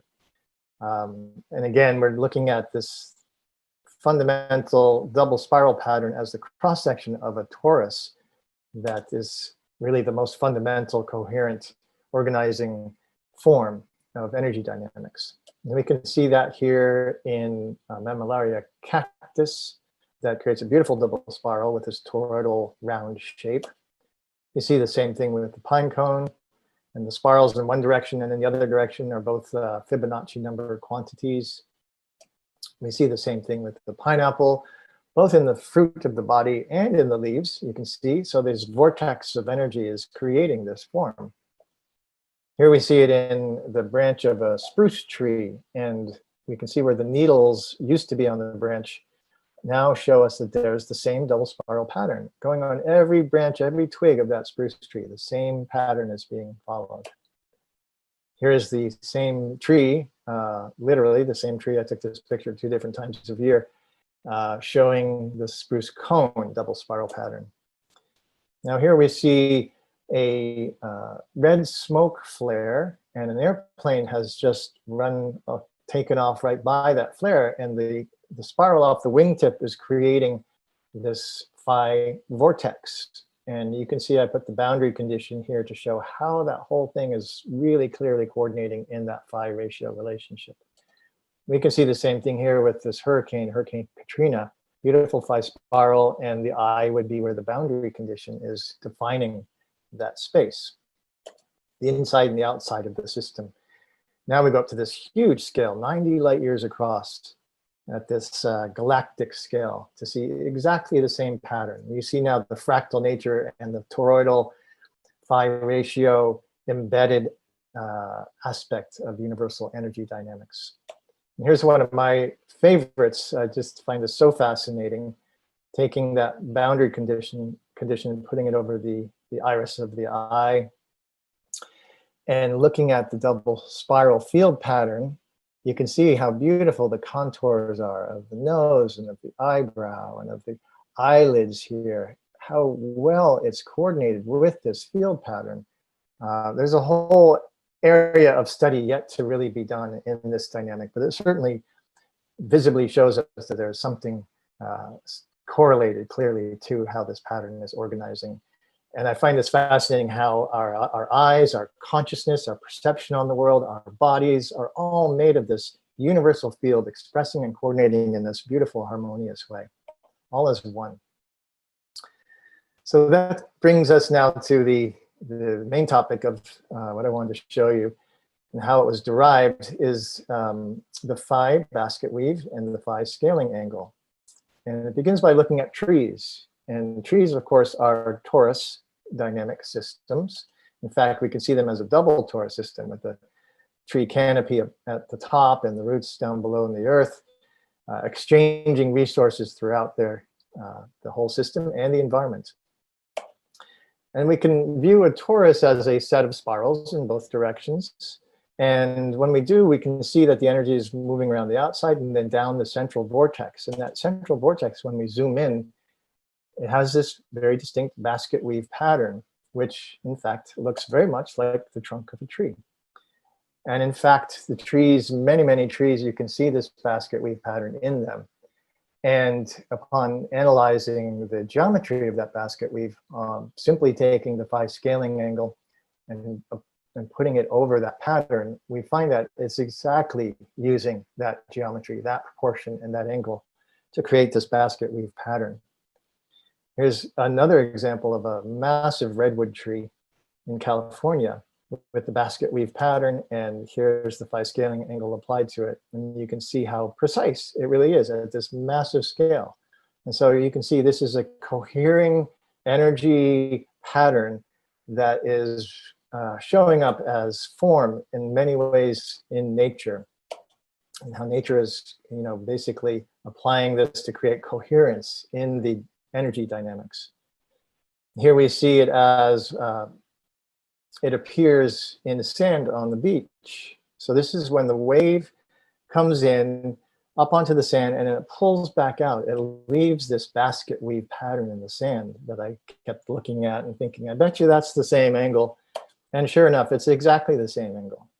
And so we can see now how the sand on the beach is like the surface of a whole toroidal flow, the double spiraling, one direction and the other, and the offset angle between those spirals showing up right here in the pattern of the sand.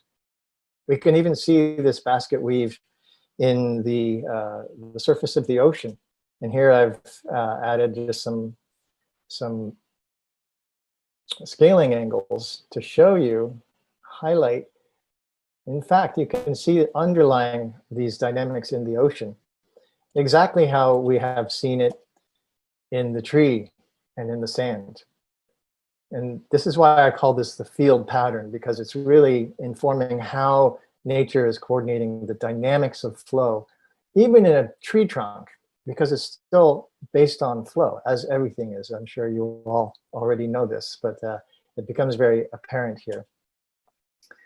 And here is one last example of I find very compelling. It's not the last example, but in this section here of spherical refraction. My friend Clay Taylor studied the refraction of sunlight through a crystal sphere, the most fundamental form, and made this illustration of the spectral lines and the angles of that refraction. And it's exactly the same phi scaling angle. So even the most fundamental geometric form and the most fundamental relationship of light being refracted through matter is showing the exact same scaling angle. I wanted to just share with you some other examples of this angle in nature. We can find it in the starfish, in the seashell cone shells, in this fan shell here. We can see it in the overall form of the spruce tree, and even in the fractal branching of the spruce tree. So you can see that fractal nature of this pattern and of this angle. Here we see it in our own bodies, in the shape of the torso, the angle of the rib cage. You can see here the angle coming down along the ribs, and even the pelvis and the femurs coordinating in that angle, and many instances of the phi ratio within our own bodies. So we are just as much an expression of this natural phenomenon as everything else is in nature. Now this part of it is really key to understanding how this is all happening and why. And it has to do with what's called phi damping. This comes from the work of one of my teachers named Richard Merrick, who has a wonderful book called Interference Theory, and he calls it harmonic interference theory. And he describes really what the phi ratio is doing in terms of how it creates resonance in sound and in music, and the role it plays, which is fundamentally to create the boundary, the silent space around which it creates a container around which then resonance can occur, within which I should say, within which resonance can occur in this silent space container. And so phi is defining the natural boundary conditions between the foreground resonating frequencies and the background silent space between them. And when I came to understand this, it was the first time I looked at these forms like the pine cone and the sunflower, and I realized that the seeds, as we see them in the pine cone and here in the sunflower, these are the resonance points. This is matter coming into resonance, just like a musical tone comes into resonance. And in order for that resonance to occur, it needs to be contained in a specific harmonic space of silence surrounding it. And so this space between all these seeds is what the phi ratio is doing in order for that resonance to even occur in the first place. And I found it to be extremely profound insight and very helpful to understand how these dynamics are working. And he describes these as what he calls phi damping wells, which are basically, there's a threshold above which, and the ratio is 13:8, which is really based on the musical octave. And the music system is very much based on the phi Fibonacci number system. So above this ratio, the frequencies come into whole number resonance that we experience as music and overtones. And below this, the frequencies that are no longer harmonious, that are no longer in the ratio of whole numbers with the source frequency, they get basically taken down into these little vortices that bring it back to the 0 point field. Basically cancel it back out using these Fibonacci numbers. I think it's a very profound insight and can inform a lot of our harmonic science study yet to come. Now, this vortex would be the same phi scaling angle because it's based on the same ratio of numbers, just as we derive that angle from. So this shows really the fundamental nature of the phi ratio, its role in the universe to provide both damping and resonance, and how the mechanics of that can be understood to be working. Finally, I just wanted to highlight its relationship to the Russian pyramids, which I'm sure you're all very familiar with. I'm sure more so than even I am in your vast years of study of the pyramids. Of course, the Russian pyramids are very steep in their angle, very tall and narrow in their geometry. And in fact, that is based on the exact same angle, this phi scaling angle. So this particular form of pyramid is directly correlated to what we see occurring throughout nature, as I've just shown you, in all sorts of ways. And my friend Charlie Zietz, I think many of you know Charlie, has been studying the Russian pyramids quite a lot, and he created this illustration of summarizing the pyramid geometries: the Giza pyramid, the Golden Ratio pyramid, the Nubian pyramid, and the Russian pyramid. And of course, the Russian pyramid fits precisely within that phi scaling angle geometry. And this is Charlie's logo, and I think it's a wonderful illustration of showing how these dynamics of energy flow through these torus vortex spirals all growing within these phi ratio proportions are really happening or occurring when you create this kind of a geometry. It's really coming into a harmonic resonance with that fundamental field pattern and that by scaling angle that we see throughout nature. So this gives us a lot of insight into what may be actually occurring within those pyramids. And so that's my introduction and overview to the phi scaling angle, the nature's basket weave of coherence. And I hope that's helped to bring some insight into your fields of research and at least give some insight into how nature is coordinating in this beautiful, coherent manner. And I just want to close by saying namaste and thank you very much. And it's been a great pleasure to be here with you today. And I hope that this has brought some new insight into your explorations.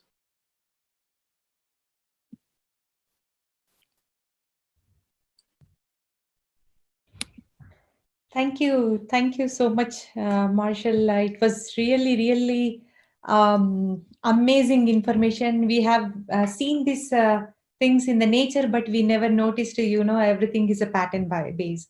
And a lot of information, and I'm so fascinated, and it made me to research more and know the subject more. I'm definitely going to look into this, and then let's see what happens. And I'm sure I'm going to connect with you in the future as well. Thank you so much, Marshall.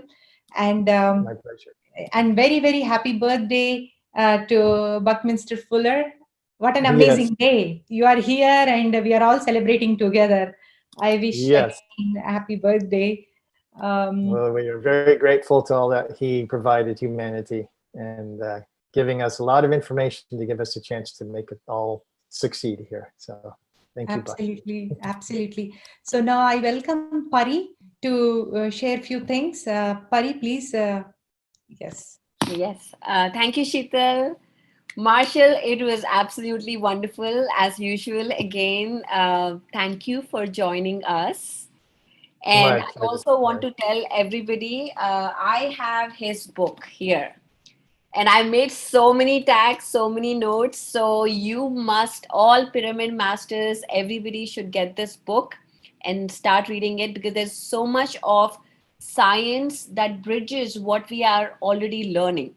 And I think this is a great book and great reference to bridge everything.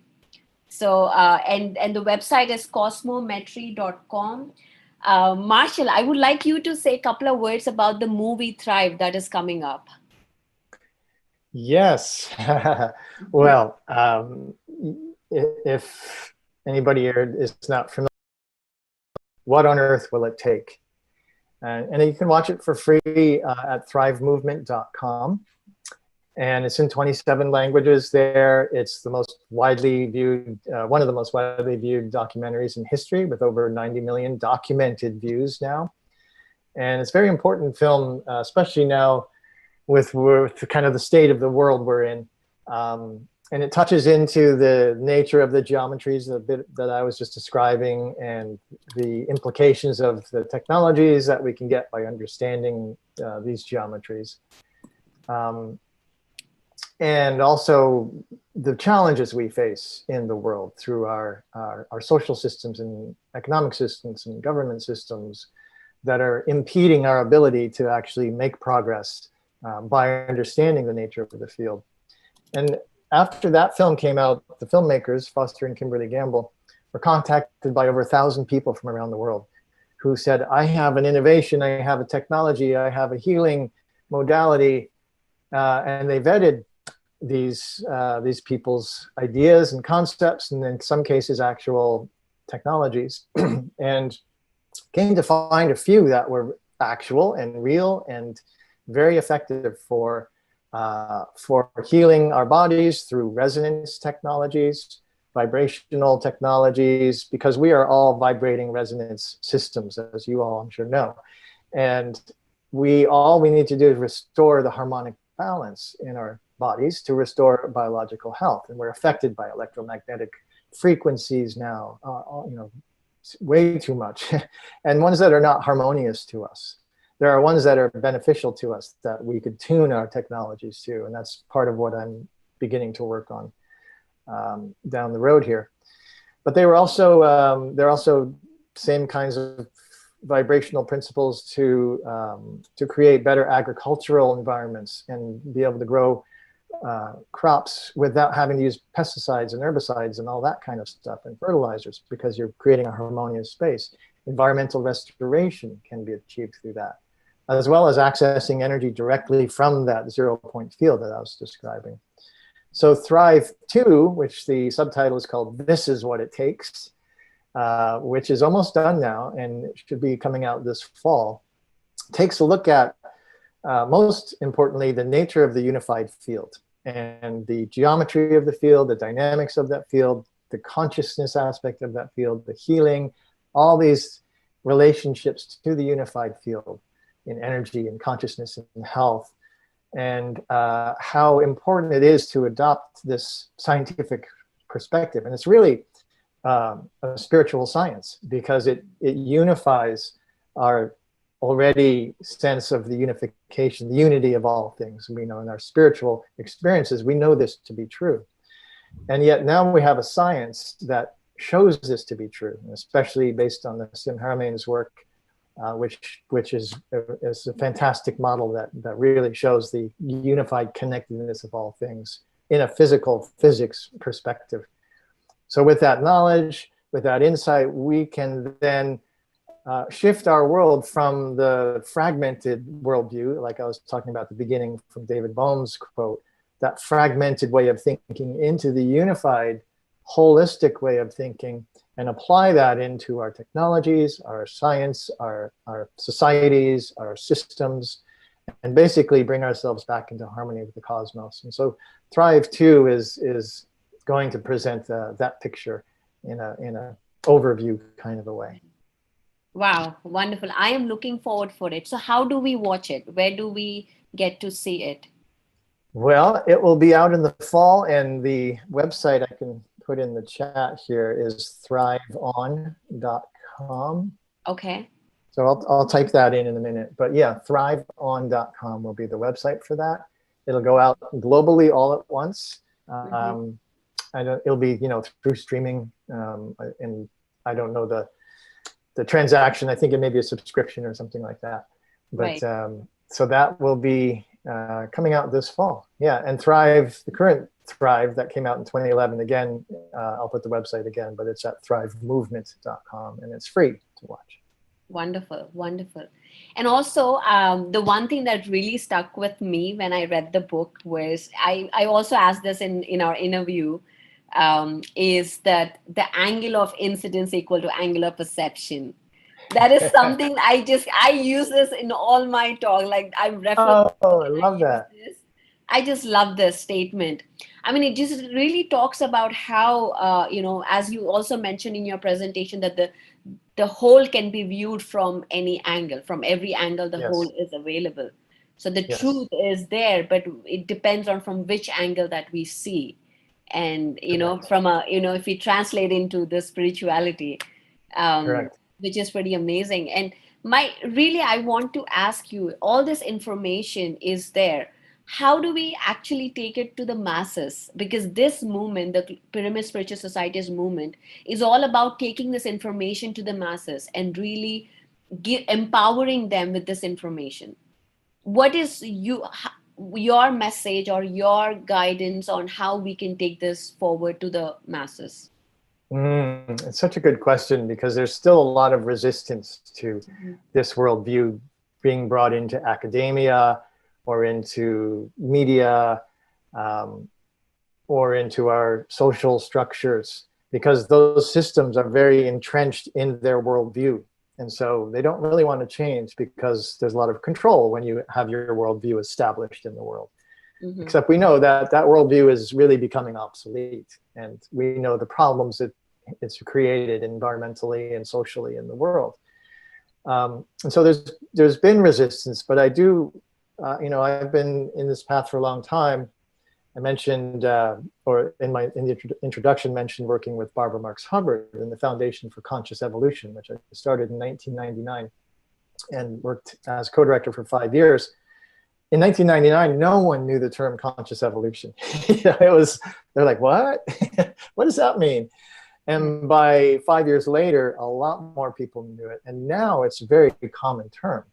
And so even that kind of a concept is permeating like a meme into the collective consciousness field. So that's part of the process. Another part is to really, I think, to create media in the ways we can, like Drive Film, and I'm sure what you all are doing to educate people about the nature of the field, the nature of consciousness, and the field and consciousness are one and the same, that the forms that we create and live in or meditate in, like the pyramids and other geometric forms and the dynamics they're all universal dynamics we understand now. And I believe we're in a process of what I call normalizing cosmic consciousness, where, the insights about the nature of the cosmos that have been more rare are becoming more common, and that it's a natural evolutionary step for humanity to come into this normalized state where we achieve a thriving world, because now we've aligned with the field and with nature. So it's, I think every way we can bring that information more into people's awareness, that's really what has to happen now. And then also apply the technologies using this knowledge and the science behind it as quickly as we can, because the world needs it very quickly now. Right, absolutely. And my last question, when are you visiting India to see the pyramids there? Let's see, I think I have a date somewhere in the future. Okay. Maybe next year, maybe 21. I would love to. Yes, and I would love it if you're there, Pari, to be my guide. Yes, of course. That would just mean so much to me. I've never been to India, and I think it probably would be good to have a guide because it's a big place with a lot to see, and it would be very helpful. And I would so appreciate. Absolutely, being we able would love to to be do that. your guide and take you around all the pyramids there that have been built. Wow. And show you Thank you. around. We would love to have you, our guest, there. The whole I so movement appreciate it. It's a pleasure for the whole movement. I feel so much gratitude already just for the invitation, and I look forward to that very, very much. And we'll make that happen. Yes, thank you. And before you leave, message to all the people who are watching. What is your message today?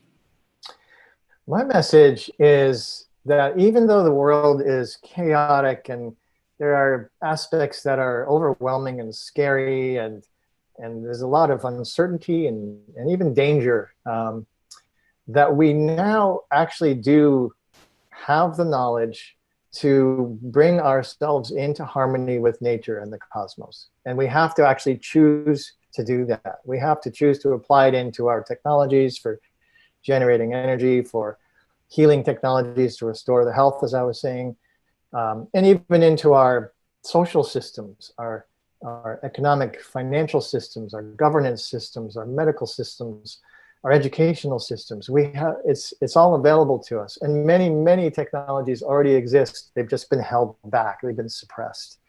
We have to choose now, and I think it's our imperative to choose. It's also the greatest opportunity we have because it's available to us, to consciously come into harmony with nature and the cosmos, and to restore the balance, for example, like I said before, to tune all of our electromagnetic devices to beneficial frequencies, rather than either out of ignorance or otherwise using detrimental ones that we know are not good for biological systems. So to tune all of our technologies and our social systems and our healing, medical, educational, to bring it all into tune with the cosmos. It's our greatest opportunity, it's our imperative, and it's all here and ready to happen. So we can be optimistic with that knowledge. Thank you very much, Marshall. And My pleasure. Thank Giselle, you. please take over and to the next session. Thank you, Marshall. Thank you so much, Pari. Thank you, everybody. Namaste. Thank you, Marshall. Thank you so much. Thank you. Thank you. Okay. Friends, what a wonderful session by Marshall today. We all do Namaste in India, but today we figure it out like there is a 5 angle in this Namaste. So what a wonderful insight on that. So now I request my next co-anchor to take over this screen, and her name is Lakshmi. She's from Denver.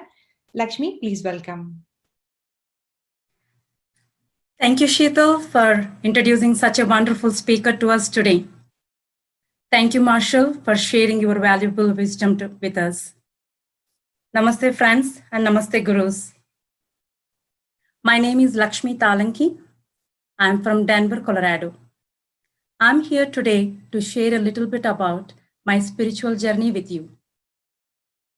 When people hear the word spiritual life, they automatically associate it with the elderly or experienced priests, but my story is a real life example of how a common person's life can be benefited with these three spiritual components: meditation, swadhyayam, reading spiritual books and applying the values in our lives, and sajjana sangatyam, meeting like-minded people.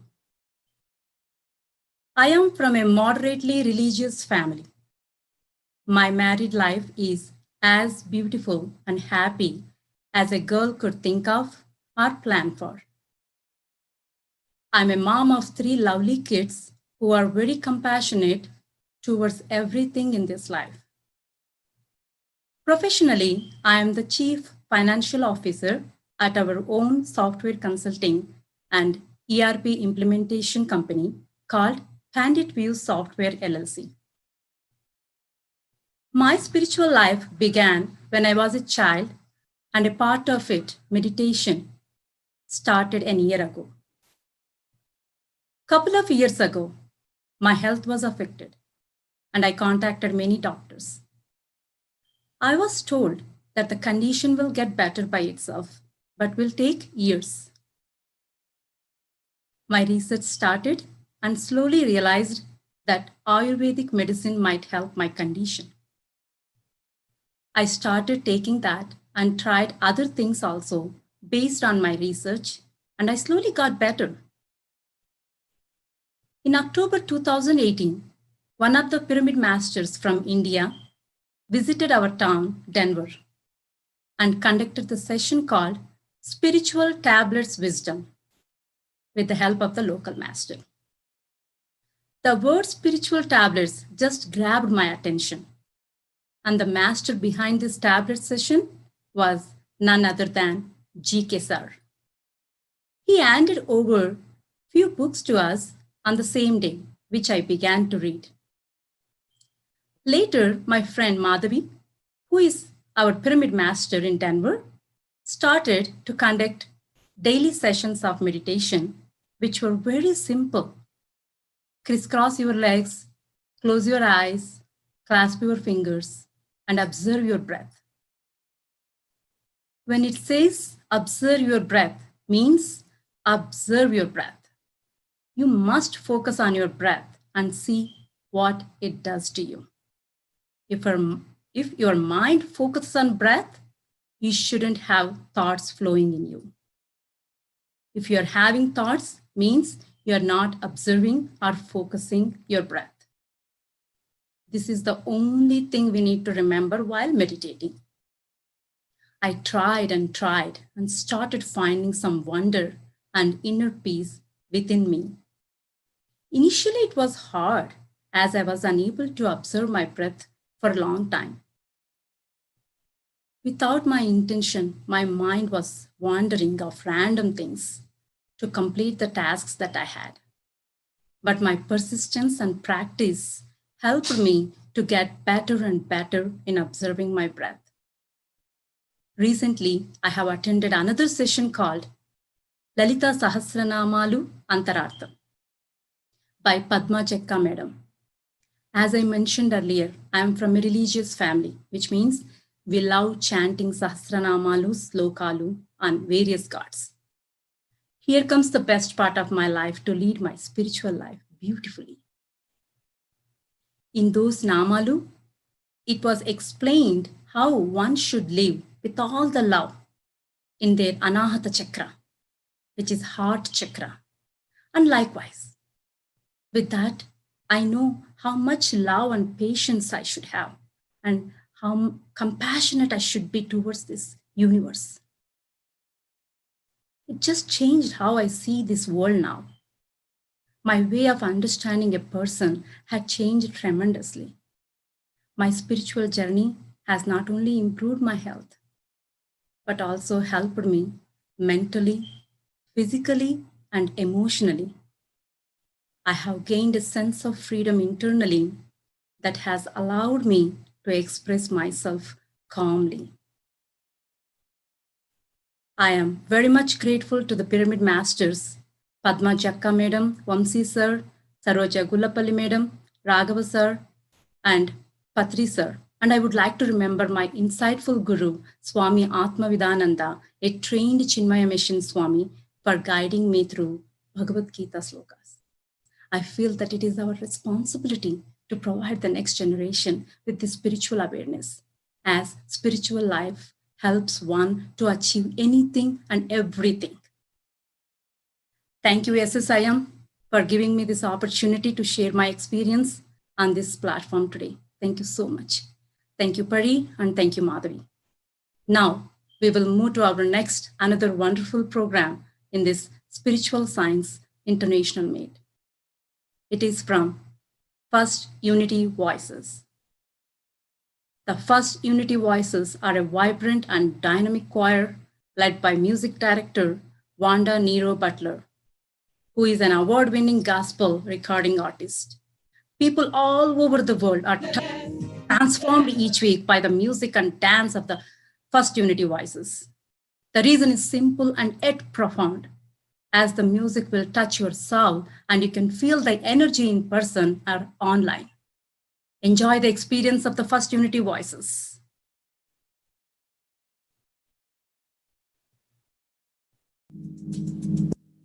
Yeah. All right. Okay.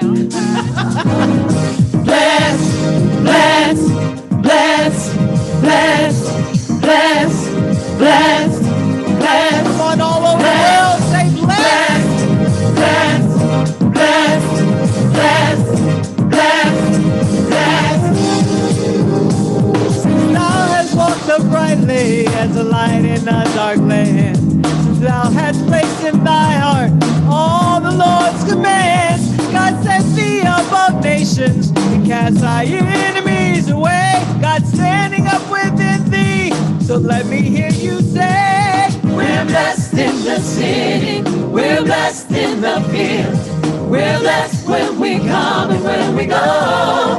We cast down every stronghold, sickness and poverty must cease, for the darkness is defeated. We are blessed. Believe it's in God only, but no confidence in man. In thy heart, from the Lord's command, the host rise up against thee to try to spoil the day. They rush in one road to harm thee, but they flee 7 ways.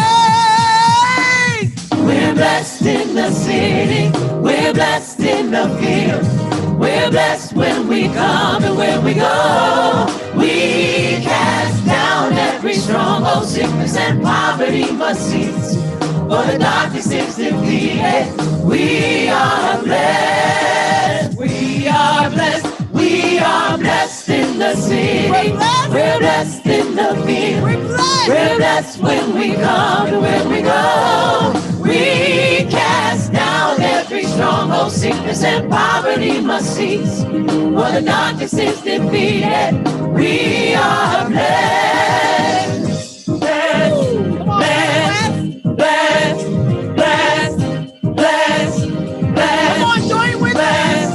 Blessed, blessed, blessed, blessed, blessed, blessed, blessed. Oh yeah! Oh yeah! Are you blessed? Oh yeah! Come on, tell everybody you're blessed. Oh yeah! Lisa, you blessed? Oh yeah! Deb, you blessed? Oh yeah!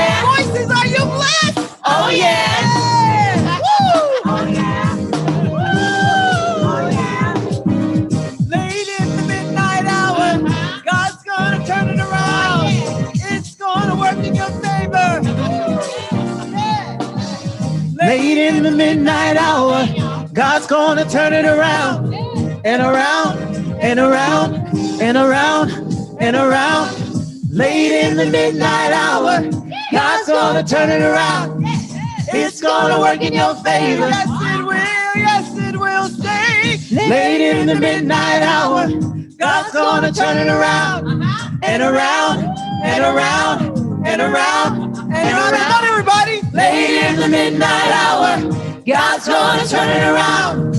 It's gonna work in your favor. Yes it will, stay. Late in the midnight hour, God's gonna turn it around and around and around and around and around. We're blessed in the city, we're blessed in the field, we're blessed when we come and when we go. We cast down every stronghold, sickness and poverty must cease. While the darkness is defeated, we are blessed. We're blessed.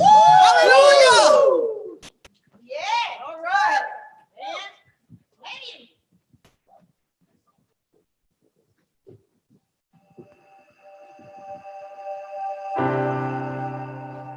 Your presence amazes me. Your glory surrounds me. When I walked in this room, I felt your hands upon me. To think how great you are, still you would touch someone like me. It's your mercy and grace. You amaze me. Your presence amazes me. Your glory surrounds me. When I walked in this room, I felt your hands upon me. To think how great you are, still you touch someone like me. It's your mercy and grace. You amaze me. Your presence amazes me. Oh, thank you, Lord. Your glory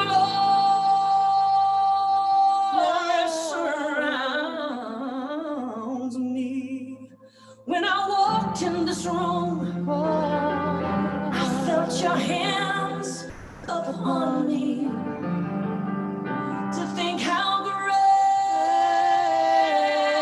you are, yeah. Still you would touch someone like me, like me. It's your mercy and grace. You amaze me, Lord. You amaze me. You amaze me. You amaze me. Your mercy and your grace, your grace. You amaze me, Lord. Ooh, I love your presence, Lord. Love your presence. You amaze me, Lord. Yeah, yeah. Your mercy and your grace, your grace. You amaze me.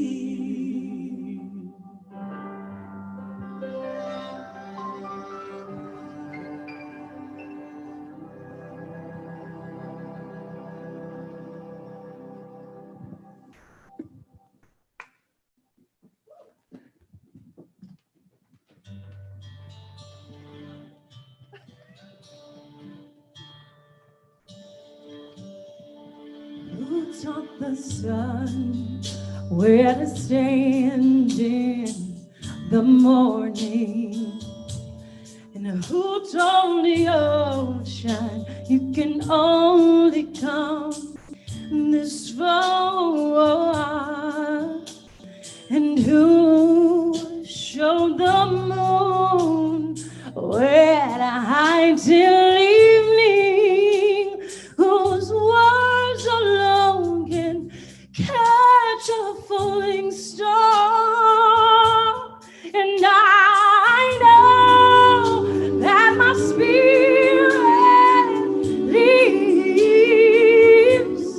I know my spirit lives. Let all of creation testify that there's life within me cries. I know my spirit it lives. Oh, yes it does. The very same God that spins things in order runs to the weary, the worn and the weak. In the same gentle hands that hold me when I'm broken, they conquer death to bring me victory. And I know my spirit lives, and I know my spirit lives. Let all of creation testify that there's life within me cries. I know my spirit it lives to take away my shame, and it lives forever. I'll proclaim that the spirit here within makes me strong and makes me brave, makes it easier to live my life in faith. And I know my spirit it lives, and I know my spirit lives.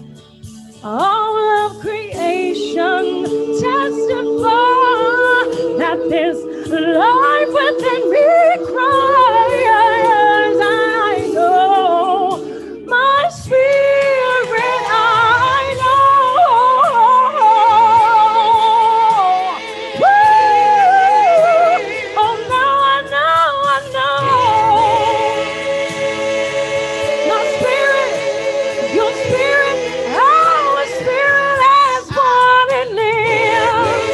Oh yes, magnificent and brave. Supernatural, powerful creator. Oh, now it lives. Oh, it lives. My spirit lives. I said, I know that I know that I know that I know that I know. Oh, you know my spirit lives.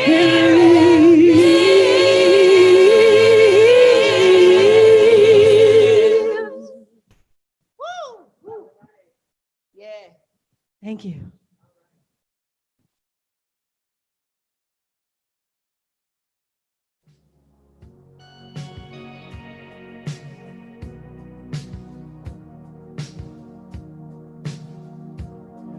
Gonna take a little time little time to think things over.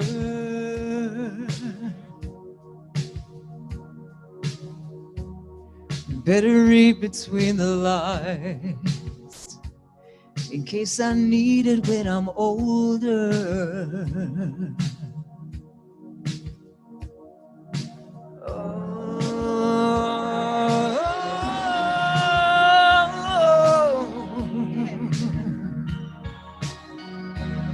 Now this mountain I must climb feels like the world upon my shoulders,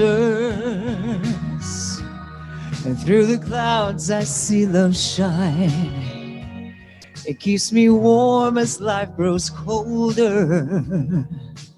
In my life, there's been heartache and pain, and I don't know if I can face this again. Can't stop now. I traveled too far to change this lonely life. I wanna know what love is. Want you to show me. I want you to show me. I wanna feel, yeah. I wanna feel what love is. Know you can show me, yeah. Know you can show me.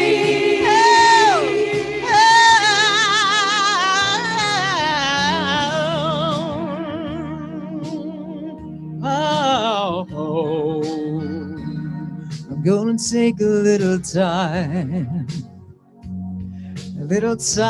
to look around me. I've got nowhere left to hide. It looks like love has finally found me. In my life, I have heartache and pain. I don't know if I can face it again, but I can't stop now. I traveled too far to change this lonely life. Yeah. I wanna know what love is. Want you to show me. I want you to show me. I wanna feel what love is. Know you can show me, yeah. Know you can show me. I wanna know what love is. I want you to show me, yeah. I want you to show me. I wanna feel, I wanna feel, I wanna feel what love is.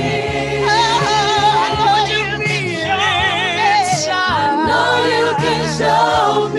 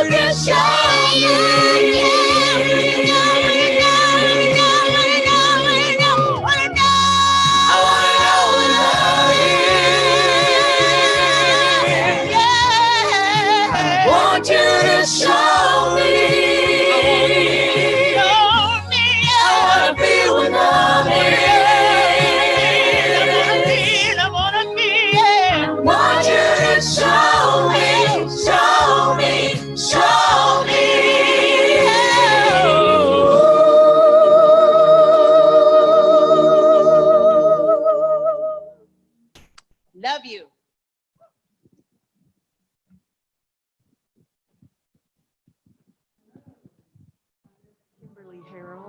And we are at First Unity Spiritual Campus.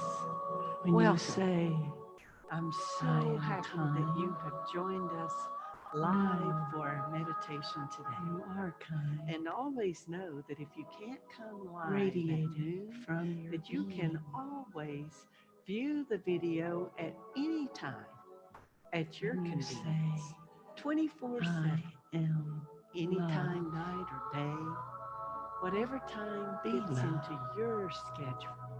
You can take it out to the heart and listen.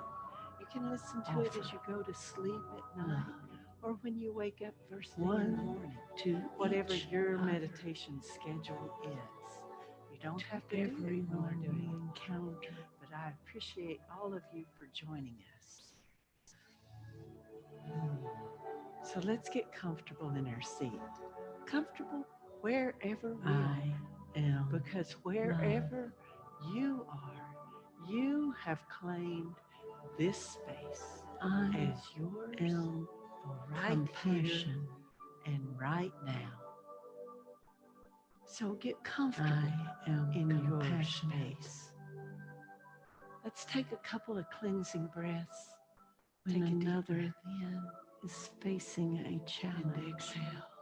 Doesn't that feel good? Take another compassionate. And exhale. So today's meditation, we are going to do an intentional meditation on the power another of I is grieving. So stop for a moment and comforting. When you use those two words, I am,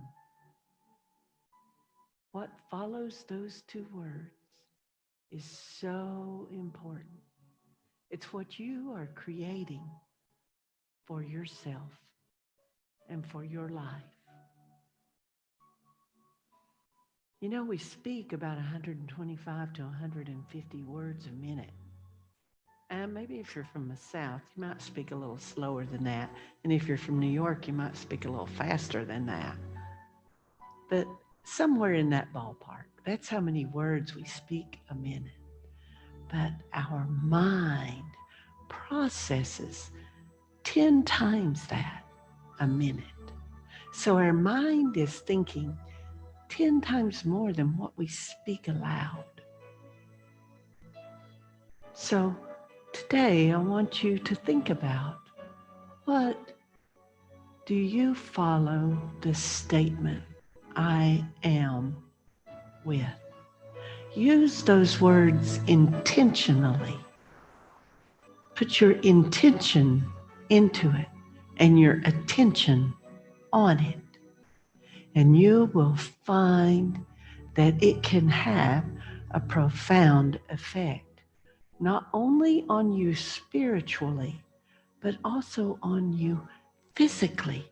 Your physiological self, your body will respond to the words that you choose to use.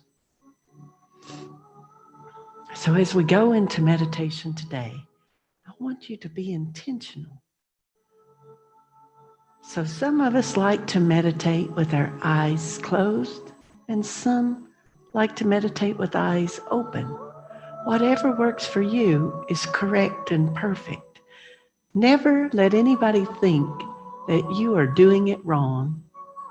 Somebody said to me just this week, Reverend Kimberly, I love your meditations, but I'm afraid I do it wrong. There is no way to do it wrong. If you are sitting with yourself and allowing yourself to be guided in a guided meditation, or maybe you're sitting in the silence, however you prefer to meditate is right and perfect for you. You may choose to put your focus on a beautiful thing like these beautiful crystals that are here today. You might choose to focus your gaze on a pretty figurine or a pretty setting, a wolf, or my Native American rattle. Whatever you choose to focus on is right and perfect for you. And if you choose to close your outer eyes and open up your third eye, that is right and perfect and correct. So let's get comfortable. Wiggle that sits bone, shrug those shoulders. Physically get comfortable. Take a deep breath in and exhale. Take another deep breath in and exhale. Let's take a third breath in and exhale. And now allow your breath to find its own natural rhythm.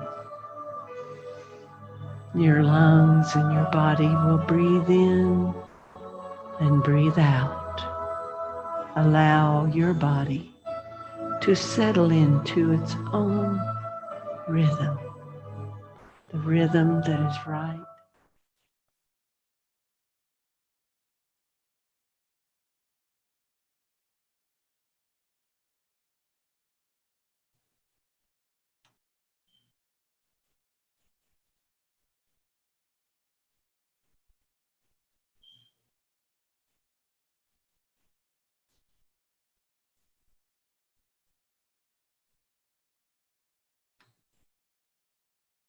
This is what called mesmerizing. Thank you, First Unity Voices. Wonderful, wonderful performance. Friends, hope everyone enjoyed it as much as I did. Thank you, viewers, for having me today here on this platform. Now, I would like to hand it over to Sandhya Master. Sandhya Master is from Colorado Springs, Colorado. Sandhya?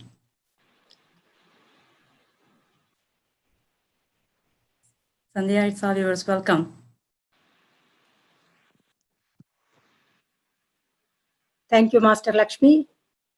It was an amazing performance, very energetic and dynamic, and beautiful meditation. It's great to be on this platform. I'm Sandhya Karamsetti. I'm a software engineer from Colorado Springs, Colorado. I came to know about pyramid meditation several years ago. However, I did not practice frequently. Last year, I came to know PSSM Denver group through Madhavi and participated in their group meditation session.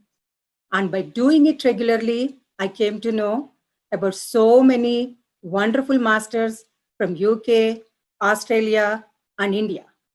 It is making me a great person. I teach yoga and pranayama, but now I included meditation in my classes. After my regular practice of meditation, I'm mindful and enjoy every moment. We are all creating our own realities.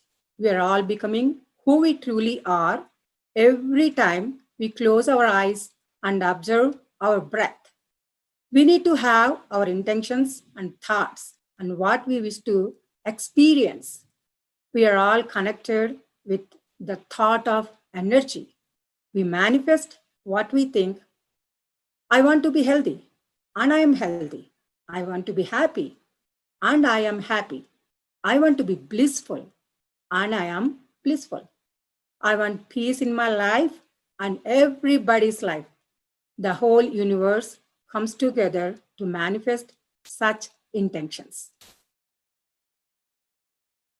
We are all creating our own realities. We are all becoming who we really are every time we close our eyes and observe our breath. Let's now invite Natasha Peer, our next speaker. Natasha is an award-winning mental health educator, advocate, speaker, and author with over 20 years of lived experience with a severe mental illness. Her relatable speaking style allows her to connect with global audiences to share the importance of self-awareness, self-regulations, self-advocacy, community support, and effective legislation. She has a BA from Duquesne University in Mass Communications and holds a Social Security Administration work incentives practitioner, credential from Cornell University. She is the Vice President of the Board for the National Alliance on Mental Illness, Hillsborough, Florida, and serves on the board for Arison's House. Welcome, Natasha. The stage is all yours.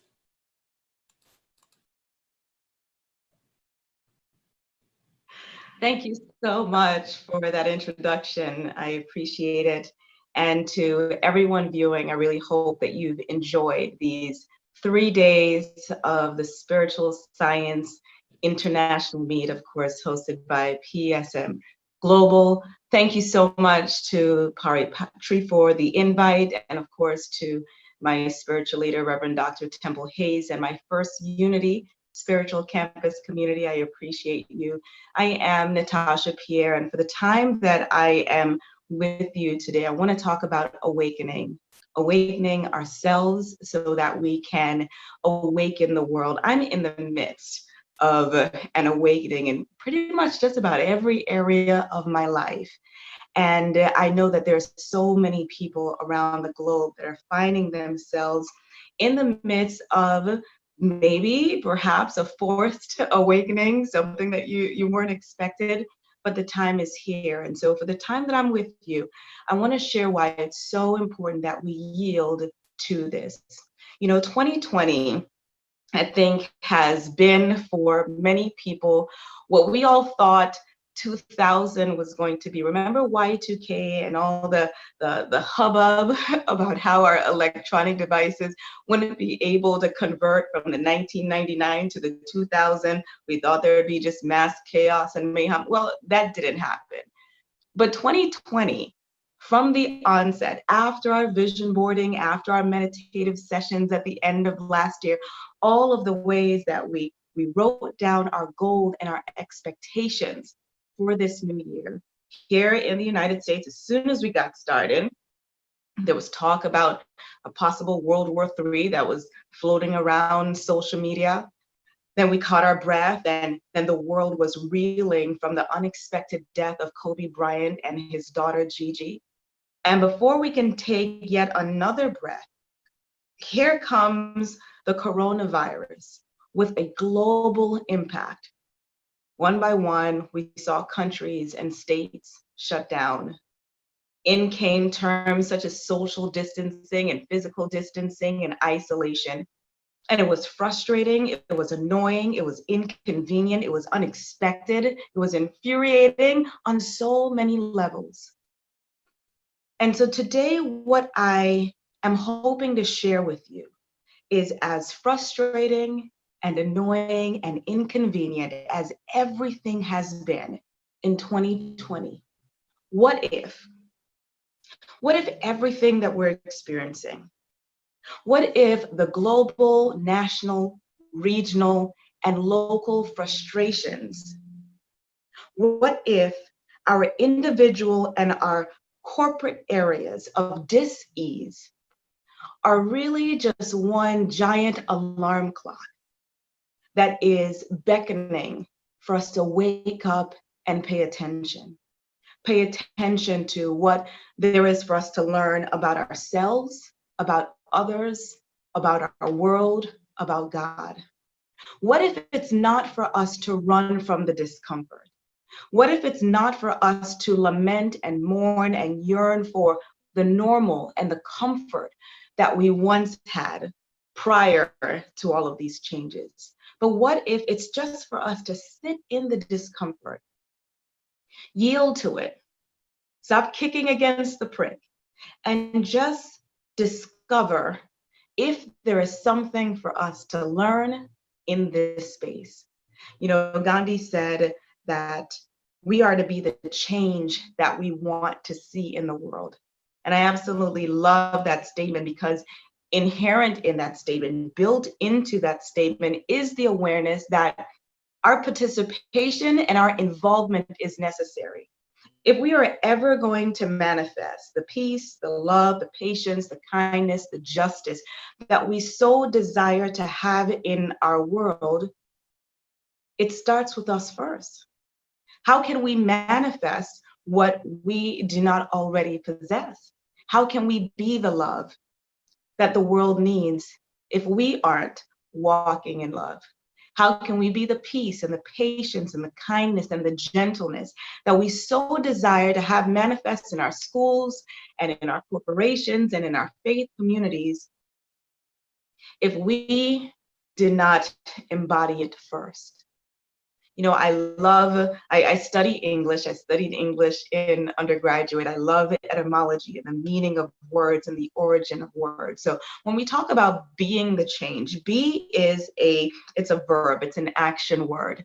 It is also present progressive tense. It means that as long as you are in this earth realm and you have breath, you're always going to be awake. You're always going to be alive and vibrant and changing and dynamic, always in this earth realm. When we talk about change, we're talking about our ability to make a difference. So in essence, be the change you want to see in the world means that for today and forevermore, you and I must repeatedly and continuously show up as the difference our existence is supposed to be in this earth. It's not about us pointing fingers about who's supposed to make the change and who's supposed to be the difference makers. You are the change agent. You are the difference maker. It starts with you. And so 2020 and realistically from last year, I've been in just one seemingly nonstop evolution. You know, I heard it said this morning by Bishop Carlton Pearson that 2020 is the best of times and it's the worst of times. Personally, it's been the best of times because I am living 100% fully in my purpose.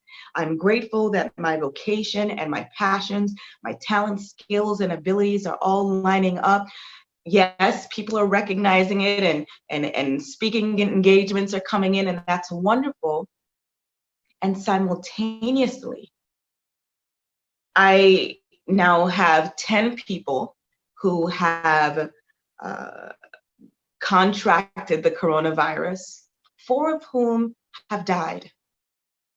And so, best of times, great things are happening. I'm being the change agent, being the difference maker, and simultaneously, absolute grief. And yet, I must still awaken in the process of all the good, in the process of all the not so good. I must still continue to awaken myself, to awaken the world. And in the intro, yes, I am a mental health advocate. I promote mental wellness. My life work is to ensure that everyone I encounter live with peace of mind and are able to manifest that for themselves. You know, I have my own 20-year mental health journey, diagnosed with a severe mental illness, having experienced the full spectrum of all symptoms. If you can Google it, chances are I have experienced it. And back in 2014, 2015, perhaps one of the toughest times of my life, I was being challenged on every front, emotionally, mentally, physically, financially, spiritually. It was perhaps the greatest awakening of the 2000s for me. It was awful. I had my dark nights of the soul. I had my frustrating points and my annoyances. I had my laments and my fears. But I made a decision. I made a decision that I was going to awaken. I made a decision that I was going to be and live authentically me, no matter what it costs. And here's the thing about awakening. It's hard. It's hard because it's a solo sport. There is no one that can awaken for you. There is no one that can do the work and learn the lessons for you. It's something that you've got to do for yourself. It's a solo sport. People can give you books to aid and facilitate your awakening. They can connect you to people who are awakened themselves. They can lead you to places where awakening has occurred. But at the end of the day, we're all individually responsible for how we awaken ourselves. Awakening is hard because it requires self-awareness. It requires a temperature check. One of the things that's happening in this age of COVID-19 is that there are many places that are requiring temperature checks before you enter. And that's because one of the symptoms is a high temperature. Well, you know what? Before anyone can check your temperature, you need to check your temperature. Back in 2014 and 2015, before anyone can tell me that my life was out of sorts, I needed the self-awareness. I needed to recognize that my life was out of sorts. I needed to hold that mirror up to myself, which was hard, and recognize that change, difference needed to occur. I needed to first recognize and realize all the things that were happening in my sphere, my orbit, before anyone else did. Awakening is hard because it requires courage. It requires courage to defy, to pivot, to do an about face, to disregard, to discard everything that is no longer congruent with the who that you are right now. Back in 2014 and 2015, when I'm being told that this is the diagnosis that I have and what needs to happen, I decided to create the wellness plan that worked for me. Not just completely discarding what I was told, but knowing that if I was ever going to manifest the peace of mind that I wanted for myself, the way that my mind envisioned it, I needed to participate. I had to be the change that I wanted to see first in my life before I can see it in the world. Disregarding, discarding, change, courage. It means you're going to have to turn away from all of the ways that you've been told how to do something. All of the ways that you've been taught, all of the ways that you've been trained, that maybe you have trained, that have been passed on generation to generation. What is working for you right now? What is it that your soul is longing for, that you are crying out for? That silent scream, what is that thing? And it takes courage, because many times awakening is a solo mission. If you're fortunate, if you're blessed, you're going to have someone to accompany you on the journey. But everyone is awakening in their own way at their own pace. And courage means that I'm going to move forward. I'm going to keep going. I'm going to blaze this trail. I'm not certain what's at the end of this path, but I have the peace, the inner peace, and knowing that I am on the right path. Awakening is hard because, again, similar to the word be, awakening is that present progressive verb. It doesn't stop. Awakening keeps going and going and going, and you commit to awakening over and over and over again.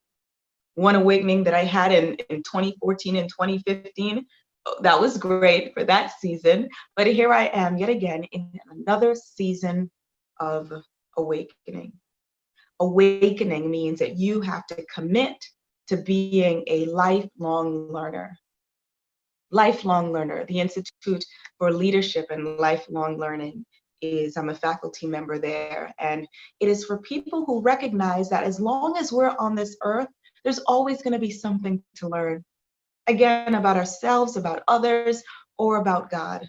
Awakening means that we're not rested, we're not sitting in our laurels, satisfied with all of the information that we have, but we recognize that there is more information to obtain, more knowledge to be had, more wisdom to walk in, because the sum of who we are, the totality of who we are, requires that we elevate and that we level up every single day.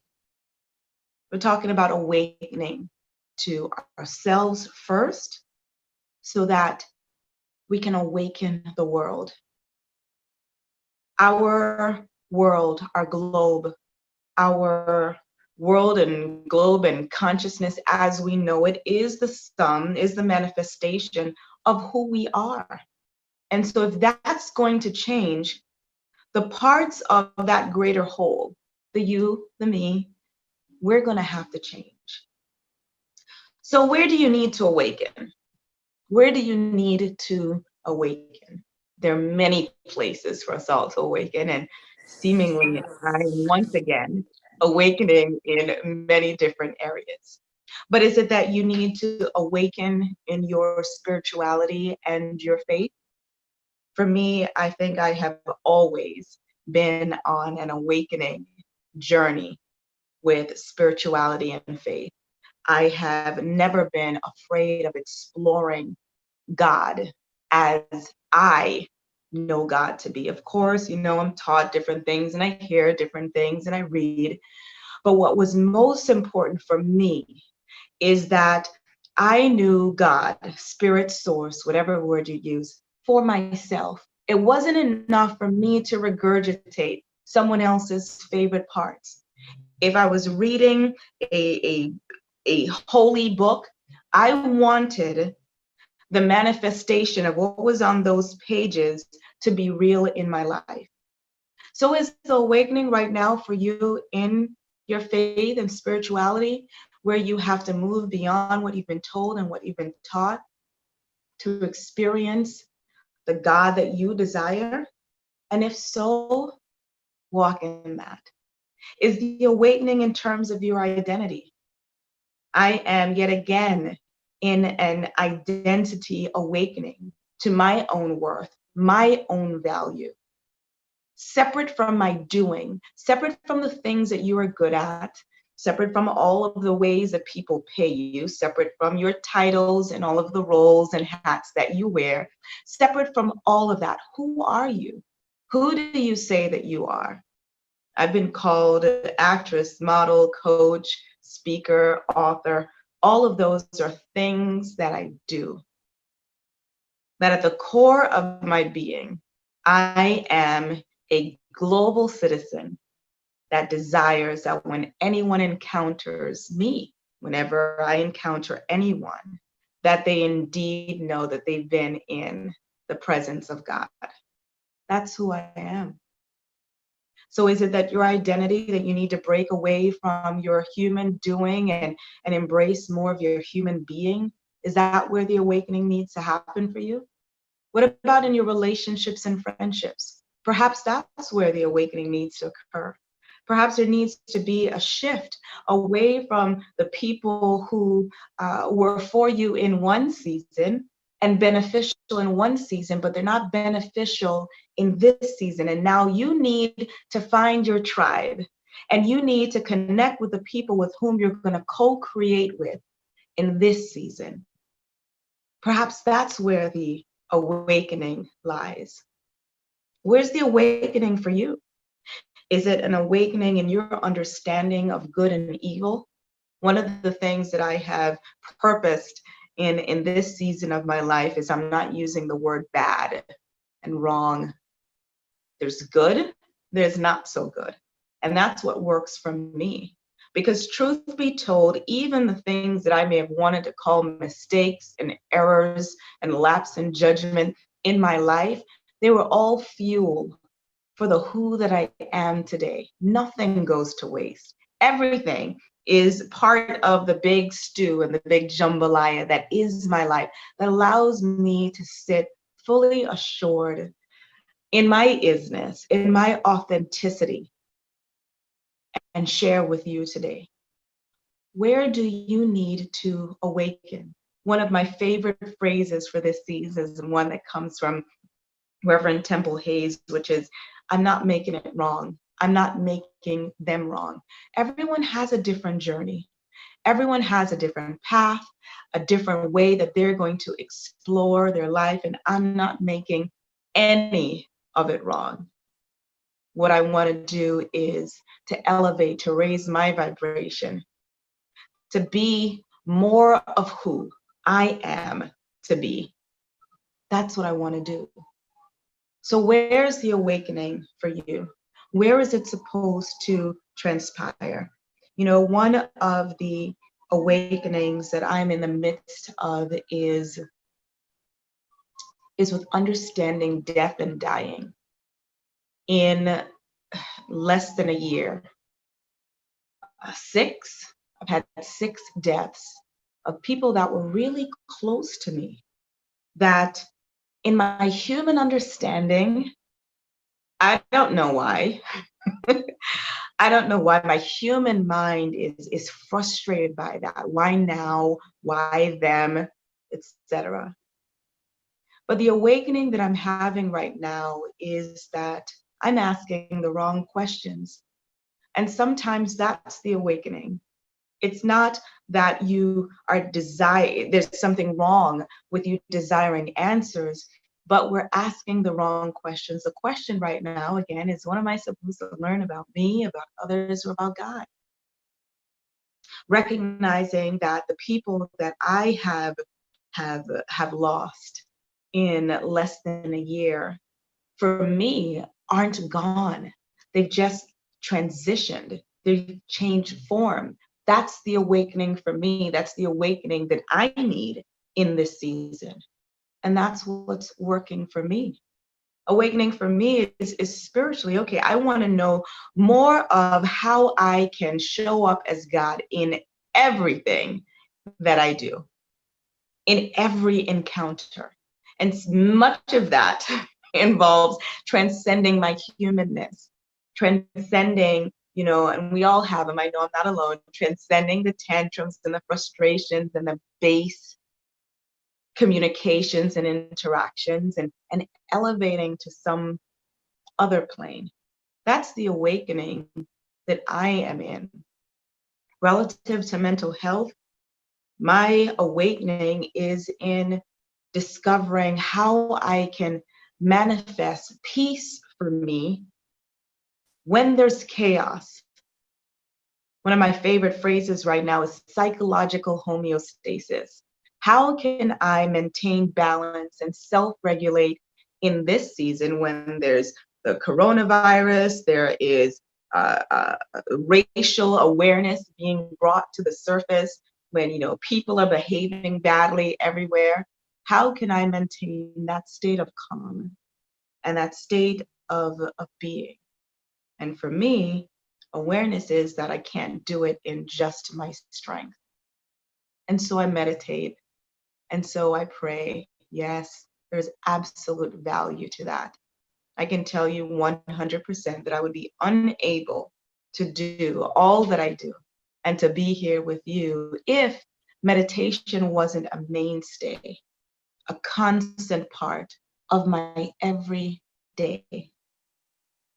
So we're awakening. We're awakening to ourselves first so that we can awaken to the world. And how am I doing that? How can you do that? One of my favorite quotes is from Brene Brown. Don't shrink, don't puff up, stand your sacred ground. With all of the demands that pull on us to be something that we're not, I am comfortable and I'm rested, and I've made my address in being simply Natasha. Simply the me that I was created to be, and to show up as her in every moment that I can. One of my other favorite phrases is that, and again, Reverend Temple, the world, the universe has plenty of everything that I need. And so there's no scarcity. Everything that I need, every person that I need, every resource that I need comes to me quickly. And so that's my awakening, because I'm not hoarding. I'm in a process of tossing and discarding as much as I can, because I know everything that I need, every person that I need to connect to is coming to me quickly. That's how I'm awakening. Be the change you want to see in the world from today and henceforth, today and forevermore, repeatedly, continuously. Show up as the difference that the world needs, that your existence is intended to bring into this earth. continuously, over and over. Show up as that. We're not looking for leaders, we're being the leaders. We're not looking for the right voice, but we're being the right voice. We're awakening ourselves so that we can awaken the world. And, you know, as I close, I'm moving forward in freedom. You know, the freedom that I desire for myself is the freedom that I desire for everyone else. And if you needed permission to be fully who you are, undiluted who you are, functioning at full strength, high beams on, driving in the depending on where you are, whatever lane is the speeding lane, the go fast lane, driving fully in that lane. If you needed permission to do that and to be that, then I am giving you permission to do that today, because the world needs your genius. And the more awakened you are to yourself first, it is the more awakened you can be to the world. Thank you.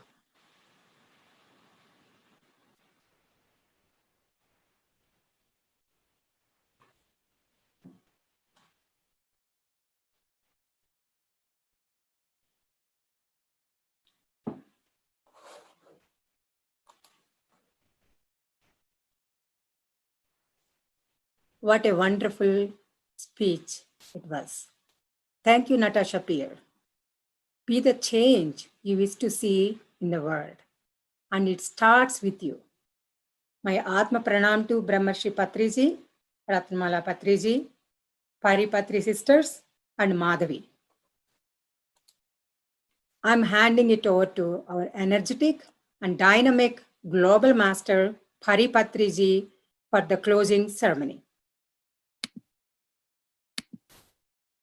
Thank you, Sandhya. Thank you very much. It was you did amazing. And considering everybody who's watching today, most of our hosts are coming on camera for the first time. Thank you so much. You are wonderful. Thank you for the wonderful opportunity. Yes, yes. Natasha, it was absolutely amazing. Thank you for accepting our invitation and coming on in such short notice. We're truly grateful for sharing your wisdom to the world right now through this platform. And this is absolutely, everything that you mentioned was absolutely relevant for the current times. Thank you very much. And now we are at the end of our 3-day event. Before I do the closing, I would like to invite our director, partner, Queen Itasha, on right now before we move on to the closing. Okay, so anyways, okay, there is some technical issues. Okay, let's go ahead with the closing, guys. It was truly, truly wonderful spending this 3 days with you, bringing on different speakers and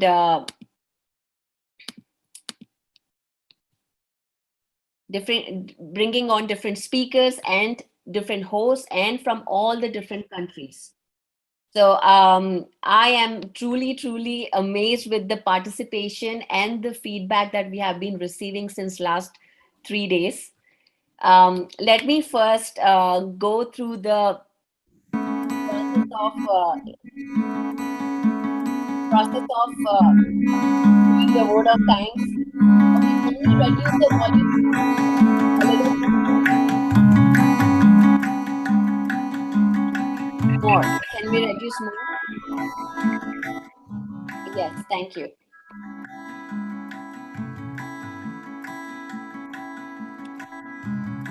Okay, so let me first take this opportunity to first thank Brahmashri Patriji for giving this, for really igniting this fire in all of our hearts. Each and every pyramid master who is here today is because of that man. He ignited this passion, this fire within us to seek within, to go within. and understand that we are all masters. We are all masters. We are all here co-creating our reality. And taking away the blame and complaining from the outside and going within and knowing that the power lies within. And that's what he taught us, and that's how this whole organization was started back in 1990, with starting with one person, and today we have thousands of people following this movement. There are 20,000 pyramids built across India and around the world, where people go in to meditate for the sole purpose of meditation. There are 2 mega pyramids built in India, one in Bangalore, the Pyramid Valley International, and the second one in Kartal in Hyderabad, where 5,000 to 6,000 people can sit and meditate together. This has created waves of transformation, waves of healing across the world. People have started healing themselves, starting with headaches to more chronic diseases and illnesses. This has truly empowered people to start seeking within, to just becoming leaders, to becoming masters, and teaching others and spreading this meditation others. Today, we invite everybody who is watching to come join us and support this movement to take it forward globally. This movement is intended to bring this meditation, the pyramid power, and this technique of meditating in a pyramid out of India and to the across the globe. Um, I guess we can stop the music. Thank you, Soumya. So across the globe. So thank you so much. And there are many ways that you can reach out to us. We are on Instagram, Facebook, LinkedIn, Twitter. You can connect, you can email us at connect@pssmglobal.org for any inquiries, whether it is partnership or if you would like to get more information and support. Also, now I would like to take this opportunity to go forward and thank everybody. First, after Patriji, I would like to thank you, my mother, Swarnamala Patriji, for being the support, and she has given me this inspiration and motivation to be where I am today. So, and to the whole movement. She is the co-founder of Pyramid Spiritual Society's movement, Swarnamala Patriji, and my sister Parinita Patri. I would like to thank her to be in support of this whole 3-day event madness. Thank you. And our media partners, PMC channels, PMC Global, PMC English, PMC Marathi, PMC USA, PMC UK, Zorba, all our Tamil, all our channels, media channels that are dedicated to promoting the message of compassion, the message of meditation to the entire world. So I would like to take this opportunity to request each and every one of you to go and subscribe to these channels, all of those channels, and share them, because this is the way, as Marsha said, the way to take this information to the masses is through media, is to doing this, is presenting this information to each and every community. And next, I would like to thank our partners, Global Pyramid Conference. I would like to take this opportunity to thank Martha Thomas personally for being the unconditional support for this PSSM movement, and also dedicating to spreading this movement across the globe. Thank you very much, Martha. This has been truly wonderful, and it couldn't have happened without you. Next, I would like to thank our partner, First Unity Church, a spiritual campus, Temple Hayes. She is also our board member, PSSM board member, and a very important aspect of part of Global, PSSM Global. Mark Karen from Conscious Living Network, who has been there in the back end supporting and running the show.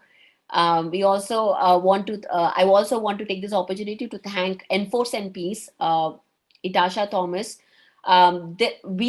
she has been working to take this meditation to law enforcement, military, fire, and EMS. This event is dedicated to taking meditation into the interior parts of law enforcement and really starting the transformation there and building pyramids. So all the donations that come into for this event are going to that mission.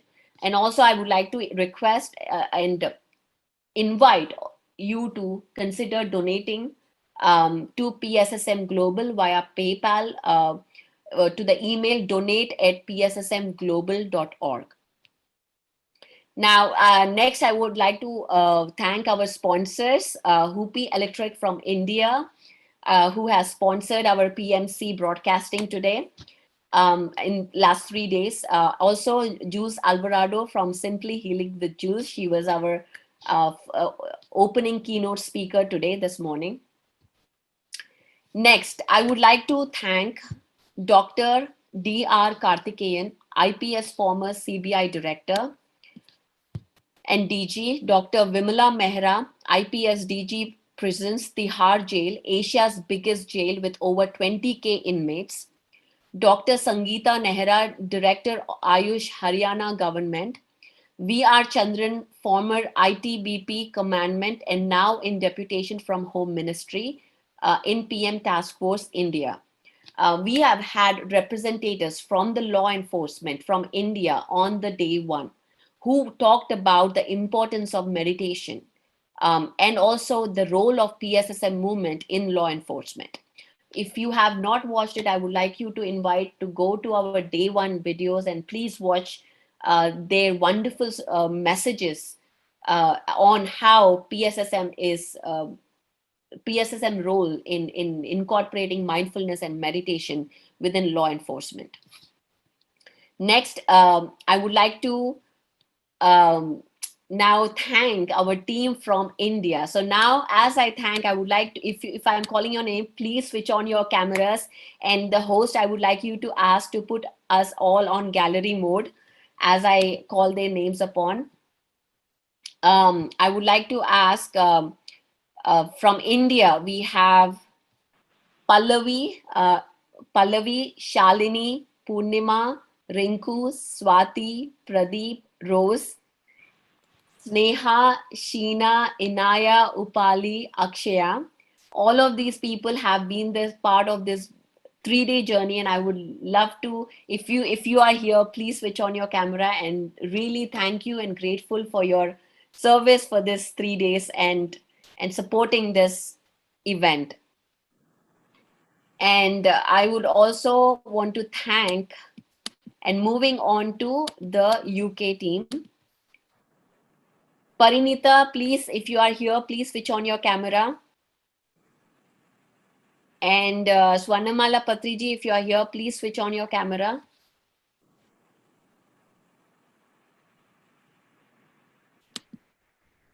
Okay. Next, I will move on to the UK team. Bindu, Lakshmi, Raghavendra, and Ravi. Ravi, our rock star who has led this whole event. Truly, truly amazing, being the perfectionist. Thank you, Ravi. Thank you, Shalini from India. We have Sri Lakshmi, Raghavendra. Thank you for joining us at this late hour. And from Germany, we have Ramesh, Madhu, and Nilima. Thank you, guys, for joining this event now. And then we have from US, Madhavi, the rock star again, who has taken up this challenge and has done it so amazingly. Thank you so much, Madhavi. We have Divya, Arun from Atlanta, Lakshmi, Pratima, Sheetal, Josna, Deepti, Sandhya, and our young stars, Ankit, Pranav, Kartikeya, Aditya, and Ankit. And Sirisha, if you are here, our Spanish movement, Marlon and Hrishikesh, our Vietnam masters, Wokim and PD Thao, these are all were the part of this movement, and I am so amazed that we have people from so many countries involved in this event. Thank you so much for being a part of this movement. And also I have more names. I'm not yet done. Okay, so these are the names that without them this event couldn't have happened the way it has happened. The whole website, SSIM live.org, was done by Amulya and Tanya. They are the brains behind that. So I would like to really take this opportunity to thank them. Thank you for staying up late nights. They just a small story. The DIYD was done on June 21st, and the next day they were on SSIM. So they had absolutely no break. So I would like to thank you, Alekhya, Shastriji from Delhi. He is the main one who has brought all these law enforcement officers to us to talk to us, Dr. Shastriji, and Gnanasai and Yashwant supporting backend from Delhi. And of course, we have Soumya and Monisha, who have been working with me and with the madness relentlessly. Thank you. And we have from the back end, the PMC team, who is really giving all this information. Krishna, Sidhu from PMC, please wave your hands. Yes, Krishna is here. He has been in front of the laptop for 3 days. This is truly incredible. Thank you. And if there is any name that I have missed, please forgive me. And also I have to mention the SSIM theme song was custom made for this event by Akshaya from Delhi. So all the graphics, we have all graphics done by the team from Tanya and Amulya. The music was done, and we have the media team here and all the moderators and hosts. Thank you so much. Thank you. Swarnamala Patriji, would you like to say a couple of words? Let me unmute you. Yeah, it was really great program, 3-day program. And Radhika, sorry, I forgot Radhika. Oh my goodness, how can I forget Radhika? Before I allow you to speak, Mother. Radhika, oh my goodness, she has been the backbone in every line that has gone there, every text, every content. She has been there. So I mean, without her, this event would not have had been in the same standard as it is today. So I would like to invite Radhika also to switch on her camera. And Mother, please go ahead. Sorry for interrupting. Yeah, it was really beautiful program. 3 days event is very difficult to organize like this in this state. Really, I'm really grateful for that. I'm happy that I'm watching till now. It is midnight, but still I'm fully awake because I wanted to see the dance. It was a really great dance. They have done a great work. And everybody, all Sheetal, then Madhavi, all the members, all Madhu, all the members, really thanks for everything we are doing for ourselves only. All this work is for ourselves to grow. Thank you very much. And also I would like to thank one more person, my husband, Mihir Sangvi, because without him, I wouldn't have been sitting here. He has been taking care of the children since last 3 days. So I thank him for being there and supporting me in this journey. And I thank all the family members of every Pyramid Master, because Pyramid Masters are working tirelessly, and we need to thank their family members because they are the ones who are there holding that space so that we can work. So I take this opportunity to every father, mother, husband, wife, children of Pyramid Masters to be there and holding the space for us. Thank you. Thank you. Thank you. Thank you very much. It's really nice meeting you, Swarnama Patriji. Thank you. Thank you, my Time, first time actually. I'm seeing you, but very happy. Very Very happy happy to see you too. Divya, nice to see you. Everybody. Then Kiran, Ravi Kiran, Sri Lakshmi. So many. Really. Monisha, how are you? Hi, I'm awesome. Awesome. Enjoying? Yes. As usual. As usual. Nice Thank to you. see you. Pranahita, right? No. Pratima. Pratima, right. Sorry, I can't see it properly. Yeah, Pratima. Really good. Good to see you all. Nice to see And you, this, ma'am. Thank you so much. It's such a pleasure. I Yes. also want to mention we also had support on the YouTube continuously. Josna from Austin, I forgot to mention her name, so I wanted to mention. And really grateful. If anyone would like to speak, please go ahead and unmute yourself and speak. If anyone wants to share any last words. It is such a pleasure to work with you all, Pari and both Paris, and then Swarnamala Madam and Patriji. Your family is like motivation to us. Like you are all so devoted in teaching us meditation and then spreading meditation. It is such an amazing feeling to have you all with us. It really motivates us a lot. And with Pari, she has two small kids and 3 days, like she's rock star, like she's like just on top of each things. It's like amazing. I mean, I guess it's only the meditation can do this for us. That's what I can say. True, Madhavi, true. I'll just speak in Telugu for a moment. Like పరివర్తన అంటారు కదా, పరివర్తన వస్తేనే దీనికి ఇదంతా change కి ఇది అని. సో ఆ పరివర్తన తీసుకురావడం చాలా కష్టం, చాలా అంటే చాలా కష్టం. అది one has to pull them by themselves అనమాట. దానికి ఈ ప్రోగ్రామ్ అంతా it's giving that energy to change by ourselves. Yes. Thank you very much. పరివర్తన అనేది లోపల నుంచి వస్తే అన్నీ వస్తాయి. It's a wonderful journey.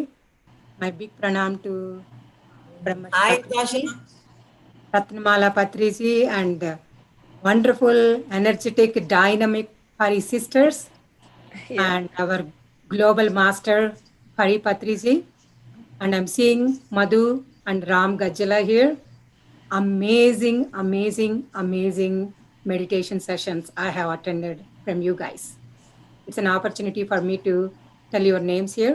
There are some other UK masters as well as also, of course, Shane Daga is one of the great master. And I have been attending Chandra Masters from Pyramid Valley for 40 days. It was an amazing. Thank you all. Meeting all of you is a great opportunity for me to grow as a master in the meditation. Like I teach yoga and pranayama. Those are all like charging my cell phone. The meditation is a SIM card for the phone. So thank you, Madhavi, for introducing meditation. I have known meditation for past 15 years. I was not regular. After Madhavi introduced it in Sai Baba Temple in Denver, I have been doing meditation every single day, whether with one master or a couple of masters or by myself with a beautiful music, whatever the music is available in the YouTube channels. Thank you so much. Ratnamala Patriji, I have watched your videos. My Atma Pranam to you. You're such an awesome person, seeing all of us as your kids. Thank you. Thank you so much. Yes. And all the kids, youth, really they have spoken so nicely, so really small kids, but they have, told so many things Even when we were so small, we didn't know that. But they are speaking so well. They will become master of masters. Yes, and thank you for staying here because we really miss Patriji today, and thank you for being there and holding that space for him. And thank you very much, everyone, for this wonderful event that has happened for the last 3 days. Everyone has worked really hard and relentlessly and very tirelessly, and each and everyone has contributed their own strengths to this particular event, which is amazing and wonderful. Each and every one has done a miracle on their own part, and all of us have contributed our part to the success of this event, and let many more events, such events, come up in the future, because there have been many amazing speakers who have come up onto the stage and shared their experiences. So the beautiful music, the beautiful sharing of wisdom and experiences, it has been a really wonderful journey for all the 3 days. And I congratulate and thank each and everyone who has participated behind the scenes, in front of the scenes, and participated in this event. Thank you very much, and my heartfelt gratitude to each and every one of you. Thank you. Namaste. And thank you, Pari. నేను లేనప్పుడు వాళ్ళ ఫాదర్ని తనే చూసుకుంటుంది. ప్రతి ఒక్క Zoom మీటింగ్ని తనే దగ్గరుండి దాన్ని మ్యూట్ చేయడం, అన్మ్యూట్ చేయడం, లేక వీడియో చేయడం, everything she's looking after. When he have to sleep, what he wants, and all the needs of her father, she's taking care now. When I'm in Bangalore and she's with him and she's taking complete care of him. I'm really happy that children, when they grow up and look after the children, their parents, it's real our అదృష్టం అనుకోవాలి. మనం పిల్లలు కనుక పెద్దవాళ్ళై మనని చూసుకుంటుంటే చాలా హ్యాపీగా అనిపిస్తుంది. That is all the samskara that our parents have given to us. So thank you so much for both of you parents for giving us this samskara, this upbringing, that we have grown up to be such good children. Thank you so much. అదే parents meditators అయితే పిల్లలంతా ఇలాగే తయారవుతారు. మీరందరి పిల్లలు కూడా ఇలాగే తయారవుతారు. No worries. So thank you. ఇంకా రాత్రి అయింది, మేము పడుకోవాలి కదా, మీకంటే హాయిగా ఉంది. గుడ్ నైట్ అండి. We made it. Take rest madam. 3 days నుంచి మీరు కూడా మ్యారథాన్ రన్ చేశారు. So take rest and then tomorrow 7 o'clock ఒక మళ్ళా జూమ్ మీటింగ్ ఉంది, వాళ్ళతో మెడిటేషన్ చేయించాలి. Thank you so much, madam. It's very good to see you after a long time. Thank you for being. Yes. Everybody, please wave your hands for this beautiful song, and we'll close with that.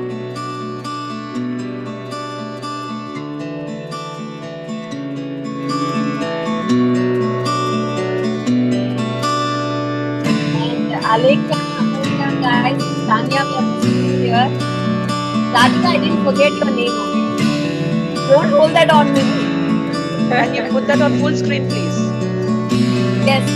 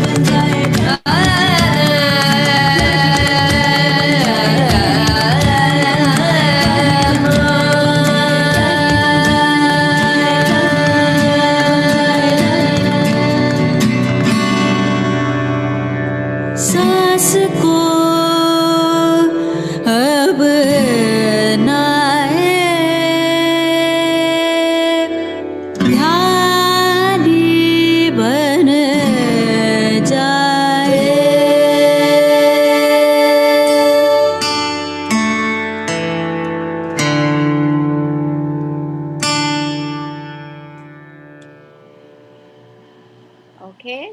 Thank you, everyone. This. Nice. There was a place that had these funny chairs, these things, whatever that was. Okay, guys. Thank you very much. Patri madam, here is my husband. Namaste.